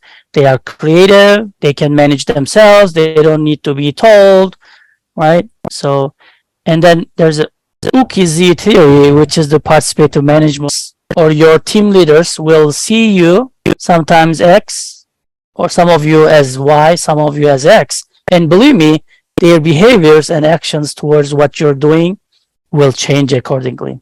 You can be Y, but they may be seeing you as X. You can be X, but they may be seeing you Y. Understanding team life cycle. And so when you think about the team, remember in the project management, I told you, you want to understand if you are in the middle of the project or through the end or in the beginning, what's happening, right? Because it's very important. So we start with the forming, and then we go through storming and norming and performing and adjourning. Okay, that's how you should understand the team phases. So forming is where we get together and know each other, right? And then test each other. And then storming is when our ideas clash and we think I'm better than you and you lack these kind of skills, I'm better than in soft skills, right? And then norming is we all accept others and we try to utilize what we can benefit from the others, and then we work together, right? And we slowly start working together. And then performing is where we really perform. Like we deliver on time, we deliver perfectly, high quality, everyone enjoys what they are doing. This is the same team, right? Different phases. And then adjourning is just moving to another team. Another team and another project after we are done. So when you join a company, try to understand which phases are they in. So forming is, we get together, we try to understand responsibilities, and storming, issues come up, we test each other, we challenge each other. And then norming is like everything gets normal a little bit, and then there's a consensus. And then performing is now everybody's comfortable, creative, we deliver outstanding high quality results on time as well. And then, just move to the next project. So when you look at from a performance aspect, it's like this. When we form a team, we still, effectively perform effectively. But then when we start storming, it drops down because now we're challenging ideas and we are not agreeing. We are disagreeing to agree, right? We're not agreeing to disagree. We're disagreeing to agree. So the performance and effectiveness goes down. And then once you start norming, things get normalized a little bit, performance effectiveness goes up. And then in the performing phase, you have the ultimate effectiveness. And then through the end, of course, things delivered and everything looks cool. And then, move on to the new team. Diversity. What do you think about diversity? Is it something that we can benefit from? Or so I'm going to make a test right now, okay? So let's make a test. What is this? Anybody know? How about this? Anybody knows this? How about this one? Does anybody know what is this? Lucky. Okay. How about this one? As you can see, like only one or two student or participant from this session knew what is the each thing. And they know it because they read different literature. Maybe they lived in different countries. They're coming from different cultures, right? That's the only reason they know it. They all mean lucky, or sometimes evil eye lucky too. So they all means lucky. But we didn't know it. We may know only one of them. But now as a team, we know what this slide means. If we were all from India, we would only know the first one. If we were all from China, we would only locate the second one, right? So the third one usually in, I guess, Canada and stuff, North America, Canada. The other one is Europe, Middle East. So we need to know, we need to find ways to benefit from it. And in your team as a project manager, you will have types of power. Some people will have legitimate power. This is called legitimate. So somebody will be project manager, but you will still have directors, like remember the directors in your team, the socializers in your team. Maybe project manager is not a good socializer or relator, right? Somebody else will see herself as socializers and try to effect the decision on those kind of stuff, right? So this is the legitimate. So the company assigns someone as a project manager. The university assigns someone as professor, right? So this is legitimate. So penalty power, there are some people in the team that can, give you penalties, right? And we say, hey, I will take this away from you, or I give you some penalty, right? And some people have the privilege, authority to give you rewards, like salary promotion. And some of our expert, because someone is really expert on one topic, whatever he says, the team accept this because there's no one else in the team as expert as them, right? So that's special skill. If you are special skilled on something, expert on something, the team, you will have the power to impact your team's decision. Referent power, which is you identify yourself with someone. You say, oh, by the way, team, I was with the CEO at the dinner table last night or yesterday. You're basically kind of a name dropping. Identify who has what kind of power in your team as a project manager too. How about motivation, right? It's the drives, desires, and needs.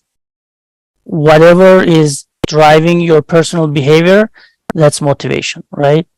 There can be external rewards and there can be internal rewards as well. And there may be some punishment. We always say, if you watch, TV this much, I'm going to take away the remote or something, right? We always say that. So punishment, is that a motivation? Some employers think it's a motivation, but it's actually not. And there are some types of motivation coming from intrinsic rewards and extrinsic rewards. There's motivational theory that I want you to understand to manage your team better, right? So there are motivators and there's hygiene factors, right? Some employers think that hygiene factors are motivators, but they are not. They are not. So hygiene factors are things like your salary, like your job security, working conditions, right? These are hygiene factors. It's basically essential for your work. But motivators are like achievement, like recognition, respect. Research says that hygiene factors are not really motivating us. They're not motivating us, like salary, right? It's okay, you're getting 100, right? If you now get 105,000, it motivates you a few months and then your motivation goes down. However, because it's a hygiene factor, if it's a motivator, achievement, recognition, this motivates you and keeps you going. So use these tools in your teams. Okay, use the tools in your teams. For example, your salary, is that hygiene or motivator? Is that a hygiene factor, like a regular thing that's needed for your work, or is that a motivator? So research says that the salary increase just motivates you for a few months, and then you forget about the raise, and then next year you ask for another raise because it's not motivating you. So that's a hygiene, right? How about like a Nobel Prize? Is that a hygiene factor or a motivator? That's a motivator, right? Because it's not essential for your work. How about your working conditions, like the lighting or better chairs? That's hygiene too. How about promotion? That's motivator. Okay. So understand this. So if you change your employee's chair to a better chair, that's not a motivator. If you change their table, if you give them a better light, it just motivates them a little bit and then they forget about it. How about, because they are hygiene factors, right? But if you want to motivate them, you have to work on the motivators according to theory, right? Which is like recognition, trust, and show them that you trust, delegate some work to them, right? These things motivate people. And understanding individual needs, I know everybody knows Abraham Maslow's hierarchy of needs. So physiological, safety, social, esteem, and self-actualization, okay? Everybody knows that, right? Probably. So let's identify some of them. What did you find for physiological need for a new university student? How as new university students like goes up in the Maslow's hierarchy of needs? So remember, this is not psychological, right? This is physiological. So it's kind of also like, how can I connect with my advisor, right? I mean, these are all like first step, right? Who is my roommate? Physiological needs, right? Roommate. Who's my roommate, right? All these things. How about the safety? Having good grades, like no AIP, right? Because academic integrity is very, we really like, we don't want to get it any academic integrity issues here. We are having some, unfortunately, and we are dealing with them like really well. Safety, like get along with friends, nice, right? How about social? What does a student think of social life? Campus police is a good one, yep. Having an environment where you feel you can speak, yep. How about the social, like clubs, right? Student clubs, right? Maybe some research groups, maybe social as well, right? What else? Like volunteering, if you can, because now you know the way around, right? You moved up a little bit. Now you can volunteer and socialize with people a little bit. You can put also volunteer to esteem as well, right? So as a student, you're kind of moving up, right? So esteem, volunteering, what else? Like respect of peers and self, like Dean's List. Is that a good one? How about self-actualization? Like now it's time to give back, right? As a senior, maybe you move into your MS or PhD, right? You want to move it up there. You want to like volunteer in big organizations or research impact, or through the end, maybe you want to be a TA to learn more about teaching. So these are kind of your self-actualization, right? You're fulfilling your full potential. So we all go through this. My question is, can you move from very top to very bottom? If you are in step 5, which is the ability to fulfill your full potential, there is no guarantee that you will stay up there. You can always fall to the very bottom, right? Yeah, it happens. Before you go, I would like to say, don't compare your chapter 1 to someone else's chapter 20. What does that mean? Whose website is this? This is a website from their 90s. And if you can look at here, it says only books, right? Which Amazon started with the books. Where they are now, look at this website. It's really like bad design, right? Look at Amazon logo and everything is low quality. Then they improved a little bit. right? They added some journals. That's a few, maybe 1 decade later, right? Is there a date here? I'm not sure. It should be around 2000. Okay, but as you can see, like they're not only books anymore. They have like journals, a little bit more things like in news and stuff. So they are kind of expanding their business. And then this is how they look now. Okay, how they look now after decades. And then I screenshotted today, this morning, and look at their businesses. How they got bigger and bigger. Everything started like this. Okay? If you are now a fresh engineer, you just graduated from MS. You're looking for jobs, and don't look at the people that makes a lot of money, and don't try to get into things that, okay, why I can't be like him, why I can't be like her. You will. She's just a few years ahead of you. You know, you will be like this and then this. So it's some transformation required. They were not like this when they launched. Okay, and this is same for all of us, all the companies, everyone. That's why we need to be lifelong learners. We need to learn one thing every day. Okay, we need to learn one thing every day. That's why we need to learn soft skills. That's why we need to improve and invest our professional development. And these are the takeaways. And thank you. Next week.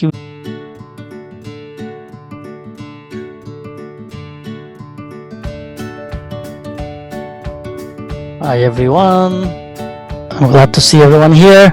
I'm gonna work on the mindset and philosophy and thinking, right? That's not something that we get. People teach the technical things and you can learn, especially young generation, you are really like, it's really easy for you. But the mindset and how to formulate PowerPoints, emails, time management, team dynamics, leadership, that's what to expect this summer, okay? So don't think that I'm gonna teach you how to do the background and how to link a YouTube video or how to make animations, right? That's not what I'm gonna work on your mind and how to structure your PowerPoints. So today we're gonna work on PowerPoints. Next week we're gonna learn how to present PowerPoints because it's two different things, right? Presentation is one thing, presentation is another thing. Okay, so today our focus is just designing the PowerPoints and narrative. I know every one of you did a presentation. If you never did in your internships or anywhere, you did it one of your classes probably with a team. Let's go ahead and start. PowerPoints. Oh, I'm sorry. I don't know why this happened. We're talking about soft skills, right? This is soft as a cotton, so that's why I guess I put this. It's always good to start with a smiley face too, but I don't know why is this here. Oh my goodness, did you see that? How's my animation? Look at the screen, yeah. Oh, this is not my. Oh, can you do this animation in your PowerPoints? Did you see that? How it flipped? Who can do this? Can you do that one? Woohoo! Oh, I'm sorry, this smiley face is kind of. Yeah, it's on the text. That shouldn't happen in a PowerPoint presentation, right? And I don't know why this is blocked. There's another word here. The facts about PowerPoint. What is this? 1987. 1987 is when it's a year. It's when the PowerPoint actually released. How about 500 million users? Yeah. It's a headache for 500 million people, but the remaining people are listening, right? We're just they are just watching it, looking at the PowerPoint and trying to understand what is there. What is 10 minutes? 10 minutes is the average attention span of the listeners. So if someone is listening to you and you are using PowerPoint, it's 10 minutes that they will be focused on. How about 2 hours? 2 hours is the average time spent to create a PowerPoint. How about 40 words? That's easy. It's per slide, 40 words per slide. How about reading slides? No, the answer is reading slides. And what could be the question? The most thing that people hate it is to see presenters reading off the slides. Every second, 350 different PowerPoints are starting in the world. We need to learn and practice. It's not only where's the button, it's the mentality, the philosophy of how to build one.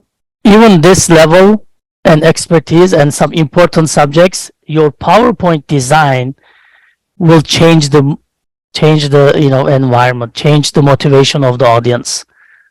He's gonna talk about really important stuff probably, but just because of his PowerPoints, it sucks. That's why I started saying, okay, in the beginning I said, you are the presenter, not the PowerPoint. But your PowerPoint will complement your message.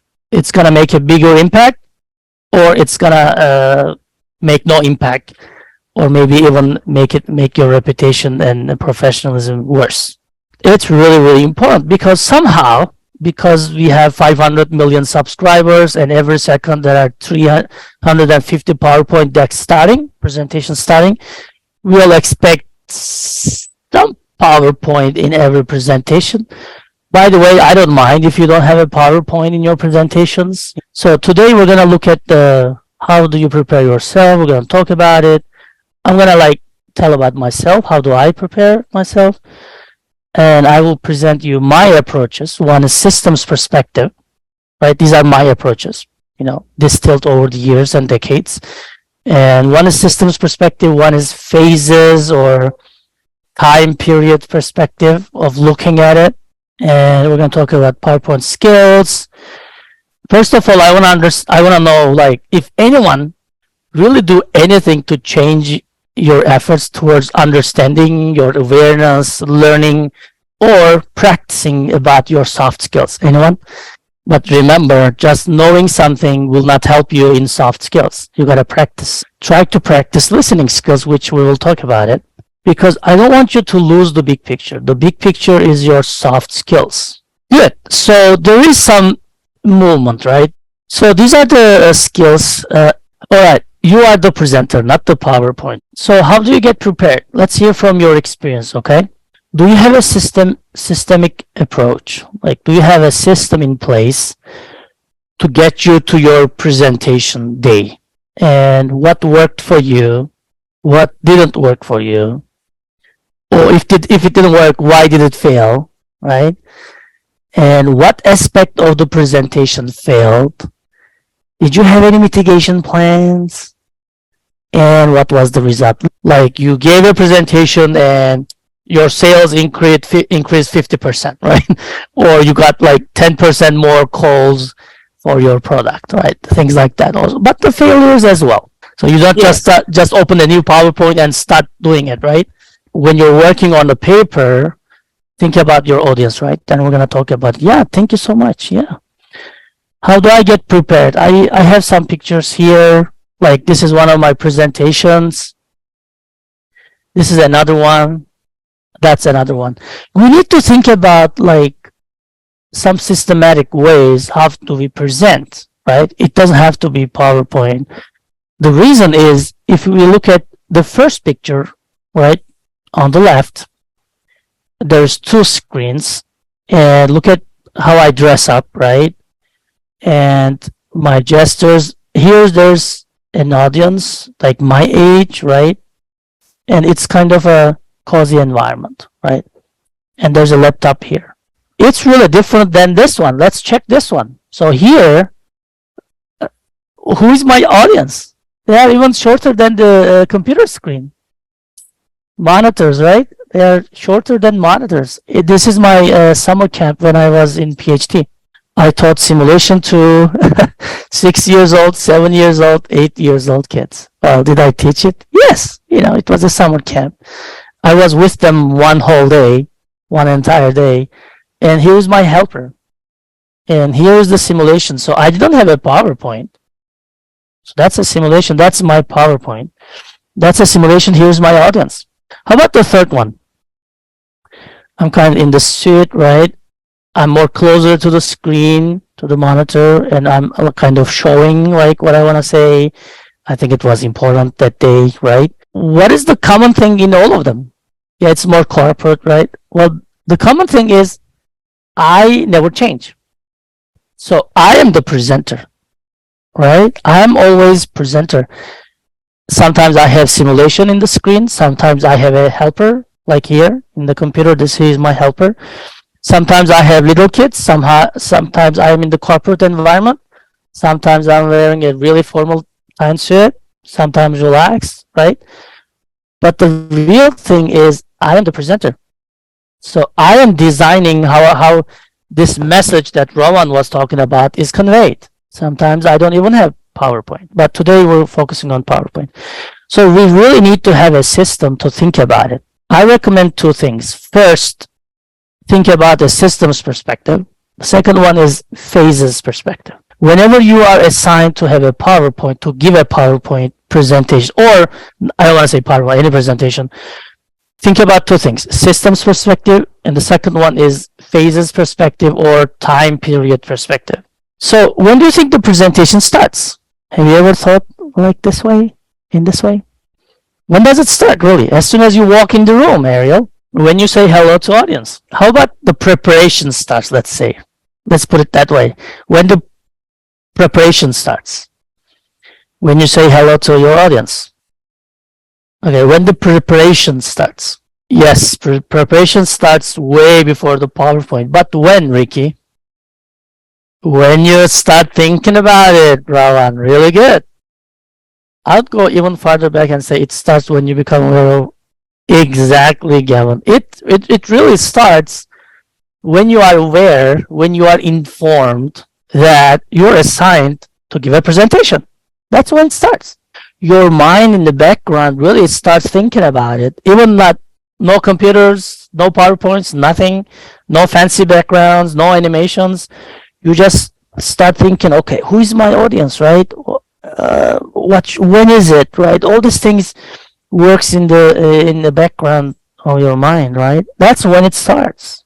We really don't start the presentation preparation when you open up the PowerPoints. It starts when you are aware, when you're assigned, when you start knowing about what or when you're going to present and what. The preparation starts way before, when you are aware of it. Systems perspective, what do I mean? I mean, first think about your audience, think about your content, and I want to say physics or logistics. Are you doing summer camp like me? It doesn't matter. Are you giving a dissertation presentation? Doesn't matter. Are you presenting to your C-suite people? Doesn't matter. Are you presenting in systems engineering class, in risk management class? Doesn't matter. Always think about audience, content, and physics, which also I want to say logistics. The success lies in between. No matter how good is your content, if you don't know about logistics, your presentation is doomed to fail. If you know the logistics, but you don't know the audience, you're again gonna fail probably, or it's not gonna be that impactful. So that's what I mean by the systems perspective. Who is my audience? What is my content? And what is the physics? Okay, what is the logistics? This is very important. So if your sponsor is telling you, okay, Deborah, and saying, Deborah, we're going to present something next week. These are the questions that you will ask. They will not tell you probably. They will assume you know it, right? But you got to ask, okay, where am I going to do it? What time? What do you want me to talk about? Right? Who's my audience? These are the questions that you're going to force them to reply, to answer. They will assume that you know it, but who knows, right? You will always need to ask these things, because I have a lot of well, success and failure stories. Just I want to say a failure story. There was one. Well, we attend conferences, right? When I was in PhD, I was gonna attend a conference, and guess what? This time I didn't need to fly. I didn't need to go in a hotel. The conference was in my university. It was one of our buildings. While organizing it as a university, and it was just a few minutes walk away from my building. Guess what? So I became lazy. I prepared the content, right? I know my audience, but I didn't check the physics. I didn't check the logistics, right? Because it was my university. I assumed even myself, I know it. It's that building, right? I didn't do anything until like half an hour before my presentation time. It was like 10:20 or something. So around 9 a.m., I said, oh, okay, it's 1 hour now. Let's work on it. So I got my slides, on a thumb drive. And I asked a few students, like my PhD colleagues, hey, where's that building? They said, okay, over there. Okay, that's good. You can even see it from my window, right? Where my cubicle is. And then I said, okay, let's go to restroom, get some snack, and let's head it that way. And then I went that building, and I looked at the conference program. It's not matching. So the names changed, right?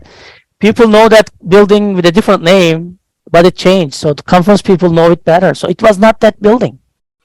And I really panicked, right? I started asking people. They were pointing some other buildings. I tried to find some employee. They know the best, right? The maintenance guys. They said it should be this building and that building. I was not there on time, right? I was late 5 minutes. Even in the building, after I find the building, I couldn't find the room because they have their own way of labeling the rooms in the conference, right? They printed up some papers and changed the rooms, and I didn't know. Okay, then I was late. I was like 5 minutes late, and everybody was waiting, and people started checking their emails and phones and stuff. And then I finally I was there, right? It was like a 25 minutes allocated to me. And then I said, okay, I'm sorry, I'm late. I have my thumb drive. Everything is cool. I'm gonna just speed up a little bit. And then they said, wait a minute, we don't have somewhere to stick that one. I said, what? So I can't use thumb drive? No. Why? It's security, whatever. I was presenting with another person, my teammate, and she said, oh, I have my laptop just by chance, right? And she said, can we plug in laptops? They said, oh, yes. So they tried it. It didn't work. They brought the IT guy for the conference only, right? He was helping with the IT stuff. So we spent another 10 minutes. So I only had like 10 minutes, not feeling good anyway. So she helped me out with the presentation. I didn't really present it. So she presented because I was really sad and like, how did I do this? Like if this conference was on the other side of the world, well, I'll make sure that I catch the flight and everything. It was in my school and I was late.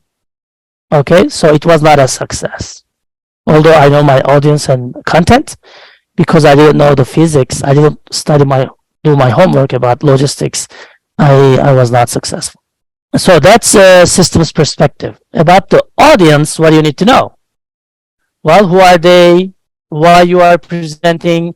What is their motivation? Why they are there? Are they strangers or are they classmates, right? If they are strangers, sometimes we feel more comfortable and sometimes we feel less comfortable, right?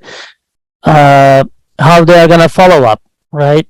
Are they from your company, school, or class? Sometimes I have students presenting in the classroom and they're really comfortable because they know everybody for 4 years. I teach the senior students, graduating students, so they know everybody. So even though they mess up, nothing will happen. People know each other, right? But if you are presenting strangers, that will probably, you'll never see them again. That's a different story, right? So audience, you really need to study. And physics, logistics, right? Where's the place? Where's the building? How do I get there? What's the technology in there? Can I stick my thumb drive in there? Where are the utilities, right? Do you know where's the restroom? These are really important. Where's the cab? How do you get there? Where's the train station, right? Is there any hybrid presence? This is also important for audience as well. So are they only in the room? Or there's an online presence as well? Or is it only online like this one? How do you get there? What are the room conditions, right? For content, do you have any business secrets? Do you have any IP? Don't include them. Is it interesting? Are you ready for audience questions? Do you have any backup slides? The slides should be yours. Never use someone else's, okay? So, and always include some kind of business contact.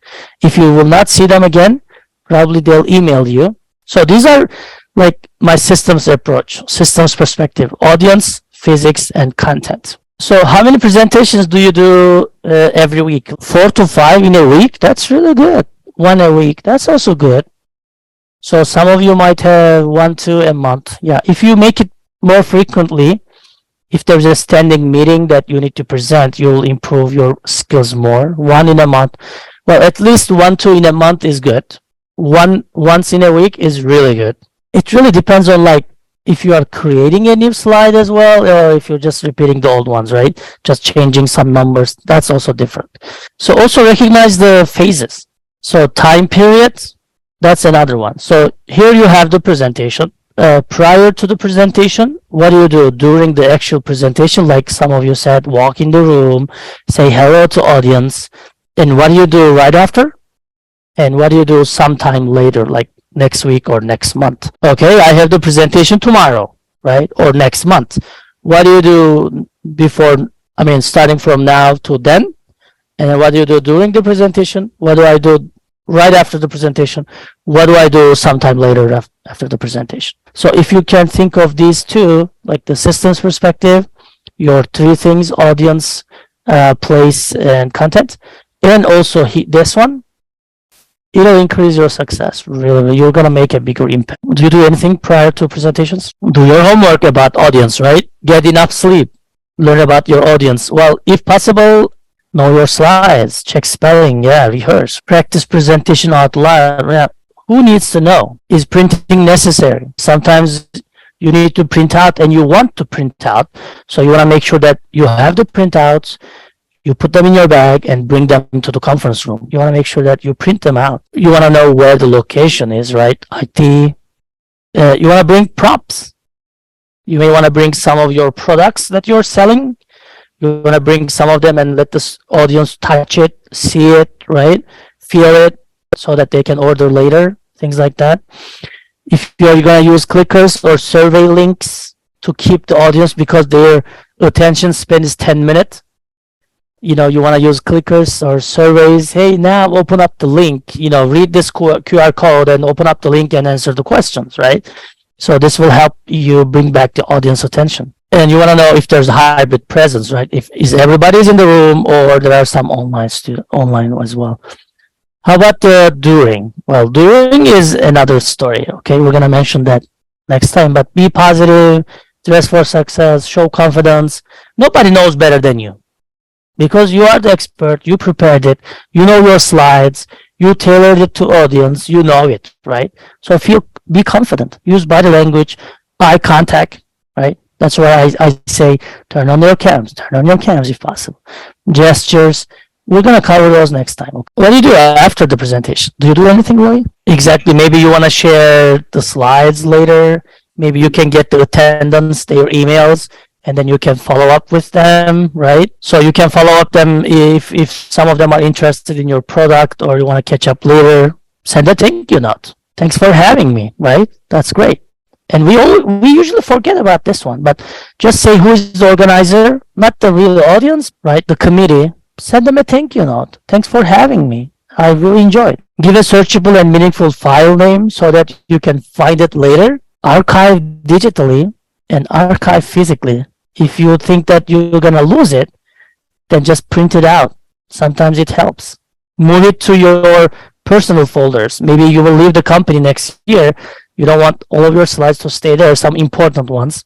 Share with others. Promote it. Just go on LinkedIn and say, I really enjoyed presenting whatever in this company. Thank you for having me. Just post it, make a post on LinkedIn and promote your work. So it's a big world. It's a large world. It's a crowded world. It's a busy world. Nobody's going to find your presentation. You are going to share it with others and promote your own work. And reduce, reuse, recycle for the next time. Make it ready for reuse next time, because you're going to forget about the feedback. You're going to forget about your typos. So here's my recommendation, okay? So have a title. So this is kind of a system, okay? So always have a title. In this agenda, after agenda, have an introduction, the content, whatever is the content, have a conclusion. What is the takeaway? And references, some useful readings and some reports about the topic, and say thank you. Because people will have question. So this is my recommendation. So try to stick with this one no matter what, no matter who's your audience. As long as you have a PowerPoint, this will organize your thoughts, and you can add and delete some of them, add more if you want, but have your own style. Let's look at some ideas, okay? So have you heard 7 to 7 rule? So people will say you gotta have 7 words and 7 lines in one PowerPoint. This is for the attention and for the design purposes. 7 words in one line and 7 line. Very helpful. If you never heard the 1-to-1 rule, like 1 minute per slide, if you have an interview of 30 minutes, if you have a presentation of 30 minutes, 30 slides. You should also have a question and answer session. Mysterious shapes and figures, like the smiley face in my title, right? All these things. Also refrain unnecessary animation. Don't disturb them. Avoid unrelated picture, like the kid's picture in my title, right? Because I have the cotton there and the kid that I was talking about. And I can do all kinds of animations, unneeded, unnecessary. Choose a background that makes sense. Actually, I always prefer to try to white. White is always, it always works. Any pretext, we talk about them. Company colors, if it's internal, yeah, company colors, but some companies, like, they have standards, I understand. But like this one, this is a real presentation. So first of all, what is this title? Like, says introduction. I mean, what does that mean? Nothing. So a title should be catchy, and Ricky remembers this from the literature reviews, right, Ricky? I always say, hey, titles should be eye-catching, right? Drawing attention. Like, is this a title? Introduction. Like, that's not a title, right? And you have the car in the background, and I can't read it. And why do I have all this text? Remember, 7 to 7, 7 lines, 7 words. And if you do things like that, like in the video, you're gonna be a slave of your PowerPoint. You wanna be a master of your PowerPoint.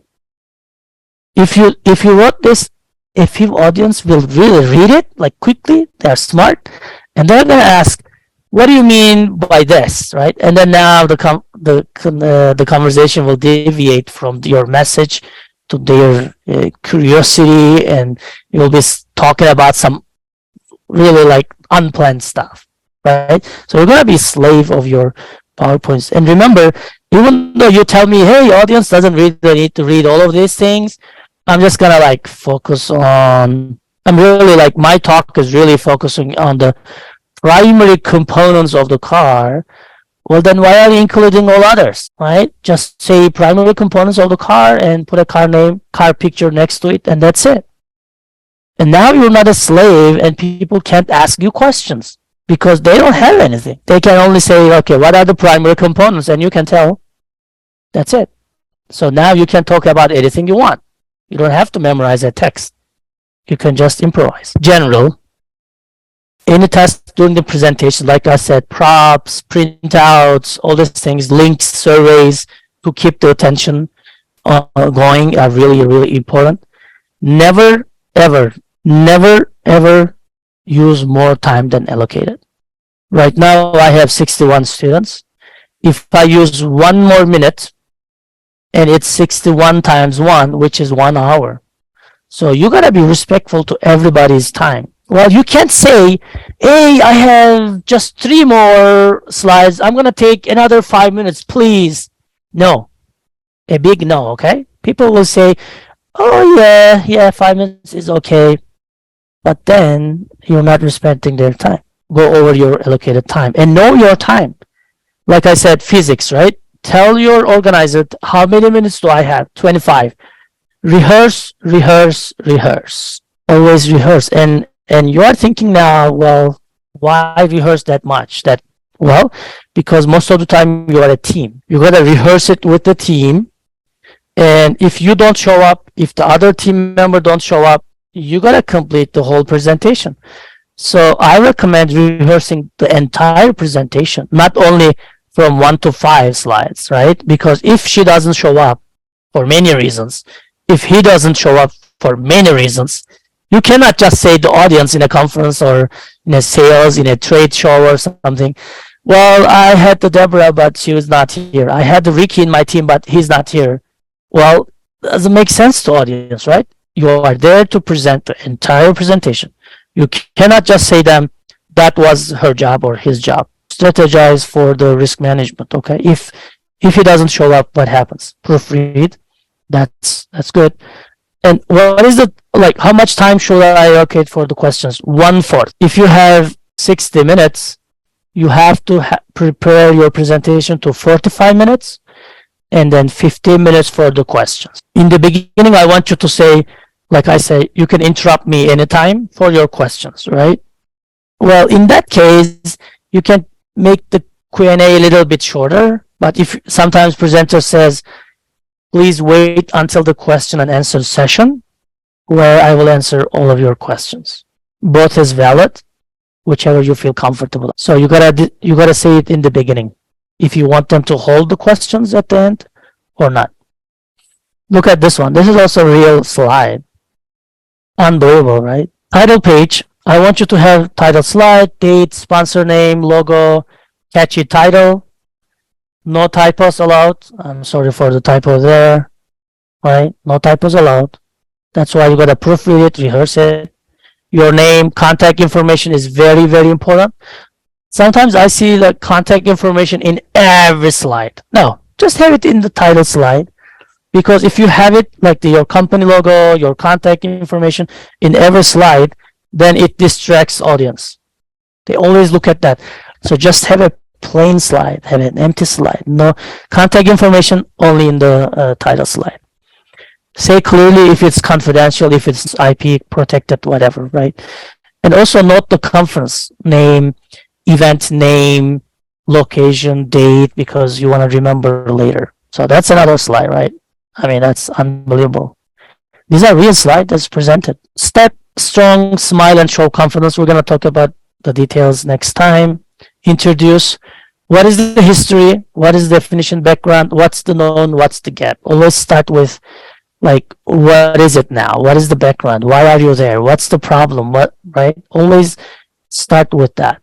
And tell them what you want to tell them, right? In the beginning, you're going to tell them, I'm going to make a presentation about that. And when you're presenting it, just say it what you want to tell them. You want to know your subject really well, which I also mentioned, like team of two presenting and he doesn't show up. What do? You have to practice before.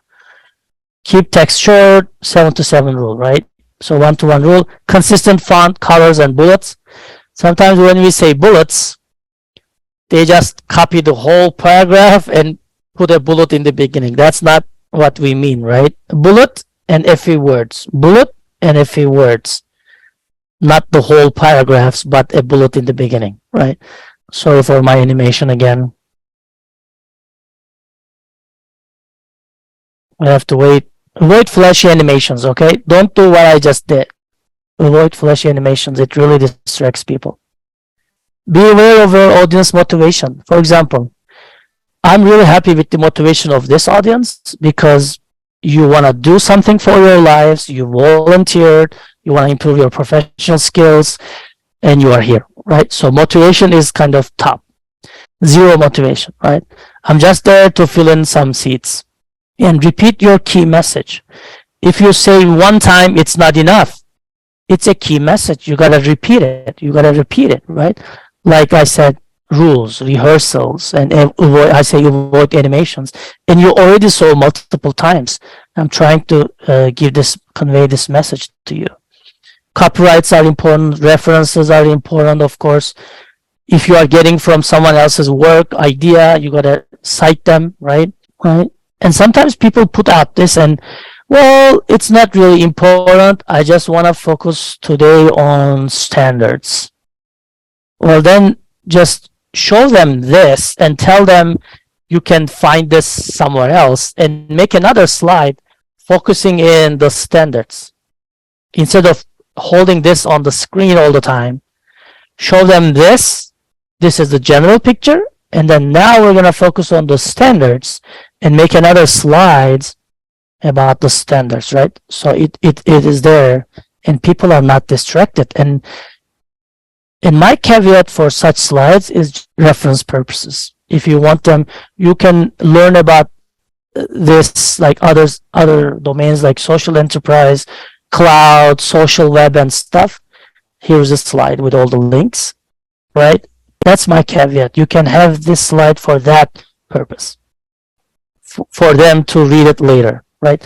But if you want to talk about this slide in the standards section, just have another slide for standards, okay? No typos allowed. I'm sorry, my typo here. Okay, maybe one or no. I say only one typo throughout this presentation, because if you have two, then people will look at it and try to find the third one and the fourth one. They will always try to find the typos. Okay, so one is okay, two is not okay. That's why you gotta check. Less text, check it, get it proofread. Okay, use bullets, like I said, properly to remember the main points and not to be a slave for the PowerPoint. Be ready to summarize in 1-2 slides. What do you think that one is? Have you ever summarized the whole presentation in 1-2 slides? You are in a meeting, you are the fifth one to present, and people before you present budget, present ops, present maintenance, and they took time, a little bit of time, a little bit of time, and then now you have only 2 minutes, and your boss will go for another meeting, and she says, hey, Ahmed, I have 2 minutes. What do you want to tell me? You cannot just tell him like, okay, no, I have 10 slides. These are really important. You got to listen to me. Well, he has to go. So what is the one slide or two that you want to show him in this 2 minutes? Because it happens. I want you to prepare yourself before that. If I have 2 minutes, which slides I want to show? Well, if you don't have any slide, make an extra slide. And if he tells you, hey, I have 2 minutes, what do you, and tell them, okay, we're going to go to extra slides, backup slides, and this is the slide, right? If one of your slides is not enough, any one of your slides is not enough, please create another one for just these cases, okay? And your colleagues will say, oh, she's really prepared, right? You're going to look really professional. Backup slides, yeah. And look at this one, like in the video, right? Unbelievable. I'm sorry, check the animations if copying slides. I think I copied my slide and it kind of veered in the order, right? If you're copying your slides from other PowerPoint presentations to reuse purposes, which I really support, effective version control, don't bring your older version. That's why I always keep my, for example, let's see my file here. Look, I think you can read it, right? Session 2, version 3. So I'm creating slides just for this audience. So that's my version 3. So make sure you bring the correct version. If you are using acronyms, say it first. So always use the first time in the open form, long form, and then use acronyms. How reviewers are formed. That title is good, but other than that, nothing is good. Conclusion, tell them what you told them. What is the summary? What's the solution? What's the conclude, right? What's your key message? Repeat your key message. Proposal, call to action. Okay, now what? What do I need to do? If it's a conference, nobody needs to do anything. If it's a corporate meeting, maybe there are some assignments for people and departments that you want to say here. Clearly, Deborah from quality department, we're going to do this that time. Ricky from project management office will do this at that time, right? You're going to write clearly call for action. What is expected? What are the tasks, right? Takeaway, what are 3 things to remember in your in your presentation? What should they bring home? What should they bring office, right? That's why I said in the beginning, what did you do about your soft skills? Did you do anything really? Like, because I want you to do one thing, practice. What did you do to practice, right? What is the message that you want them to receive? How are they going to follow up? Did you give them email? Did you give them your booking link? Most of the companies have some, links to book some appointments with salesperson or things like that. What is the mean to follow up, right? What is the contact information? Is it okay to call you? Do you have a number, or is it email, or is it Slack? What do you want to do, right? Tell them clearly. So what's our takeaway? We have 1 more minute. Think from a systems perspective, okay? So what is 3 things? Physics, audience, content, okay? Always think about this. Remember the phases. Not only when you say hello to presenter, to audience, pre, post, and after some time. Okay? Get it proofread, rehearse with the team, with the same situations. Like if I'm doing this over Zoom, I should not rehearse like in my computer without Zoom, right? Be positive and engaging, which we will talk about more next week. Be confident, know how to use the software, always follow up. Well, it's not easy as it seems. Okay. One thing before you leave, and I'm going to stay here if we'll talk about more if you need it or if you have any individual questions, but your slides shouldn't make sense without you. Okay? Because you are the presenter, not the PowerPoint. So I'm just concluding with my first slide. You are the presenter, not the PowerPoint. Okay?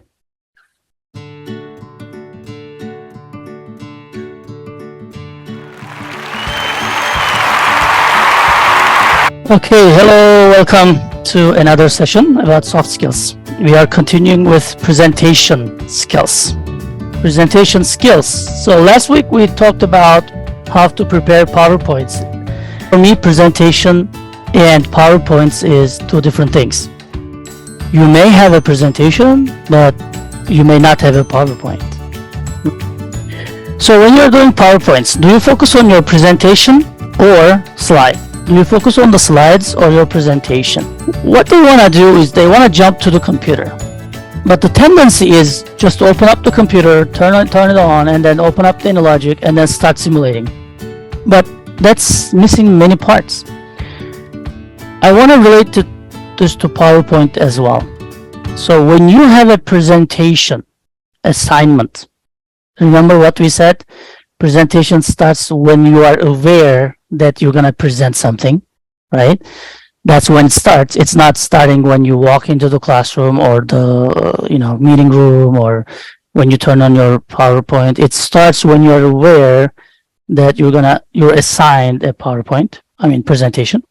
Just like that, before even opening up your PowerPoint, I want you to design your thinking, design your structure on the paper, right? First, you can't really avoid it. Your mind will start working in the background, right? I'm sure it will. And then at one point, you have to put it on the paper, not on the computer yet. Put it on the paper. And then once your design is satisfying you, now you can move to the PowerPoint. I want you to focus on how you're going to relay your message across, right? How are you going to convey your key message? You can do this without PowerPoint or with PowerPoint. So focus on your presentation, please. Not the PowerPoint slides. There may be presentations that you don't even have a PowerPoint. You don't need a PowerPoint, right? The reason is you are the presenter. Slides are not presenters. You are the presenter. Slides are just our aid. They're just helping us. Sometimes you will have a prop and it's going to help you, right? Sometimes you may have a PowerPoint and sometimes you may have both. Right? You may have both. But if you focus on the presentation rather than the slides, it'll be more effective. Today, I will more, of course, focus on the, like in the meetings or in the classroom presentation, right? And we're gonna cover some good ideas. So I want to hear from you. What works for you in your presentations? And what do you avoid doing? So let's hear from you. I'm sure you have done some presentations in the meeting halls, in the classroom. Do you remember any of the things that, that was a great presentation? Or one thing that you always want to avoid doing in your presentations? Because you have to have an eye contact. Sometimes you will have presentations in a meeting room to 3 people, 4 people. I mean, no way. Classroom is okay. ASU is large. We have 100 students. It's okay if you don't do it. But for 2 people, 3 people, you have to make an eye contact, I told her, and then you have to improve this. Exactly. It's really different. Like we are talking very general, right? We're not talking about an elevator pitch. We're not talking about a TED talk. We're not talking about lecturing. Like, we're talking about things, thank you, Ricky, for anything almost, right? In general. So eye contact, we will talk about it, but it's not like doing really like this eye contact, right? Sometimes you may have a large classroom or meeting room that has like one desk row here and then another one in the middle and another one on the right side. Sometimes I see people presenting only the right side or only the middle side, so the others kind of feel left out, right? And that's kind of eye contact too. Sometimes you talk to in the middle, facing in the middle group of participants, sometimes to the left, sometimes to the right, right? And it always helps to partition your audience. Say, I'm going to call left side 1, I'm going to call in the middle 2, and then the right side 3. And now the first question, answer for the first question goes to the first, number 1, and then the second question, please row number 2 work on it, and then row number 3 work on the question 3, right? So they all feel engaged and involved and not left out. It's not only like looking at their eyes. Okay? Sometimes we even forget to like face them. Like, we don't even turn our faces to that group, which is really bad. I see a lot of presentations like that. I avoid stumbling and more text on slides. Yeah, more text on slide is bad. I avoid not being familiar with my content. Yeah, rehearsal. Just reading off all the slides. Remember, in the beginning of the last session, I show you some numbers, and one of them was reading off the slide. They made a survey and said, what is the worst thing in PowerPoint presentation? They said the worst thing is seeing the presenter just reading off the slides. So I always want to, again, think about the audience perspective, the content perspective, and then the logistics perspective.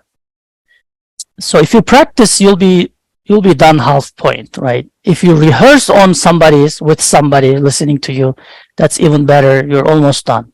Okay. And also, again, like the presentation one that we covered, think about what you're gonna do during and pre-presentation, right after the presentation, and sometime later on the presentation. This also helps. Look, these are not PowerPoints, right?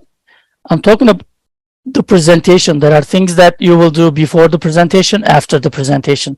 So presentation actually is not happening only here. There are things that we need to do before and after, and even sometime after too. So these are all kind of presentation. Take it as a system. Take it as a big picture, okay? Pausing, experts say pausing is good, right? Sometimes you do this. Let me think of an example.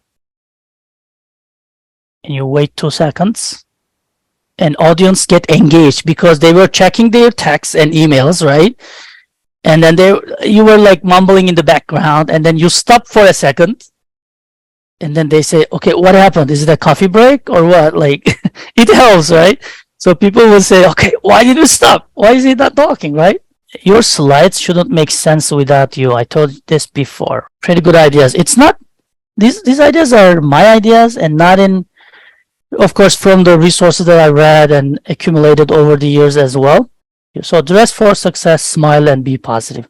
That's kind of like number one thing, right? When they tell you dress for success. Even in the flyers, it says dress for success, job fair.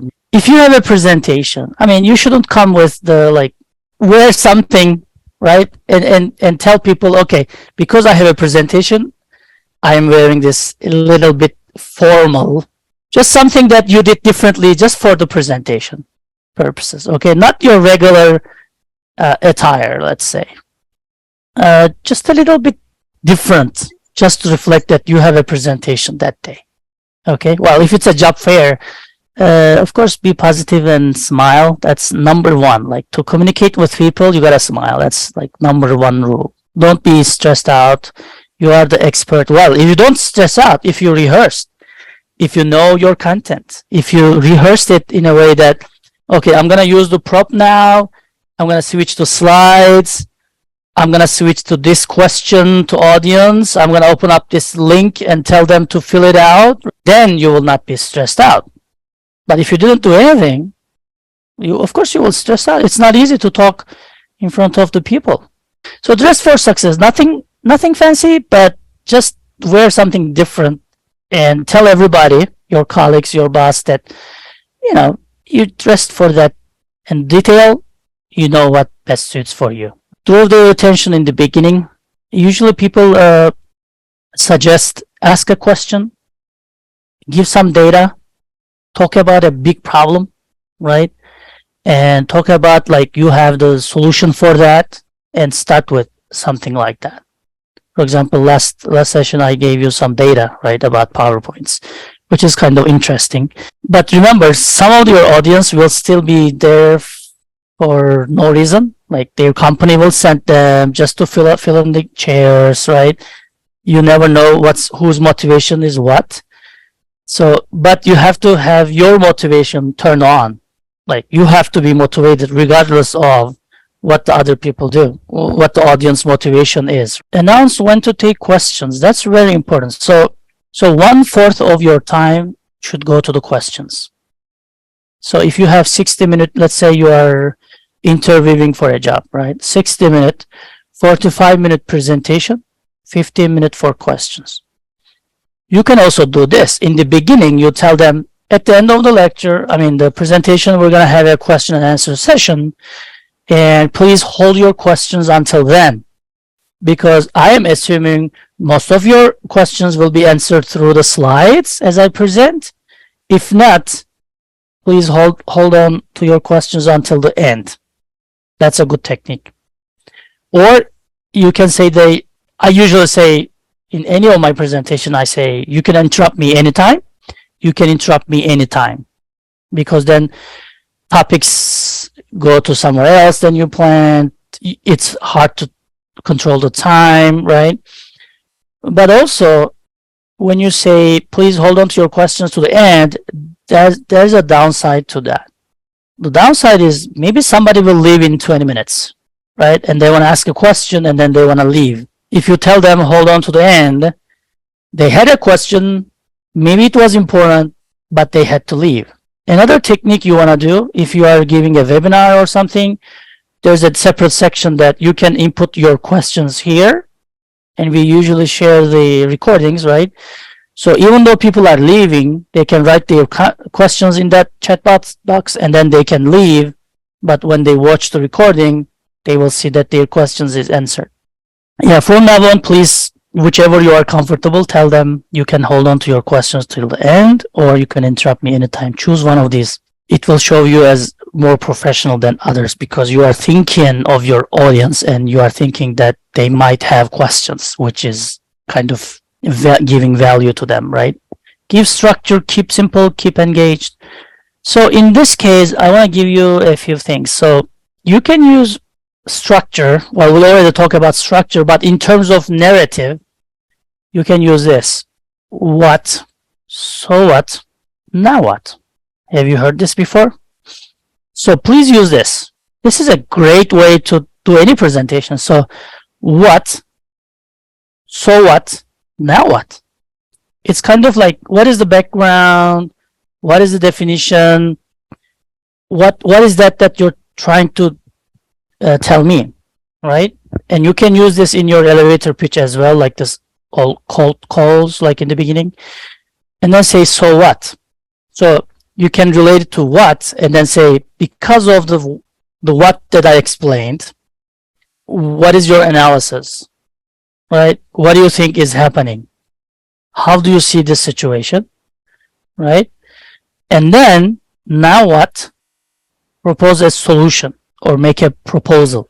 Okay, so this is a very quick structure. That'll give you a great structure. What, so what, now what? Promise learning outcomes. So in the beginning, if you tell them you're going to learn this and this, they will stick with your presentation. They will stay in the classroom, right? Sometimes we give webinars, and sometimes there's 10 students, there's 50 students, not only students, but participants. If you tell them the outcomes and what they will learn, maybe they will just leave, which is great. because you don't want to waste their time and you don't want to demotivate yourself, right? Because they will check their emails, they'll check their texts, and then not engage, and this will be bad for a presenter, right? Just tell them, here's what we're gonna do. So this is what is in this for them. So what the learners will learn, or the participants will learn from this presentation. For example, 2 weeks ago, I told you, if you're expecting me to give you like, hey, click this for a new slide, click this to import a picture. What I said, I'm not gonna tell you these things. What is in this for you? I told you I'm gonna work on your mind and your philosophy of presentations, right? Rather than just clicking the buttons. And that's what I'm trying to do. What is in this for them, right? If the audience listens to you, why is it good for them? If they are engaged, why is it good for them? That's what you want to have in one of the first slides, right? What's your authority? Even though you are boss, even though in presenting, or even though you are employee and presenting, it shouldn't matter. Sometimes I see people, like when they present to their subordinates, like their employees, they don't care because they are my employees, right? I can tell anything I want. I can be as prepared as I want.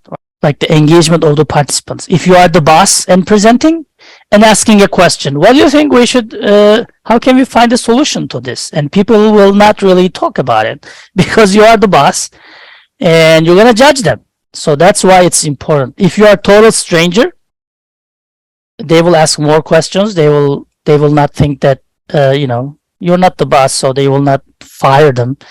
They will ask more funny questions, more detailed questions, whatever they are wondering. So authority is really important. Think about, one of the things that you need to do pre-lecture is think about your authority.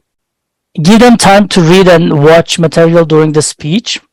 Sometimes we put up a slide, which we know now we shouldn't put up a big slide full of sentences and paragraphs, right? And then we put it out, and then even we don't let them read. Here's the information, and even after reading, it's hard to digest it, right? You can even say, okay, 1 minute to read. If you have any questions, for like they will not understand it probably, I can clarify the points that you have, and then we will talk about this paragraph or something, right? So you have to give them time to read. You have to help them understand, and then discuss the text.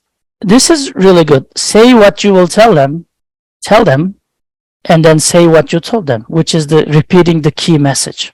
So I highly recommend not putting up the text on the slide. Just take it out, because in my master's degree, in my second master's degree, when I did the international relations and organizational culture, one of the things that they taught me was deleting the text.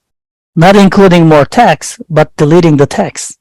So in the first year, when we were doing presentations, like 10 slides, 15 slides, our professors were coming to us and say, okay, you got the presentation? Yes, sir. And then they said, okay, we don't have really time, and this is just educational purposes. Please summarize in one slide or one sentence sometimes. And they say, don't use the slides. Just summarize it with one sentence, one long sentence. The second year, I learned it, right? Every time I do a presentation, they're going to ask me, like, summarize it with one sentence or one slide, right? So I'm prepared. Next year, they told us, one word or 2 words.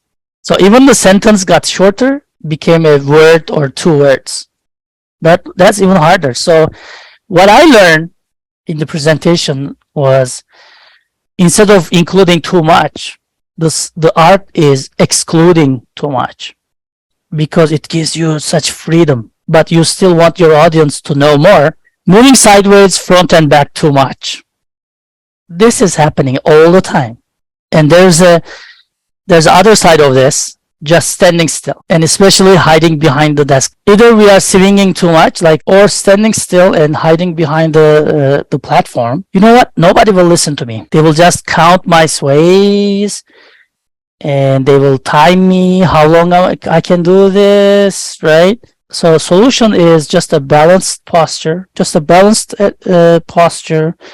Maybe put your hands on the, desk or platform, maybe, so you don't sway. I never talk or speak in the back of the computers. Never. I can't just do it. I'm not set up for that. Okay. But you are doing it. We are doing it. So just be aware and don't do it. Right? Because it really distracts. Okay, what do you do with hands? These hands are our enemies when presenting. What do you do with them? What do you do with hands? Have you ever thought about it? I'm going to give you like the first sentence. What I want you to remember about hands, never ever put it in your pocket. Never ever put it in your pocket. That's kind of an unwritten rule. What can you do is your presentation clicker, your clicker, right? Get your clicker in your hand. Now your brain knows that you're touching your clicker and you're not, moving sideways, making gestures and stuff like that. You can't put this in your pocket, that will prevent you to put your hand in your pocket. So it's really helpful to have something like that. Presenter, maybe a pencil. Too much gestures is bad too, but a little bit is good. If you don't have anything, just bring your business card. Print out the slides. If it's expensive to print out, maybe just print out one slide with the, ordering links or company information or something like that. Yeah, be careful holding your props, right? Don't throw it like this. Whoever's interested, you can come approach to me after the presentation and I'll give you the textbook or whatever is that case. And you can see the details, right? Instead of just giving them. You can say, I'm writing it down and we'll get back to you about that. Yep, exactly. That's what you need to do. You know what? I work in the marketing department and I guess, and say a little bit, give a little bit more detail, right? As you know, I work in the marketing department and I think that's a great question for finance department. It just happens to be, in our team, we have the marketing and then one person from the sales, but we'll make sure that we'll talk to our finance guys and we'll make sure that your question is addressed. So can you just be so nice to share your email address or whichever way you want to use or write on a paper and we'll make sure that is addressed, right? That's a perfect answer. Remember, people don't want the solutions on the spot. And we are also not expert in everything. And it's a very kind and professional way to say, that's a great question for finance department and I'll make sure that I'll get that information for you. You know what? I didn't think about that aspect, but I'll make sure that when I go back to my office or my company, I'll look at that a second time and I'll get back to you myself because it's my area, but I just didn't think about it. Agenda, we talk about, give them definition. It's kind of what, right? Giving them the background, the definition first. I always start with a definition, background, history, something like that, which is the what. And so what? And then now what, right? That's a great structure. Don't lose control of both audience and yourself. What I mean here is, let's say nobody is listening to you, but it's being recorded, or maybe your boss is there, but no one else is listening. Don't lose control of yourself. You have to present like everybody is listening to you. Because if that's recording, let's say it's going to be posted on YouTube, like even like the more public space, right? Or maybe the company website, SharePoint or OneDrive, Google Drive, somewhere. People will see that and say, you know what? Chris is like not energetic here. Like what's going on here, right? Well, because nobody's listening to you, but nobody's motivated in the audience, but it's not recorded, right? You are recorded and you're going to make a perfect presentation, no matter what, right? So don't lose control of yourself. And what do I mean don't lose control of the audience is don't let them ask like every minute one question and try to answer them and just leave 20 slides. You can't present the slides. You are off the schedule. Like you off the agenda and that's not good either, right? That's why if you want to block those things, you can just say, hey, you have questions? Hit them in the end of the presentation. Yeah, include a story humor, but be mindful, okay? That's what I want to say. And stories are better than humor. Tell a story of your upbringing and say, we were in a village. I was born in a remote village, whatever. tell a story, they will remember. Humor is kind of tricky. If you really know, like you are presenting to 3 people, you know them, then yeah, okay. But, other than that, we're not funny. So, make them feel they are learning. And that's what is in this for them, right? Make them feel they are learning and they should learn as well. Word jargon, business to business jargon, try to avoid them because they wouldn't know unless this is a business gathering, like everybody has a business and everybody is doing the same thing. Avoid jargon because you will lose quickly your people, your audience. Use microphone, hybrid presence. There may be hybrid presence, so use microphone, and if it's recorded, make sure you are within the camera, make sure it's recorded. So if there's hybrid presence, no, do not hide behind the desk. Unbelievable. We all do this. Unbelievable. Why are you afraid? Why are you scared of your audience? You're there to present something to them that's helpful and useful to them. Don't read off all the slides, paper, and notes. Well, I recently start seeing students, because I tell them don't read off the papers, I started seeing students reading from slides. They wrote in the notes section and they go to behind of the desk and then they read from the slides and they tell me, we're not reading from the papers. Well, the point here is do not read, right? If you read, you lose people, you lose audience. Explain plots, figures, we saw that. Can a listener in the back row see your slides? I'm getting old, right? I was not really interested in this before, like a few years back. Now I started sitting in the back of the classroom when my students are presenting, and I can't read it. Unbelievable. I'm getting old, and I started emphasizing that to students. Look, I am in the back. I can't read it. So you gotta make sure when you're presenting, choose your font, and then go back to wherever you're presenting. If it's a meeting room, that's fine, right? Short, small meeting room, that's fine. But if it's a classroom, if it's a hall, like a lecture hall or something, you want to make sure that everybody sees it. So you got to make sure that you sit in the back and still see the slides, because otherwise they will think, okay, this presenter didn't care about me, who is sitting in the back row. Okay. Can they hear you? Again, I still in the back this year mostly, when I'm listening to my presenters, and I can't hear them. Getting too close to participants, sometimes eye contact, right? Presenters I see approaching too close to the audience, like they look at their papers, right? And they get too close, just to eye contact. They ask questions going really in front of them, and no, that's unnecessary as well, okay? Technology, we talked about it. My observations just quickly, voice control, as I said, they don't even use microphone. I always tell them, like, use the microphone, and they don't use it. No, hiding behind the desk is one of the most things my students are doing. One presenting, other standing still. That's strange. They usually have 3 students. One presenting, the others are standing like a bodyguard in the background. And I don't see the presenter. I look at the bodyguards, because they stand still like this, like a guard of the palace, and I wonder what will their next activity will be like.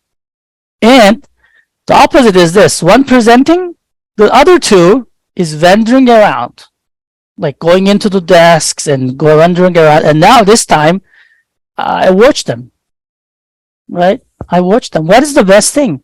Well, we'll get one as clicker, and the other one can maybe sit in the desk until his turn, right? Reading off of the slides, reading off of the notes, both is bad. Sometimes I emphasize too much. Hey, you got to bring some kind of activity to involve the audience, and then they bring an activity, and then they just do it on the board themselves, right? Or just pick 1, 2 volunteers and not involve the rest of the class, and they don't even hear what's going on. They write so small on the board. Nobody sees it. They're just doing it for me, because I tell them, hey, make an activity, get people involved, and they do it really. But is the people involved? A few minutes of administrative announcement is always good. You can say the restroom is on the end of the hallway. Coffee break will be in 45 minutes.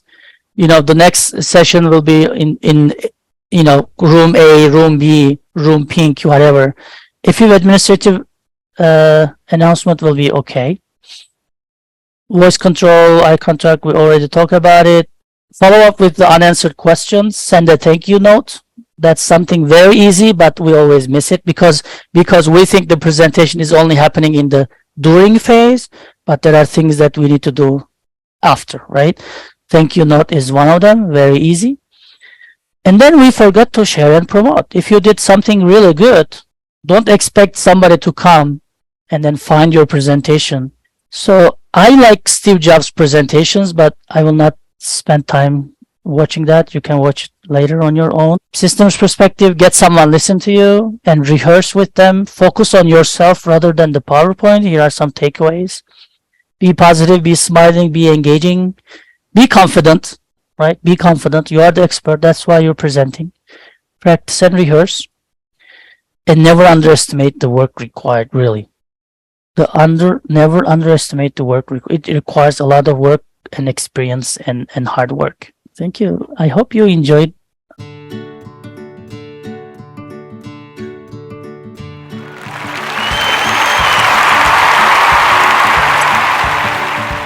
I want to do a simple math with you. Are you ready? Let's assume I'm gonna live 90 years, right? Yay, healthy 90 years.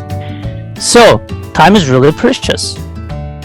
So 90 years times 52 is how many weeks is in my life?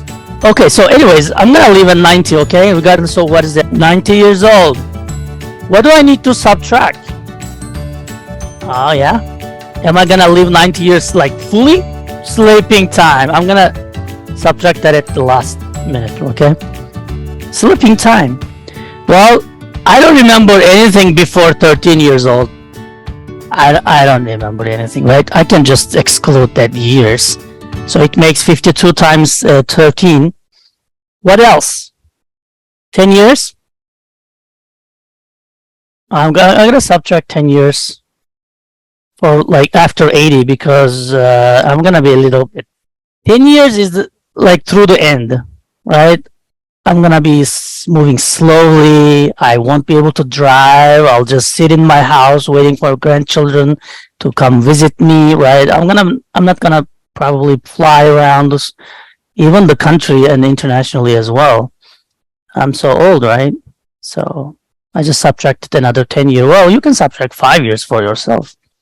Well, I gotta subtract 1 year in total when I need to go to hospital or like gaming. Well, gaming is not good. Maybe hospital. I thought of hospital, like I stay at night, overnight at a hospital, or I got to like, have some problems. Maybe I broke my leg, my arm, whatever. I need to stay in house, right? And then now it's time to subtract my sleeping time. The time where I sleep. How long do you sleep every night, every day? I know some people sleeping only 3 hours. I don't know if any of us like that, but yeah, 8 hours for adults. It's good for kids. Maybe 10, 11 is better. 8 hours, 7 hours is pretty good sleeping time, especially if you can take a nap during the day, maybe like 15 minutes, 30 minutes. It really helps. And then guess what? It's 44 years in total with 2,288 weeks. My 90 years is gone. Now I have only 44 years. That's a shocking math for me. If you never thought about time management, I hope this math shocks you guys as well. There's one reality that time management is really, really important. The weeks ahead of me, I can do something for those weeks. Time management has a separate place. Its place is very important. Okay? Because it's your life, the most valuable thing. So we gotta do something about it. So this week we're gonna talk about philosophy a little bit, and next week we're gonna look into the tools and techniques, the tricks that we can assess or you can better use of your time for the green squares. Because most of us think that time management is only for work related, or if you're like full-time student, it's only school related. It's not. Just like Ricky said, it's related. It's the whole life. Look, the website that I showed you is not saying this is the school week, this is the professional week, that's the family week. It's up to you.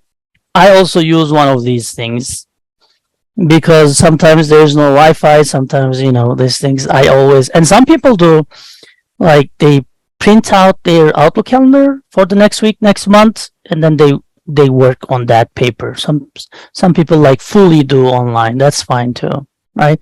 But this is the first step. We all usually think that a to-do list will help. It mostly doesn't.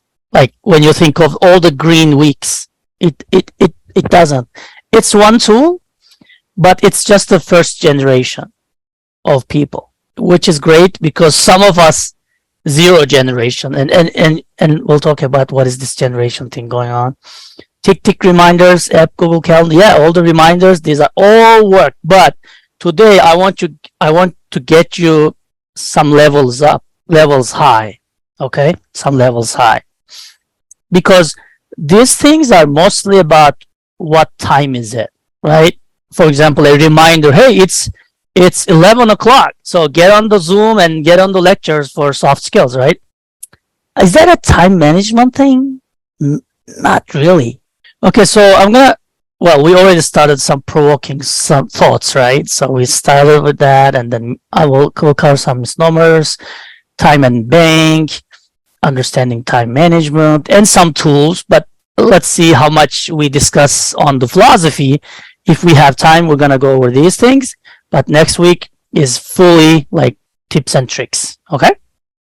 Do you feel like I do sometimes? Yeah, morning, get up, early morning and go to maybe YMCA, go to gym, right?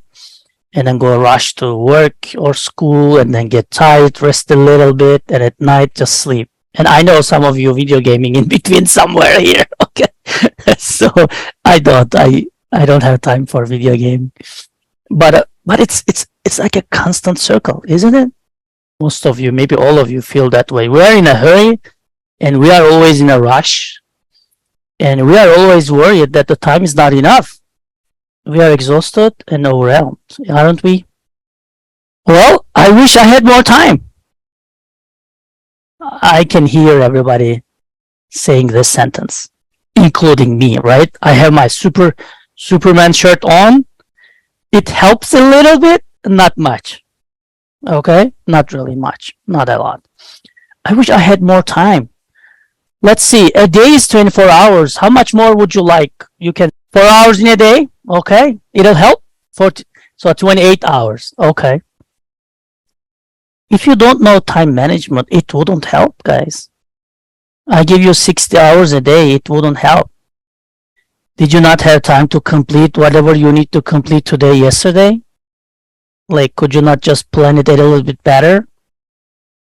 They have 24 hours. Look, guys, everybody have 24 hours. Nobody will increase that time. So he has like 5 companies and he has 24 hours.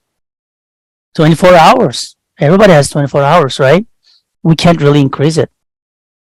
We can't really increase it. So what did you do yesterday or what did you not do yesterday that today's hours are not enough for you? So you missed out something. That's not to-do list. That's not the alarm going off in your Outlook calendar. That's the philosophy, the mental shift that you have or you didn't have yesterday. The mental shift. It's not about calendar. Yeah, we always complain that the time is short, we need more time. It's not the time. I'm giving you examples. These are great people that lived or still living, and they had 24 hours and they accomplished a lot of stuff. How do you manage your time? We heard a few. We heard alerts, like the reminders. We heard the to-do list. What else do you have? I showed you my physical calendar, right? That's a time management tool, but it's kind of, again, first generation, right? Just to keep up with things.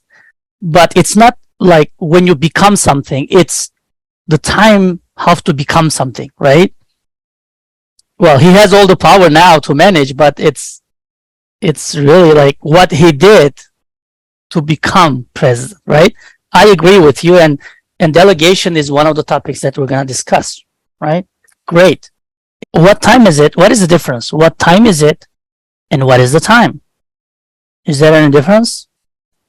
What is the time, and what time is it? What is the let's give an answer to what time is it? What time is it?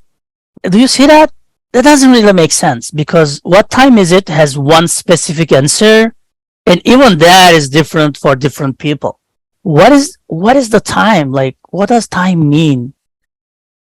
Increasing entropy. That one is good. I like that. Do you guys know entropy? Yeah, I like it. It's the organized chaos. Okay, so as you can see, the to-do list, the alarm to schedule your day is all about what time is it.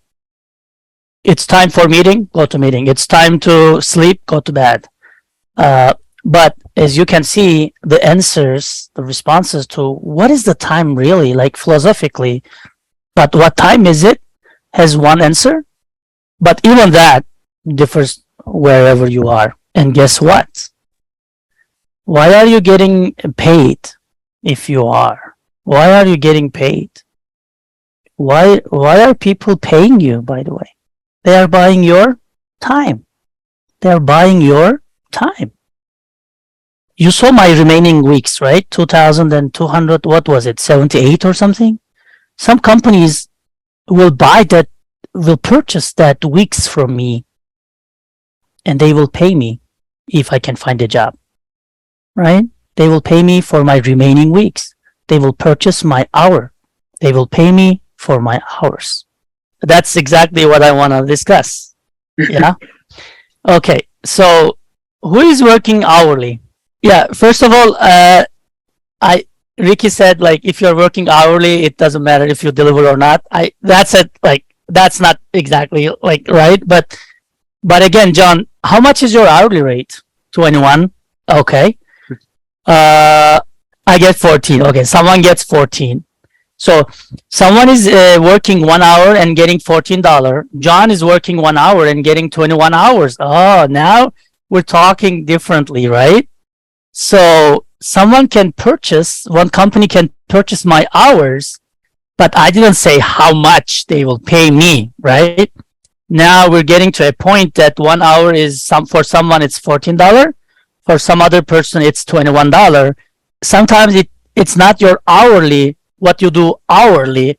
Sometimes it's your skills. They give you a website to design, and then you design and you say, I can do this for $10,000, and you finish it in 10 hours. What? Don't tell them, right? You finish it in 10 hours and your hourly rate is at $1,000. But don't tell them, because if you tell them, what happens? They want to give you less money. Okay. But if you're working at McDonald's, of course, right? And someone is being paid for $15, by the way. Yeah, so it varies. If you're working in the McDonald's, I don't know, maybe $12. I don't know what's the, I know they use mostly minimum wage, but maybe it's $11 or something. I don't know. Companies purchase our hours to pay us some money, but it depends on us. How much do they pay us, right? It's confusing, I know, but I want you to think in terms of this. They are buying your remaining weeks, which are 2,278 weeks, okay? You can't manage your time. You can't manage your time. Newton says it's constant. Einstein said it's relative. But it doesn't matter which one you believe. You can't manage the time. You can make your 24 hours, 23 hours today, so you can have 25 hours tomorrow. Or you can pray to Time Fairy to give you, like, someone even said 48 hours, right? It can't happen. It can't happen. So what you need to do whenever you hear somebody like me telling you that they will talk about time management, I want them to talk about self-management rather than trying to manage the time. Time is there, okay? Time, you gotta adapt the time, okay? You gotta adapt the time, because time is fair for all of us. And what do I mean? Every day it's 24 hours deposited in the bank. You use it or not, it's gone. It's not like a savings account that you can put in, right? It's gone. But it's given 24 hours to everybody. Like, he has 24 hours, but he has a lot of people working for him. Yeah, but it doesn't matter. He still has 24 hours, right? It disappears if you don't use it. It's not a savings account though, okay? But the good thing is you can spend it for anything, just like money. What do I mean by anything? Like you can watch 24 hours Netflix, you can do 24 hours gaming, right? You can travel 24 hours, you can read a book 24 hours, you can sleep 24 hours. It doesn't matter. The currency works in everywhere.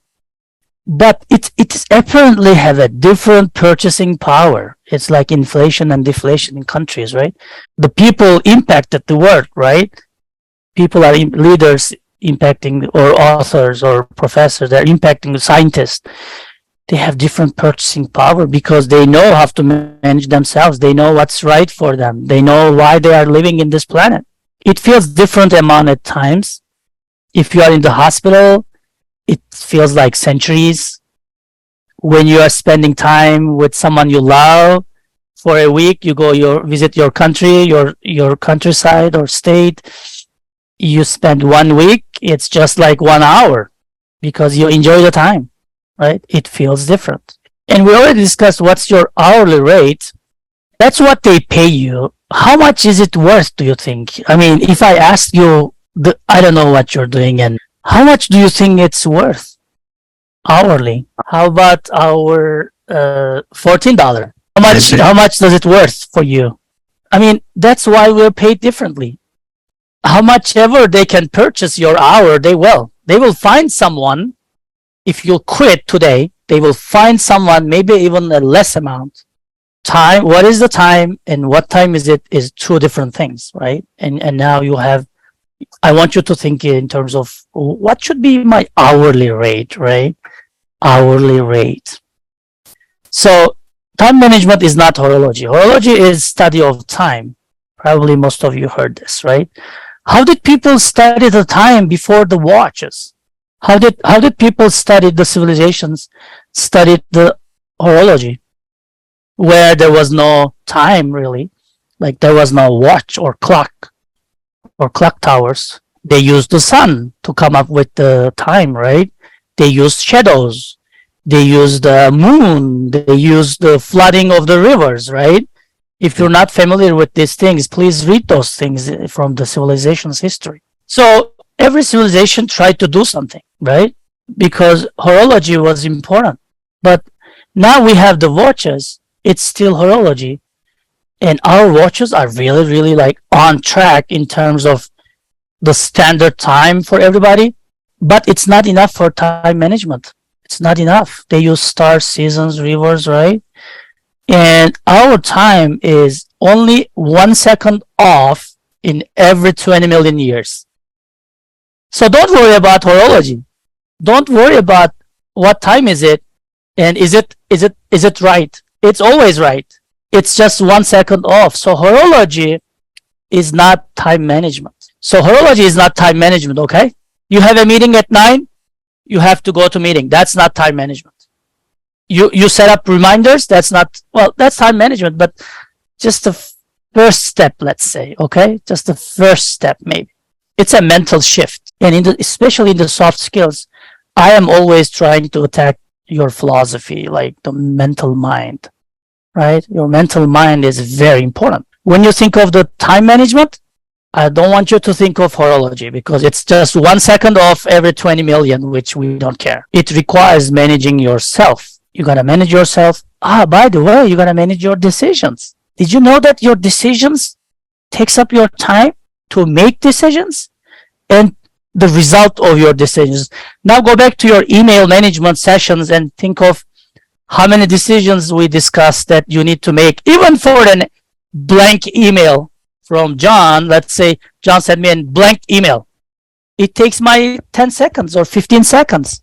If I don't open it and see it's blank, it may take in the background even more because I will start thinking, okay, there's an email from John. I gotta read it, but I don't have time. Okay, what did he say? Did he mention that one, this one? What is his, if especially if he's my boss, it will take hours in the background if I don't read it.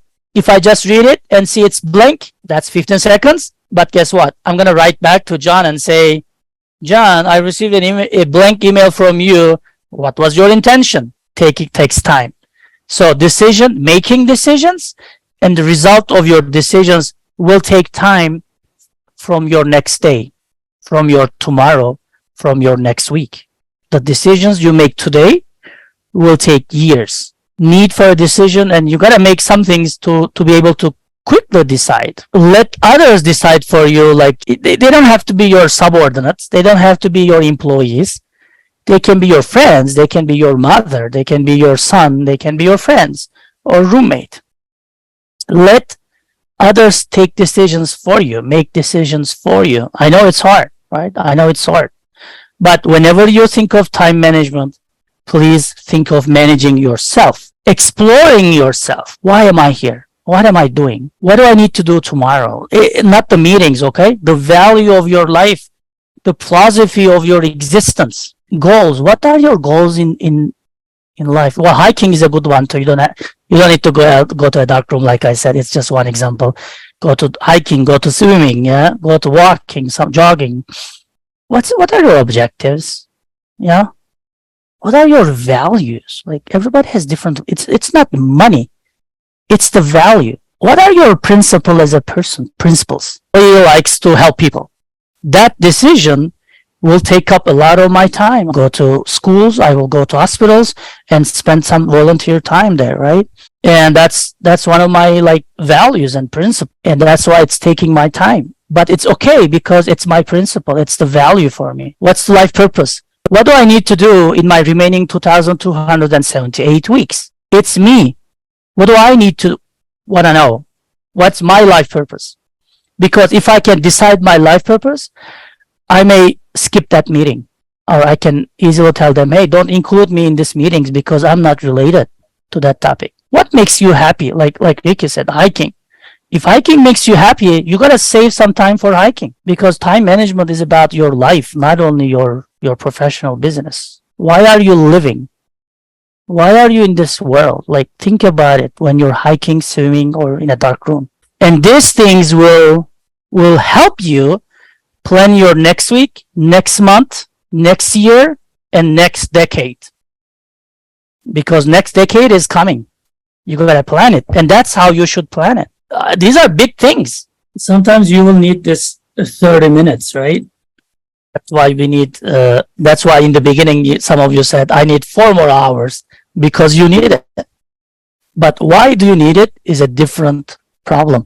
You don't need it to work harder. Time management is not about working harder or longer. Okay? I know you feel satisfied when you work overtime and not paid and, it's okay, but it's not really that. It's not only your professional life, it's your full life, full potential. It's not a to-do list. That's a tool that you can use. But remember, if you did the life purpose, the existence of life, values and principles, if these are wrong, to-do list will not help you. Well, if you're going to Walmart, that will help a lot to make a to-do list. But after the shopping, you don't need it anymore. But time management is still there. Not only for your work, I think you understand that already. It increases your quality life, reduces stress, self-satisfaction. Yeah, if you can manage your time, it'll increase your satisfaction. You feel like you are in control of your life. What does it make you feel that you are in control of life? Whenever you do something, let's say, what you do makes you feel you're in control of your life, like professional calendar, right? They just tell me, hey, we have this dean's meeting, we have faculty meeting, we have this class, we have that class. And look at it, my calendar is full. When I feel that I'm in control of my life, here is when I feel that I'm control in my life. Saying no. When I can say no to people, then I feel I am in control of my life. Because saying yes to everything, people pleaser, we don't like people pleaser. When you say yes, it reserves spots in your future. You really don't want to say no. I mean, you really wanted to say no, but you said yes just to be a people pleaser. That occupies space and volume and time in future, your tomorrow, your next week. Whenever I can say no, I can free up my tomorrow. I can free up my next week. I will say yes and I will say no. Whenever I say no, I feel like I'm in control of my life. Well, if you want to learn a language or if you want to learn a skill and you have your own milestone, that's another story. Okay, say no to people, please. What if someone is recording your day and recording from 6 a.m. to 5:59 a.m. again and recording your full day and full week? So here's my question. If I told you I'm going to start recording your week starting from next Monday, what would you stop doing? What would you start doing? What would you reduce doing? Like eliminate a little bit or do less? Only you can decide that. And only you are recording your life. You know what you're doing today, how many hours you spend on Netflix and gaming. Don't wait anyone else to record your day and week. Stop doing that bad thing that you're doing. That's waste of time. Start doing the thing that is aligned with your life purpose or principles or existence. Start doing the things that you value more, like calling your mom, dad, whoever, right? Calling your friend. Learn a skill, learn time, and you are here for that. So write your mission statement, your vision statement, SWOT analysis, explore yourself. Do you know how you're learning? Have you ever thought about how you're learning? I know how am I learning. So when I study something, I study accordingly. Because some people just read it once and they memorize it. I gotta read it twice or 3 times. My reading is slow. Some people read 1 page in 5 minutes. I read in 10 minutes. So I gotta know myself. That's time management. For an exam, some students study 2 days, some students study 2 weeks. That's time management. Statement of purpose of existence, a sense of direction. Where are you going, right? I mean, where are you coming from and where are you going? You gotta think of these things like philosophically and decide what is your big rocks. And I'm sure many of you heard this big rocks. So I would put big rocks first, then the sand. So by the way, there's still a little bit of space in the glass cup, right? If you can plan the big rocks and the rocks and the sand carefully, you can still have some wine. You see this here or here?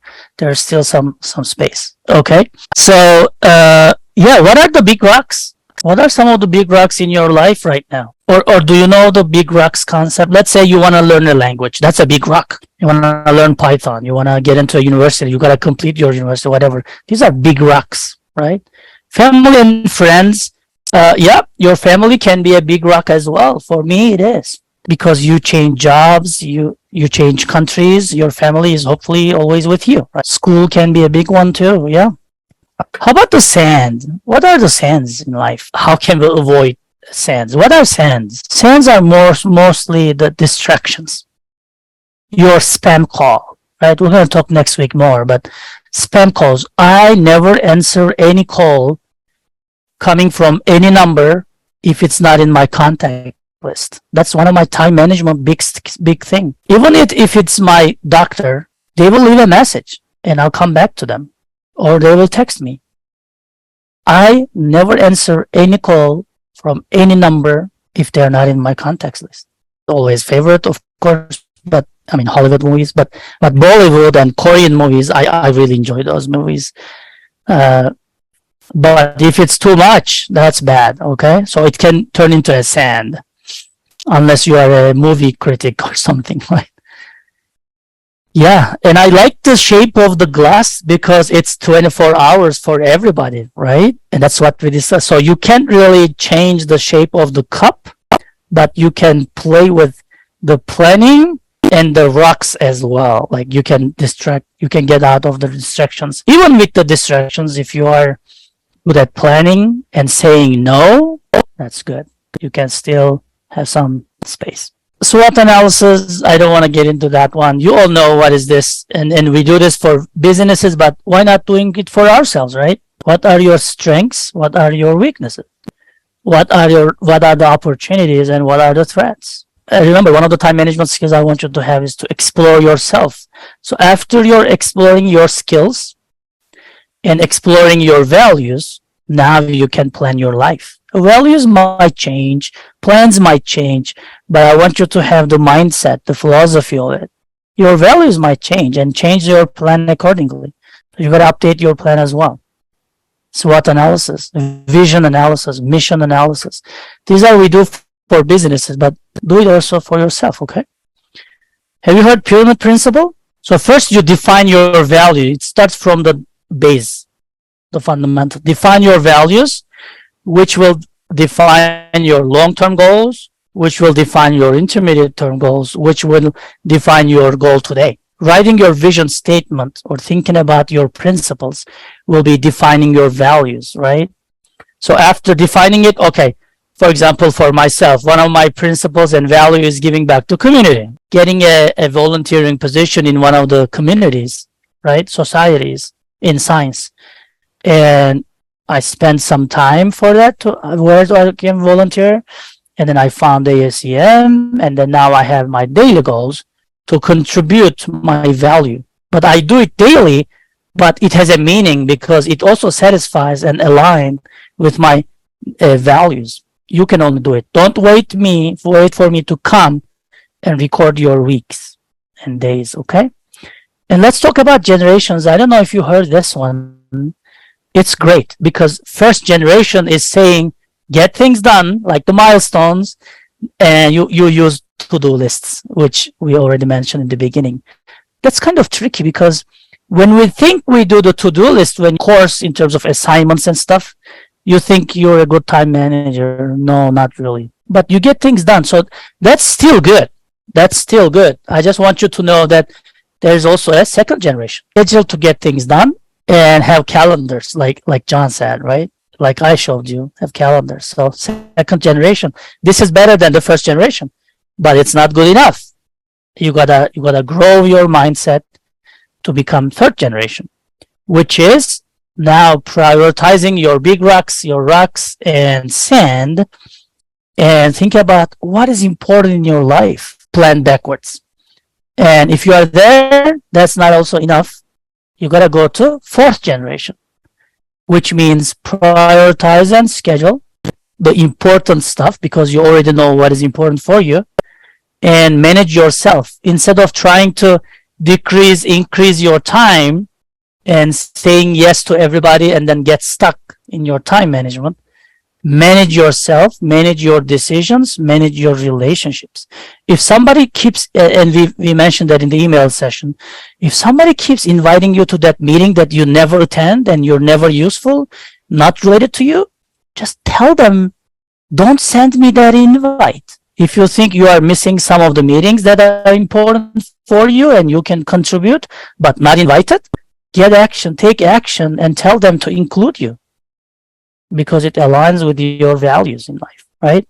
And getting, so these are the fourth generation. So when you do a to-do list, that's not enough to manage my 2,278 weeks. Work on pyramid principle and work the generation, but that's also not enough. You also need to manage your day-to-day businesses. And how can you manage your distractions? Here is the priority principle from Stephen Covey again. Everything in life can be mapped into 4 quadrants. The first one is important and urgent ones.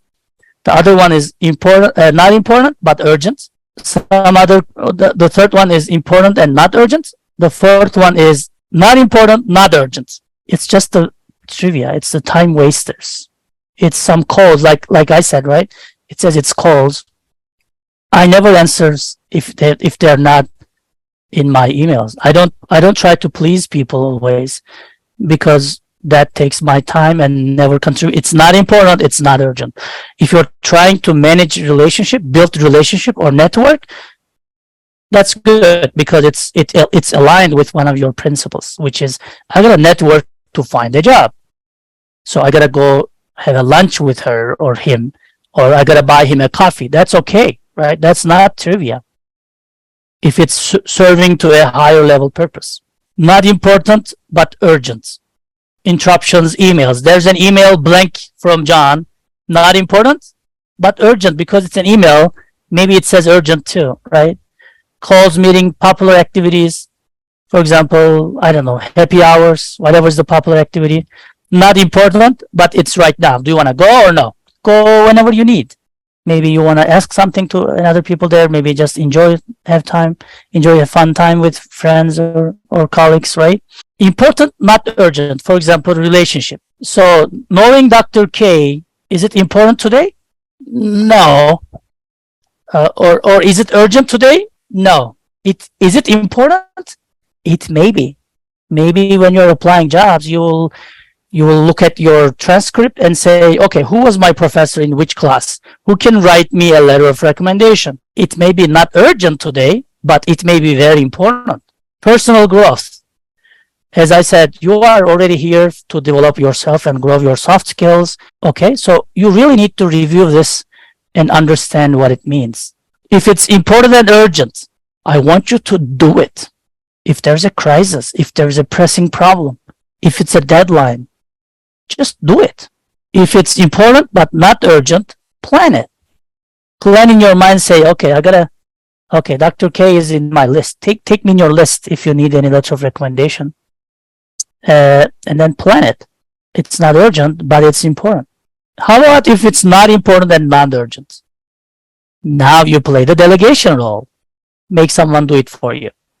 Look, you don't have to an army of employees to do that. Bringing the garbage out, the trash out is your responsibility. That's delegation. Okay? It doesn't have to be your employee, or it can be your roommate, friend. If it's not important, not urgent, what do? I want you to drop it. If it's not important, if it's not urgent, why are you doing it? Like checking Instagram 2 hours a day, checking TikTok's videos that someone has a water bucket and throws it into someone's head. This is funny, but you watch it once. Why do you watch it 50 times? Just watch it once and see what crazy people are doing crazy stuff. Just one time, yes, but why 50 times? Why every day? Okay, that's funny when you first see it and to understand how, but why do you watch it 50 times? Why do you watch it every day?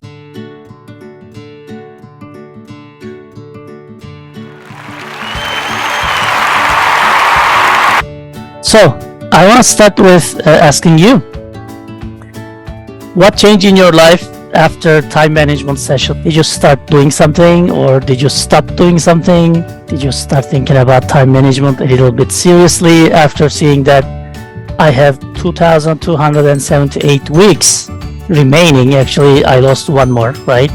So it's 2,277 weeks for me. What changed in your life? Who started doing something about time management? So saying no, as we covered, right? Saying no will free up some space.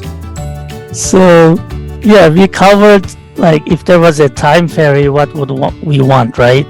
We want 26 hours, 48 hours. Some of us said, I want 48 hours. But if you don't decide your vision, mission, purpose of life and things like that, like the big rocks, 48 hours will not gonna help. We learned about what time is it and what is the time.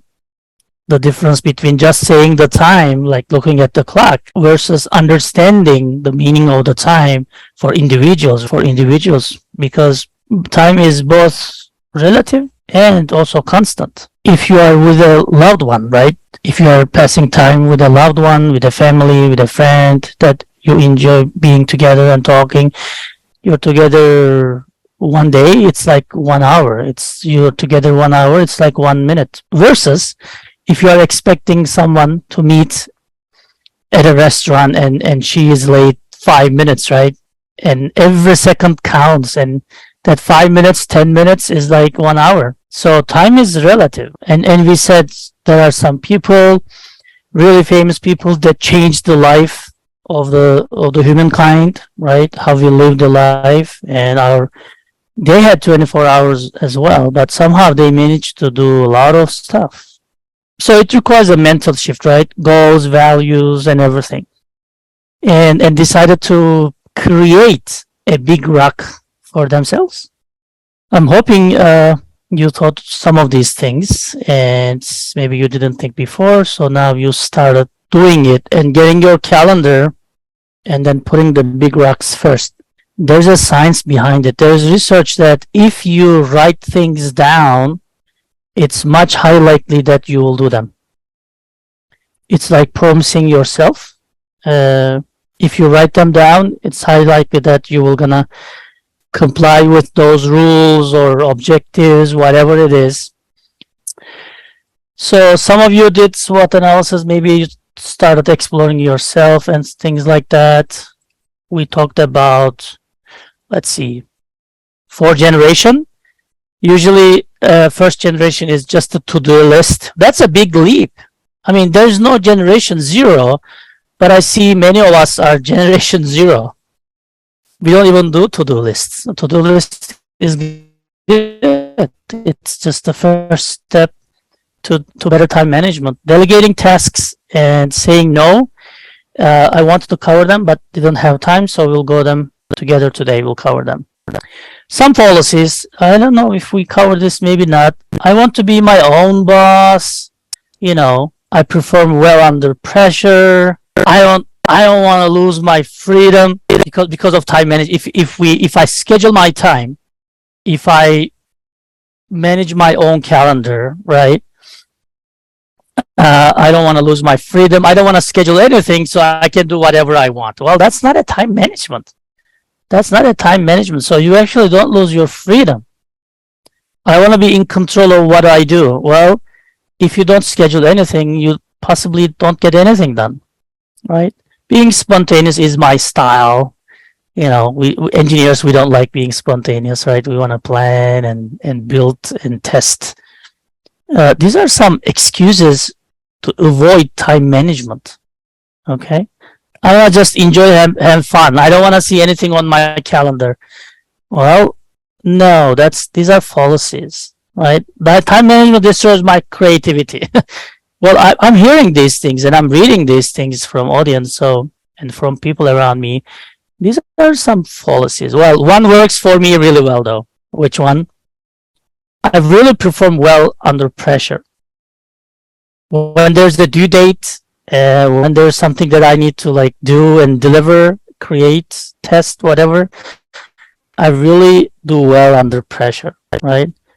But it's very risky. I don't recommend to anybody because last minute something happens and then you can't deliver it. That's bad. Okay? So it's always good to plan ahead a little bit.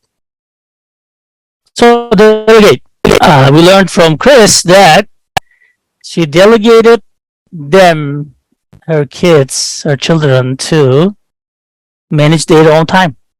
That's delegation. That's great. I mean, that's very advanced. This is really good. But it free up some space if you can delegate some tasks, right? One thing I want you to remember is you can delegate the responsibility, but you cannot, you cannot delegate the responsibility. You can delegate the activities and tasks, but the responsibility still on your shoulder. I'm delegating putting the trash out on Wednesdays or Thursdays morning to him, right? I taught him how to do it. I monitored him a few times. We did a few times together. Do you think, am I still checking after all these weeks? Do you think I'm still checking with my son if he's putting the trash out on Thursday morning? Yes, but it has been a while, maybe 1 year now. Do you think I'm still checking? Well, no, I don't need to check anymore. It has been a year now. He is really good at putting both 4 feet apart, and the direction is good. The arrows pointing to the street, things like that. It has been 1 year almost. Can I just stop monitoring and checking him and then leaving everything to him? No, I'm not doing that. But I'm not really interfering with his business, but every morning or every Wednesday night, like late night or Thursday morning, early morning, I always check if the trash is out, right? Because it's my responsibility, right? At the end, it's my responsibility as a parent, as an adult, right? Well, I taught him, I free up some space. He likes doing it, because it's also improving his responsibility. But I always check, because in 119 degrees, if I leave all the trash 1 week at house, it's gonna be a disaster. So I always check. I always check with him, right? That's delegate. So you cannot delegate the responsibility, but you should delegate the tasks, especially what kind of tasks. You just need to learn when to delegate, how to delegate, who to delegate, why to delegate, what to delegate, and how much, right? This is the key. And that's how you should think in your work as well. Okay? Who, why, what, how much, these are really important. Okay? And some of us delegate and then we do this work ourselves again. That's not a good way to do it, right? If you delegate it, delegate them the task, let them do it, teach them, right? Then just monitor them. Especially repetitive tasks, routine tasks like putting the trash out, like, right? Not strong skill set. Well, my son really doesn't need much skill set, right? Important, it's important, but it's not urgent or it's not vital, right? It's not vital. So these kind of tasks with a longer schedule, you want to delegate to free up some space. Okay. What are the resources? The delegated person, whoever is doing your job, what kind of resources they will have, they will need. What is your involvement? You gotta make it clear. Hey, it's your responsibility now. I'm not gonna involve with it. Or you may say, after you are done, tell me that you put them out. You put the trash out, right? You may want to create some kind of mechanism, reporting mechanism, that the work is done, right? You may want to write down instructions at your work. Invest in people. Look, guys, this is diminishing. I see less and less people investing in other people. All of us are investing in ourselves, not others. We should again start doing investing in people, because we cannot do all the job alone. We have to invest other people. Okay. So, and this takes time. This takes some expertise.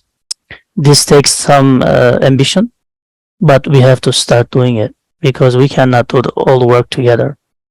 We gotta give feedback, not a performance review or anything, but if I see that the trash is not 4 feet apart, I will tell my son that, hey, you gotta make it a little bit distance to get, because, and I should explain why, because when the truck comes, they have longer arms, and if you put less than 4 feet, then the arm will knock down both the trash, and then the driver will have to step down, and if every house does that, then 1 hour work will be 3 hours, right? So you have to explain the work as well, give feedback. And then if they did right, just praise them. Give them some rewards, right? And say thank you. If you don't have any resources, just say thank you. Okay? That's delegation. Some of us say, oh, no, I don't want to invest in people. People are dumb. They don't understand. Instead of writing instructions, instead of telling them, instead of checking them, I can do it myself. Yeah, you can do it. But you're just escaping from it. We have a responsibility as a community to develop and improve others as well. And delegation is a great way of doing it. It's gonna free up your space, right? And you're improving others. That's great, because you are a team. You're gonna grow together, right? Some of us say, I don't like people. They don't it's not for me. I do my job alone. I know a lot of you are saying this. I can do it myself. I don't want to bother with others. We have to get rid of these ideas. Okay. Someone will say, I don't trust people. They do it one time and then they forget the next week.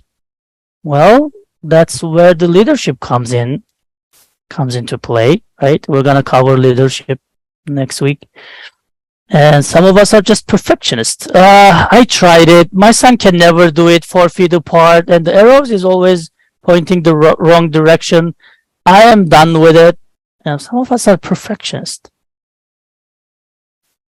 Some of us like to manage. We just like to interfere with everybody's business, want to direct them in every detail, right? Like micromanage. That's also not good. And sometimes when we delegate, we feel that we're lacking the control. We're not, actually. The job is still done. It's just done by someone else.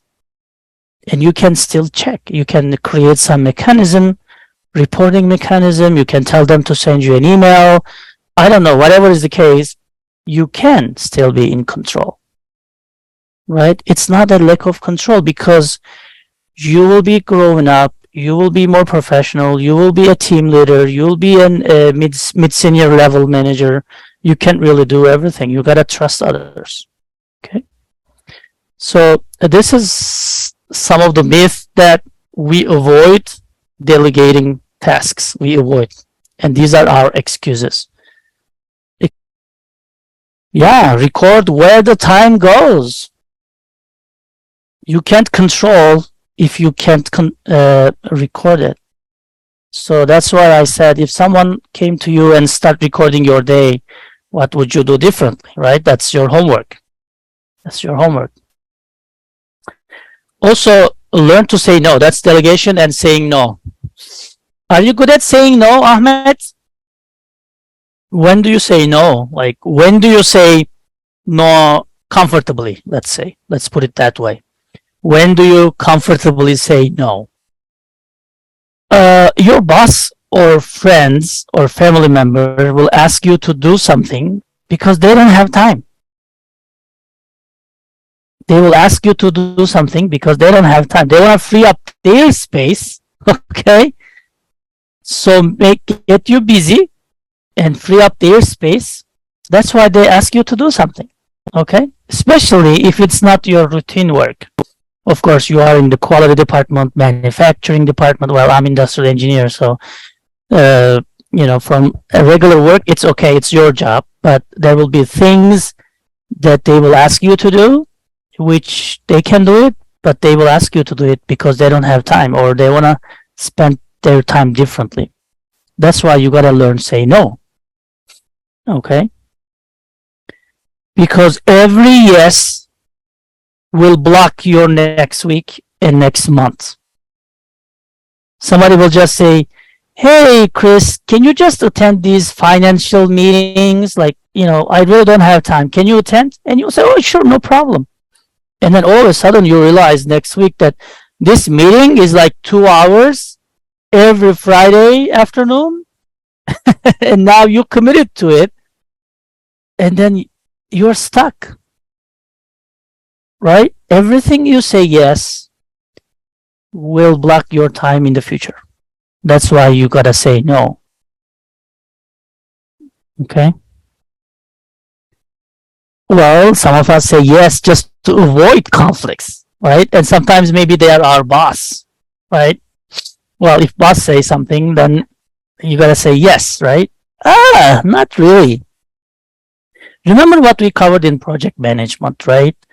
When boss asks, CEO asks a lot of stuff. And remember the requirements creep as well. I said, don't say yes, don't say no. They will not hear the rest of the sentence. And they will rely on our expertise, right? So if you say yes to everything, let's your boss came today and you said yes. Tonight he came or she came and say yes. Tomorrow morning she asked something, you say yes, right? Boom, boom, boom. Your weeks are filling up. And then when are you gonna do all these yeses? You're just without making time management, you're saying yes to everything just to please her or him, just to avoid conflicts, right? But then when that week comes and there's like multiple deliverables that you need to do, then you don't have time. So what do you do now? You go back to your boss and say, boss, I gotta deliver 3 things this week, but I can only deliver that one, the one, whatever. Well, she will say, why did you say yes? You knew all the deadlines were the same week. You said yes. If you said no or asked for help, I would give you the other engineer and I would let him work with you, or maybe ask my boss an extension in the due date and stuff like that, right? You didn't ask me anything. And now you're saying you can't do it. That's worse than saying no. Don't just say yes to avoid conflicts, okay? Don't be a people pleaser. That's what I hate. That's what I hate, right? People pleaser. I don't want people pleasers. I want people to get things done. If you need anything to get things done, you gotta ask your boss for more resources or some change. Maybe you have already 3 things that are not urgent. You can say your boss, I'm working on these 3 things. You're asking me a 4th one, which is really important, I guess. Can I extend this one or this one or this one a week? Can we extend the due date a week? And then probably he will say yes or no. Or maybe he'll say, no, let's extend the other one. Let's keep that 4th one a priority. Say no without saying no. Like I said, okay, boss, this is the 4th one. I can do it, but I'm really working on these 3 things. What do we do now? What do you want me? Which one do you want me to drop? Or do you think anyone in the team can help me this week? Right? So it's basically saying no without saying no. Or saying yes, but also freeing up space, dropping an activity, a task. Okay? And also let the boss know that you are already busy and full. Right? There's nothing wrong with that. Of course, body language, tone of your voice. Be honest. Just be honest, okay? Even though that's your boss, be honest. Respect others' time as well. Any contributions to saying no? Are you good at saying no? I am not really good at saying no most of the time. That's why I keep my rules clear. I repeat them just to be able to say no at the end, like the assignments and stuff, right? Because I know like there's like 40 students right now not doing anything, and they will start emailing me next week. You probably know this story, right? Give me 6 hours to chop down a tree and I'll spend the first 4 sharpening the axe. You read this, right? 7 Habits of Highly Effective People by Stephen Covey. It's very similar. They asked Einstein and said, well, he said, if I had 60 minutes, I would spend 55 minutes to formalize the question, to understand the question, or frame the question or the problem, and 5 minutes to solve it. So it's very similar. So you gotta sharpen your time management skills. Actually, it's self-management, right? You gotta sharpen your time management skills so you can really chop down the tree. Okay? By the way, Peter Drucker, I really recommend his books. It's usually organizational management, industrial engineering stuff. He's really good at leadership, motivation, stuff like that. So with the time management, there's a burden, right, in life. So sometimes it's increased. Sometimes things get in our way and we are very busy and everything, right? But with the time management, if you can use it, right, if you change the balance, you can now lift to double the task. And delegating, saying no, saying yes, managing your time really well. If you move this time management triangle, you can balance out a little bit more work. By the way, time management is not working more, okay? You already got that point. It's not freeing up your space to work harder. It's not that. Deadline works really well. I know we don't like it, but it works really well in time management. Physical diary, we talked about it. I showed you mine, and yeah, physical diary also works. Develop a long-term strategic plan. You already know this. Big rocks and invest on things that matters. For example, investing in people. If you invest the right people, the rate of return or ROI, rate of return on investment, will be huge. Learn to say no. It's about your energy. Monitor your progress and make changes. You put a deadline to learn a language, right? Let's say you're going to learn by Christmas. Well, if it's not working, just change it, but also make an analysis why it didn't work. Maybe you're underestimating the difficulty of learning a language, or maybe some other things went in way, right? So just look at your progress, make changes as frequently as possible if you need it. Because I don't want you to feel yourself unsuccessful. That's why play with the deadline a little bit, but also understand why it took you so long to learn that language. Delegate, disregard, delay, delegate, do. We already covered that. Understand 80-20 principle. I am sure everybody heard this one. 20%, they use this for everything. Like 20% of the people in the world, has the 80% of the wealth, let's say, right? And also they say, for example, in a company, 80% of the problems will come 20% of the people. Well, something like that. They use it for almost anything, okay? So what I want to hear is probably 20% of what you're doing is taking your 80% of your time. So if you can declutter your agenda, declutter your Outlook calendar, you will free up more space than you really thought before, because they will take a lot of time. So that's why you want to open up your calendar and say, okay, what am I doing this week and this month, this and that? I don't need that meeting. I got to send them an email to exclude me in the meeting, right? I'm doing this report. I need more support. So I got to email or talk to my manager, right? So 20% of the tasks are taking up your 80% of your time. So you got to decide what are those. And once you declutter it, you will see you will have more space than you previously thought. Okay. Papers. Who is still printing papers? We are all printing, right? I mean, mostly, again, we are still printing. And I don't know if we are printing more. Sometimes I feel that we are even printing more than old days. Okay. So deal with the papers when it arrives and put the latest one on the top. Designate an in and out tray and create a master list of what is inside. So if you still have to manage maybe your texts, right, at home, maybe you have an home office and you have to print out some customer papers or anything like that.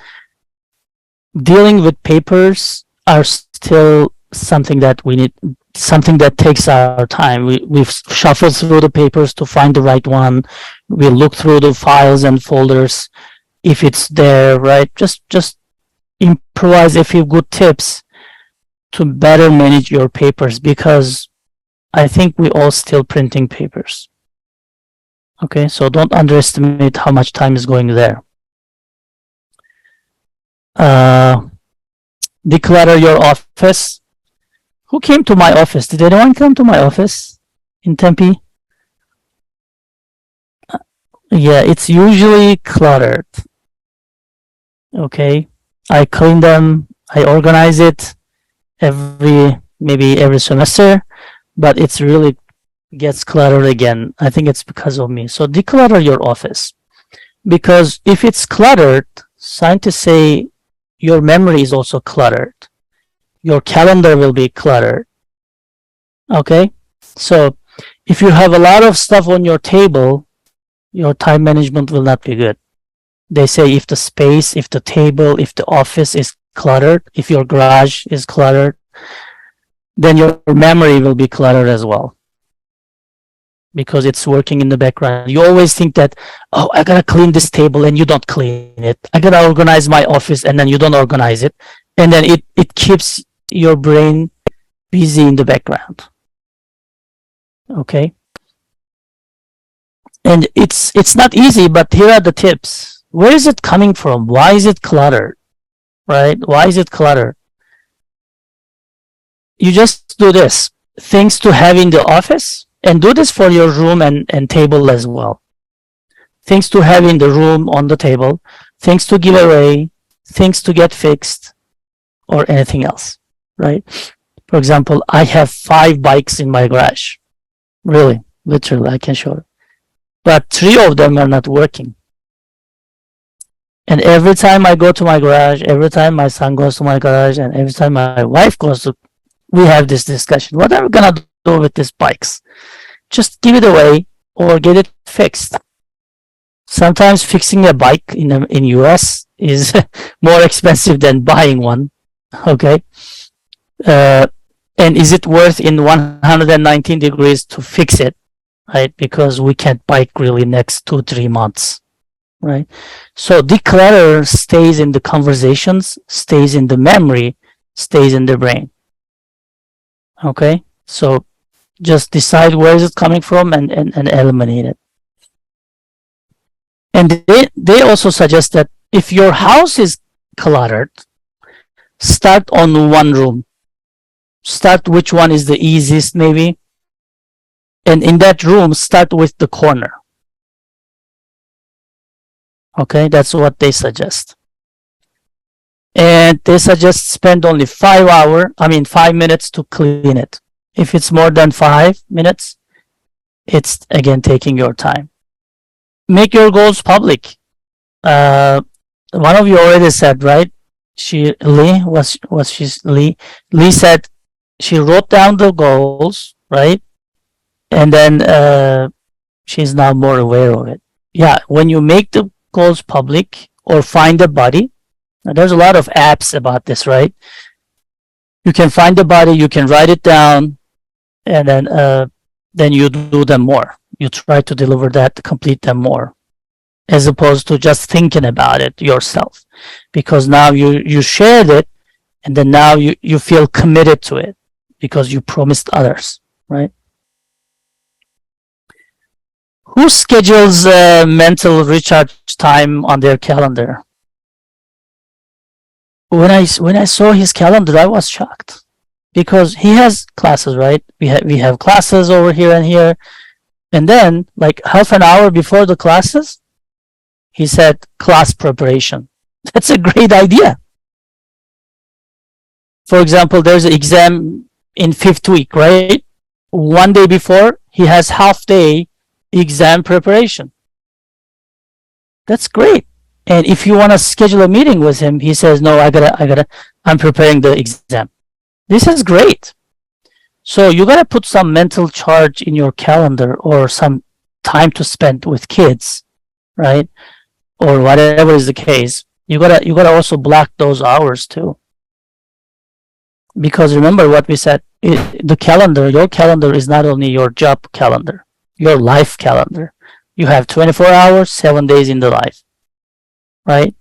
So put some mental charge. I was gonna visit one of my friends like the following week of this discussion, and then he looked at his calendar and said, oh no, I'm gonna be running at that time and day, so I can't really accept you. We need to find another day. That's great because he's putting some mental recharge time for himself. He's not saying, oh, I planned a running or biking, but anyway, I'll just cancel it and meet with you. He didn't say that. I recommend using the company calendar. For example, at ASU, we use Outlook mostly. For example, my personal things, I also write in that calendar so that when we share the calendar with others, they see that that time is blocked for me, right? So they go ahead and schedule that meeting for another time. So I don't recommend using 2 calendars and I did this in the past, it's not really working well. So just use company calendar, but include your personal stuff as well, so that you see your calendar as 24 hours and 7 days, as opposed to only work scheduling and meetings and classes and stuff like that. And also others can also see those hours are blocked. Yeah, that's very helpful. Okay, who heard this phrase? Set posteriorities. No? Have you heard priorities? Okay, that's the opposite. So prioritizing is a skill. Posteriorizing is another skill. So prioritizing is getting things ahead, like prioritizing them, but posteriorities is postponing them, delaying them deliberately, which is a great skill. We usually don't think about this. We always want to prioritize, but as you prioritize, what do you do with the others? Just take a second look and then posteriorize some of them, right? Because every prioritization requires some sort of posteriorization as well. Okay, so which one is okay to do it later? Which one can be delayed? That's very important. So think of these as well, okay? Yeah, what happens if I don't do this task? What happens if I posteriorize it and I do it later, right? What are the consequences? What happens, right? This is also a very important thinking point of scheduling your tasks, okay? Because you want to drop some of them and then make some space for yourself, right? Have a daily and weekly highlight. Do you guys know what it is? So every morning when you wake up, or the night before, think of what is the highlight for tomorrow, right? Just think of one thing or two things. And what's my highlight for next week, right? Maybe you're doing interviews. Maybe you got to fly somewhere, right? So think about what is the highlight for the day and for the week. This will help you a lot in your time management. The highlights are like most urgent, most important ones. It can be jogging, running, hiking as well, right? If you don't have anything really, it's summertime, you're not a student, whatever, you're with the family, just enjoying the time. Your highlight can be hiking or swimming, right? Or picnicking, barbecuing. It's okay, but have a highlight. Email, actually, we devoted whole series of lectures, right, for emails. But just check your emails. I recommend 3 times a day. I don't recommend checking it every minute. Don't do it. Just check. You remember the rule, right? At 6 a.m., check it and answer one, maybe if you need. But I recommend when you go to work, check it. Afternoon, check it. Before you leave, check it. I'm talking about the work email, right? Don't check it every minute because it really clutters your brain. It really clutters it. Okay? If something is in email, probably it's not that urgent. And you can always glance it, and if your boss is sending email, you can read it, but don't check your emails more than 3 times a day. Okay, depending on the work, the essence of the work, but I never recommend checking it at night. Well, I always check, but our job is 24 hours, right? It's different. We don't work 8 to 5 really. That's not our style. Professor is 7/24. So I check, but I don't recommend checking it. If you don't, well, if a group is visiting your company from China tomorrow, sure, you must check. Maybe there's a meeting time change or maybe a room change. Maybe they give you additional tasks. Hey, bring donuts, Ahmed, tomorrow for these Chinese people. Yeah, that may happen, sure, but that's an exception exceptional, right? So other than that, just check 3 times. Turn off your app alerts when working. For example, weekends, my phone is like turned off, like the alarm, nothing goes on. All apps are down. You can always set it up. I'm using iPhone, so you can always set it up so that no messages comes through. It blocks all the calls. That's what happens on the weekends. Oops, sorry. I turn off all of my alerts. I use calendars. I showed you this. I use calendars. I use flags. I use folders. I use some quick tools that you can convert emails to quick meetings or tasks. These are really saving a lot of time, right? If you have a friend, a colleague, anyone, save them in your contact list. Okay? If you're not in my contact list, I'm not gonna answer the phone. Even though you are my lawyer, even though you're my doctor. Because if you are my lawyer, you're gonna text me probably if I don't answer, or you're gonna leave a voice message. I don't answer any of the calls, and one reason is scams as well. Once you answer it, they realize that your phone number is associated with a real person, and that even that little information helps them a lot. Well, let's say you applied 100 jobs and you are expecting HR every minute. That's an exceptional situation again, right? But other than that, I don't answer any calls. I recommend Google Voice. If you guys don't have Google Voice, you can take a Google Voice, and there you go. You have another phone that you can give to Amazon, to whatever you're shopping and things like that. So your phone is not cluttered. And think twice when answering calls even from your contacts. Let's say I'm working right now, right? I'm teaching, and my phone calls, or even though I'm not teaching, right before the preparation, someone is calling and I know who is calling, I don't answer necessarily. Because if I answer, I will not be able to prepare this lecture, right? Like last minute tweaks, and I can just call them later, right? I just call them later.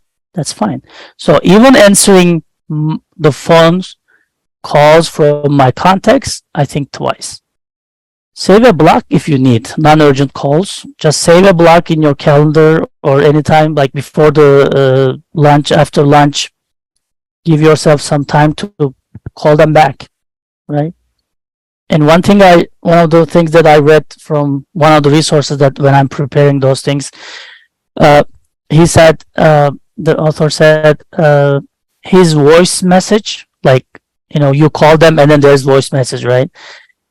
And most of us says, please leave a message and I'll call you as soon as possible, right?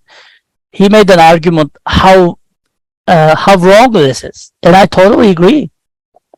Because you're saying as soon as possible and you're assuming the responsibility of getting them back, right?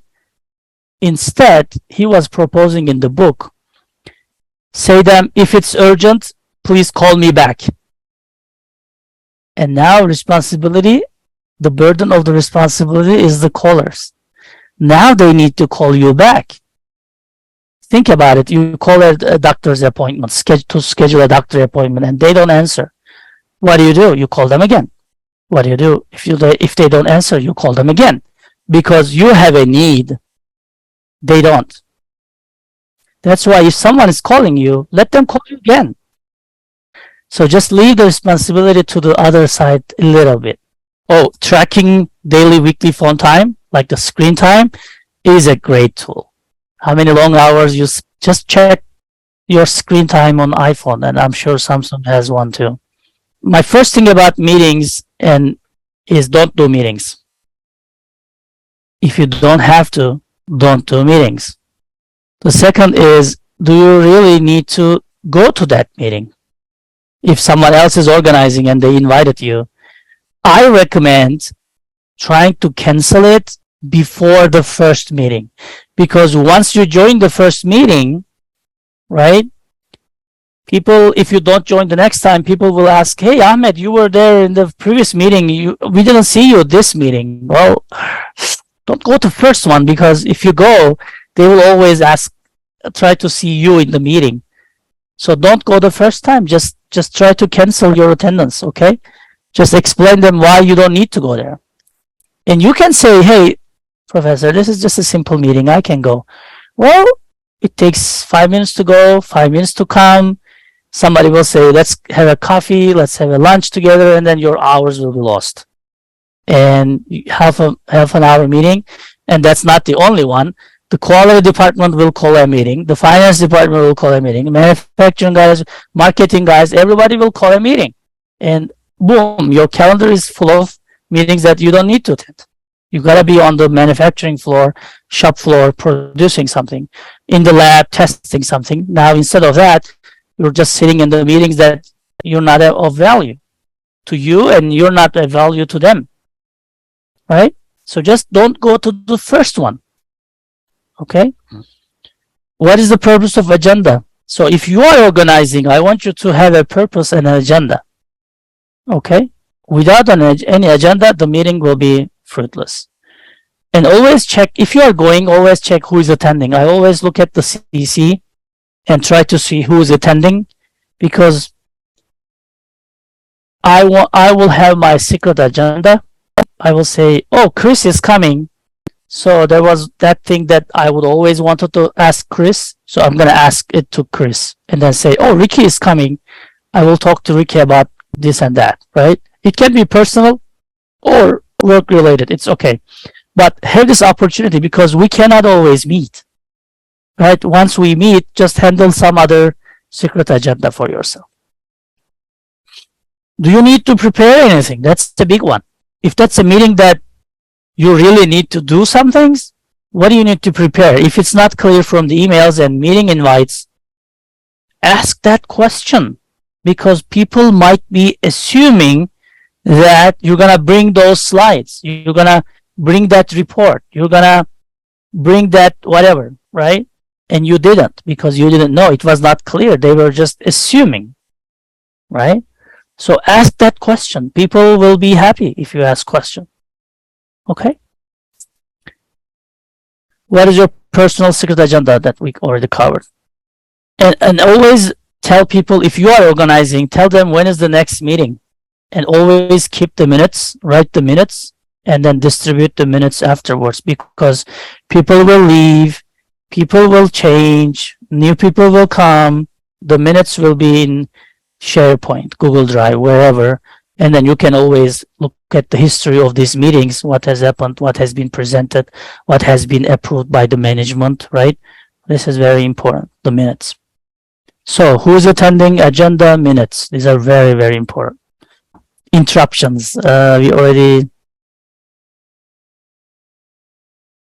already mentioned most of them, but I want to say, have a closed door policy. Remember, in the previous sessions, I recommended you to have an open door policy, right? When we are doing the email from receiver perspective. Now I'm proposing to have a closed door policy, which means as a manager, as a team leader, as a professor, whatever you're doing, you need some time to really close the door and do whatever you need to do. For me, I close my door, especially when I'm grading. When I'm grading the exams, one. Second, when I'm preparing the exams. Third, when I'm writing an article, I close my door. People see me, I open my curtain, but when my door is closed, everyone at the ASU knows that they shouldn't interrupt me, even though I'm there. Okay? And sometimes I even close my curtains, right? But they also know if my door is a little bit open or wide open, it doesn't matter. They can always come in, right? They can always come in. So have a closed door policy. Closed door policy. Conversation enders. Yeah, I'm sure most of you are expert on those things. Make use of waiting time. So just record your day and week and try to understand where you are waiting the most. most of the time, all meetings start 5 minutes late. Am I right? Sometimes even 10, if there's Zoom components. They can't connect. The link that you can't find, so the meeting chair deals with the Zoom things, and if you are in person there, it's gonna start 10 minutes late. There you go. It's 10 minutes of your life. So record these things and try to understand, make an analysis that where it's going nowhere. Like, when are you wasting the time? 10 minutes before the meeting start late, whatever, right? So get those things done. For example, when I was learning French, so I had 2 pockets in my shirt, and when I'm doing I have the index cards, right? So I was memorizing words. So I have, let's say, 50 words. Wherever I'm waiting for whatever, I always take out my words and see it. If I can like say it, like memorize fully, I put it on my right pocket. If I can't say what it is, I put it back in my left pocket. Just simple. I always did this, and it helped a lot. This is my young times, like teenager times. I do the same now. For example, my mechanic, right? Just an example. I choose the mechanic that has internet. It's weird, right? But it's true, because sometimes you go there 4 hours, 3 hours, 5 hours. You know what? I'm not going to spend 3 hours of my life waiting for my car. I always check if they have Wi-Fi. I ask them, right? And then I go whoever has Wi-Fi, because I connect my laptop. There you go. Now I can work. I can do whatever I want, right? I am now connected, right? It's important for me. So I have things to do in 5 minutes, things to do in 30 minutes, and things to do 4 hours, like half a day, like my mechanic, right? 5 minutes meeting. I always bring a book and I read 1 page while the meeting starts. I always do that. Things to do under 30 minutes. Things happen. If you are traveling by bus, right? Let's say public transportation, half an hour, 1 hour. Just read a book. Something to do under 30 minutes. Watch your online lecture, whatever, right? This is really helping a lot. One of my friends was commuting 1 hour in the morning and 1 hour at night. He started just putting a Russian CD in his car, and zero Russian, zero. But he commuted this 1 hour in the morning, 1 hour at night, 2 years. Okay. And then he just put the CD and then just listened it without knowing any Russian. After 2 years, he was really good in Russian. He didn't do anything, just listening. So be clever, and this is your lifetime, right? Time. This is your time. Don't waste it, please. So get those things squared away. Is that a typo? Okay, daily schedules, weekly schedules, semester schedules. Yeah, we know that one. So time management is about managing yourself. You gotta look from a strategic perspective, right? You gotta explore yourself. Delegate, like me and Chris, delegate. Learn to say no without saying no, I want to add. Just say it diplomatic way, okay? Make use of waiting time. Under 5 minutes, under 30 minutes, under 4 hours. Have different things that you can do. Control the interruptions. Don't go to lunch with anyone who asks you to go to lunch. If you have a purpose, go to lunch. You want to discuss a topic, you want to tell her something, you want to tell him something, you want to consult something, right? Then go to lunch. But other than that, don't go to lunch every day. Don't go for a coffee with anyone who wants to go for a coffee with you, right? It's interruption. The phone calls, emails, these are all interruptions. Phone calls, yeah. Declutter your office, your memory, your home, your corner. Start with a room, start with a corner, and then you'll be happier. Just one more thing before you leave, okay? Yeah, but I'm going to be here. Start today. Why not start today? Why do you wait tomorrow? Don't wait for tomorrow. Start today, okay? Do something today about all the things that we discussed today. Do something today, please, okay?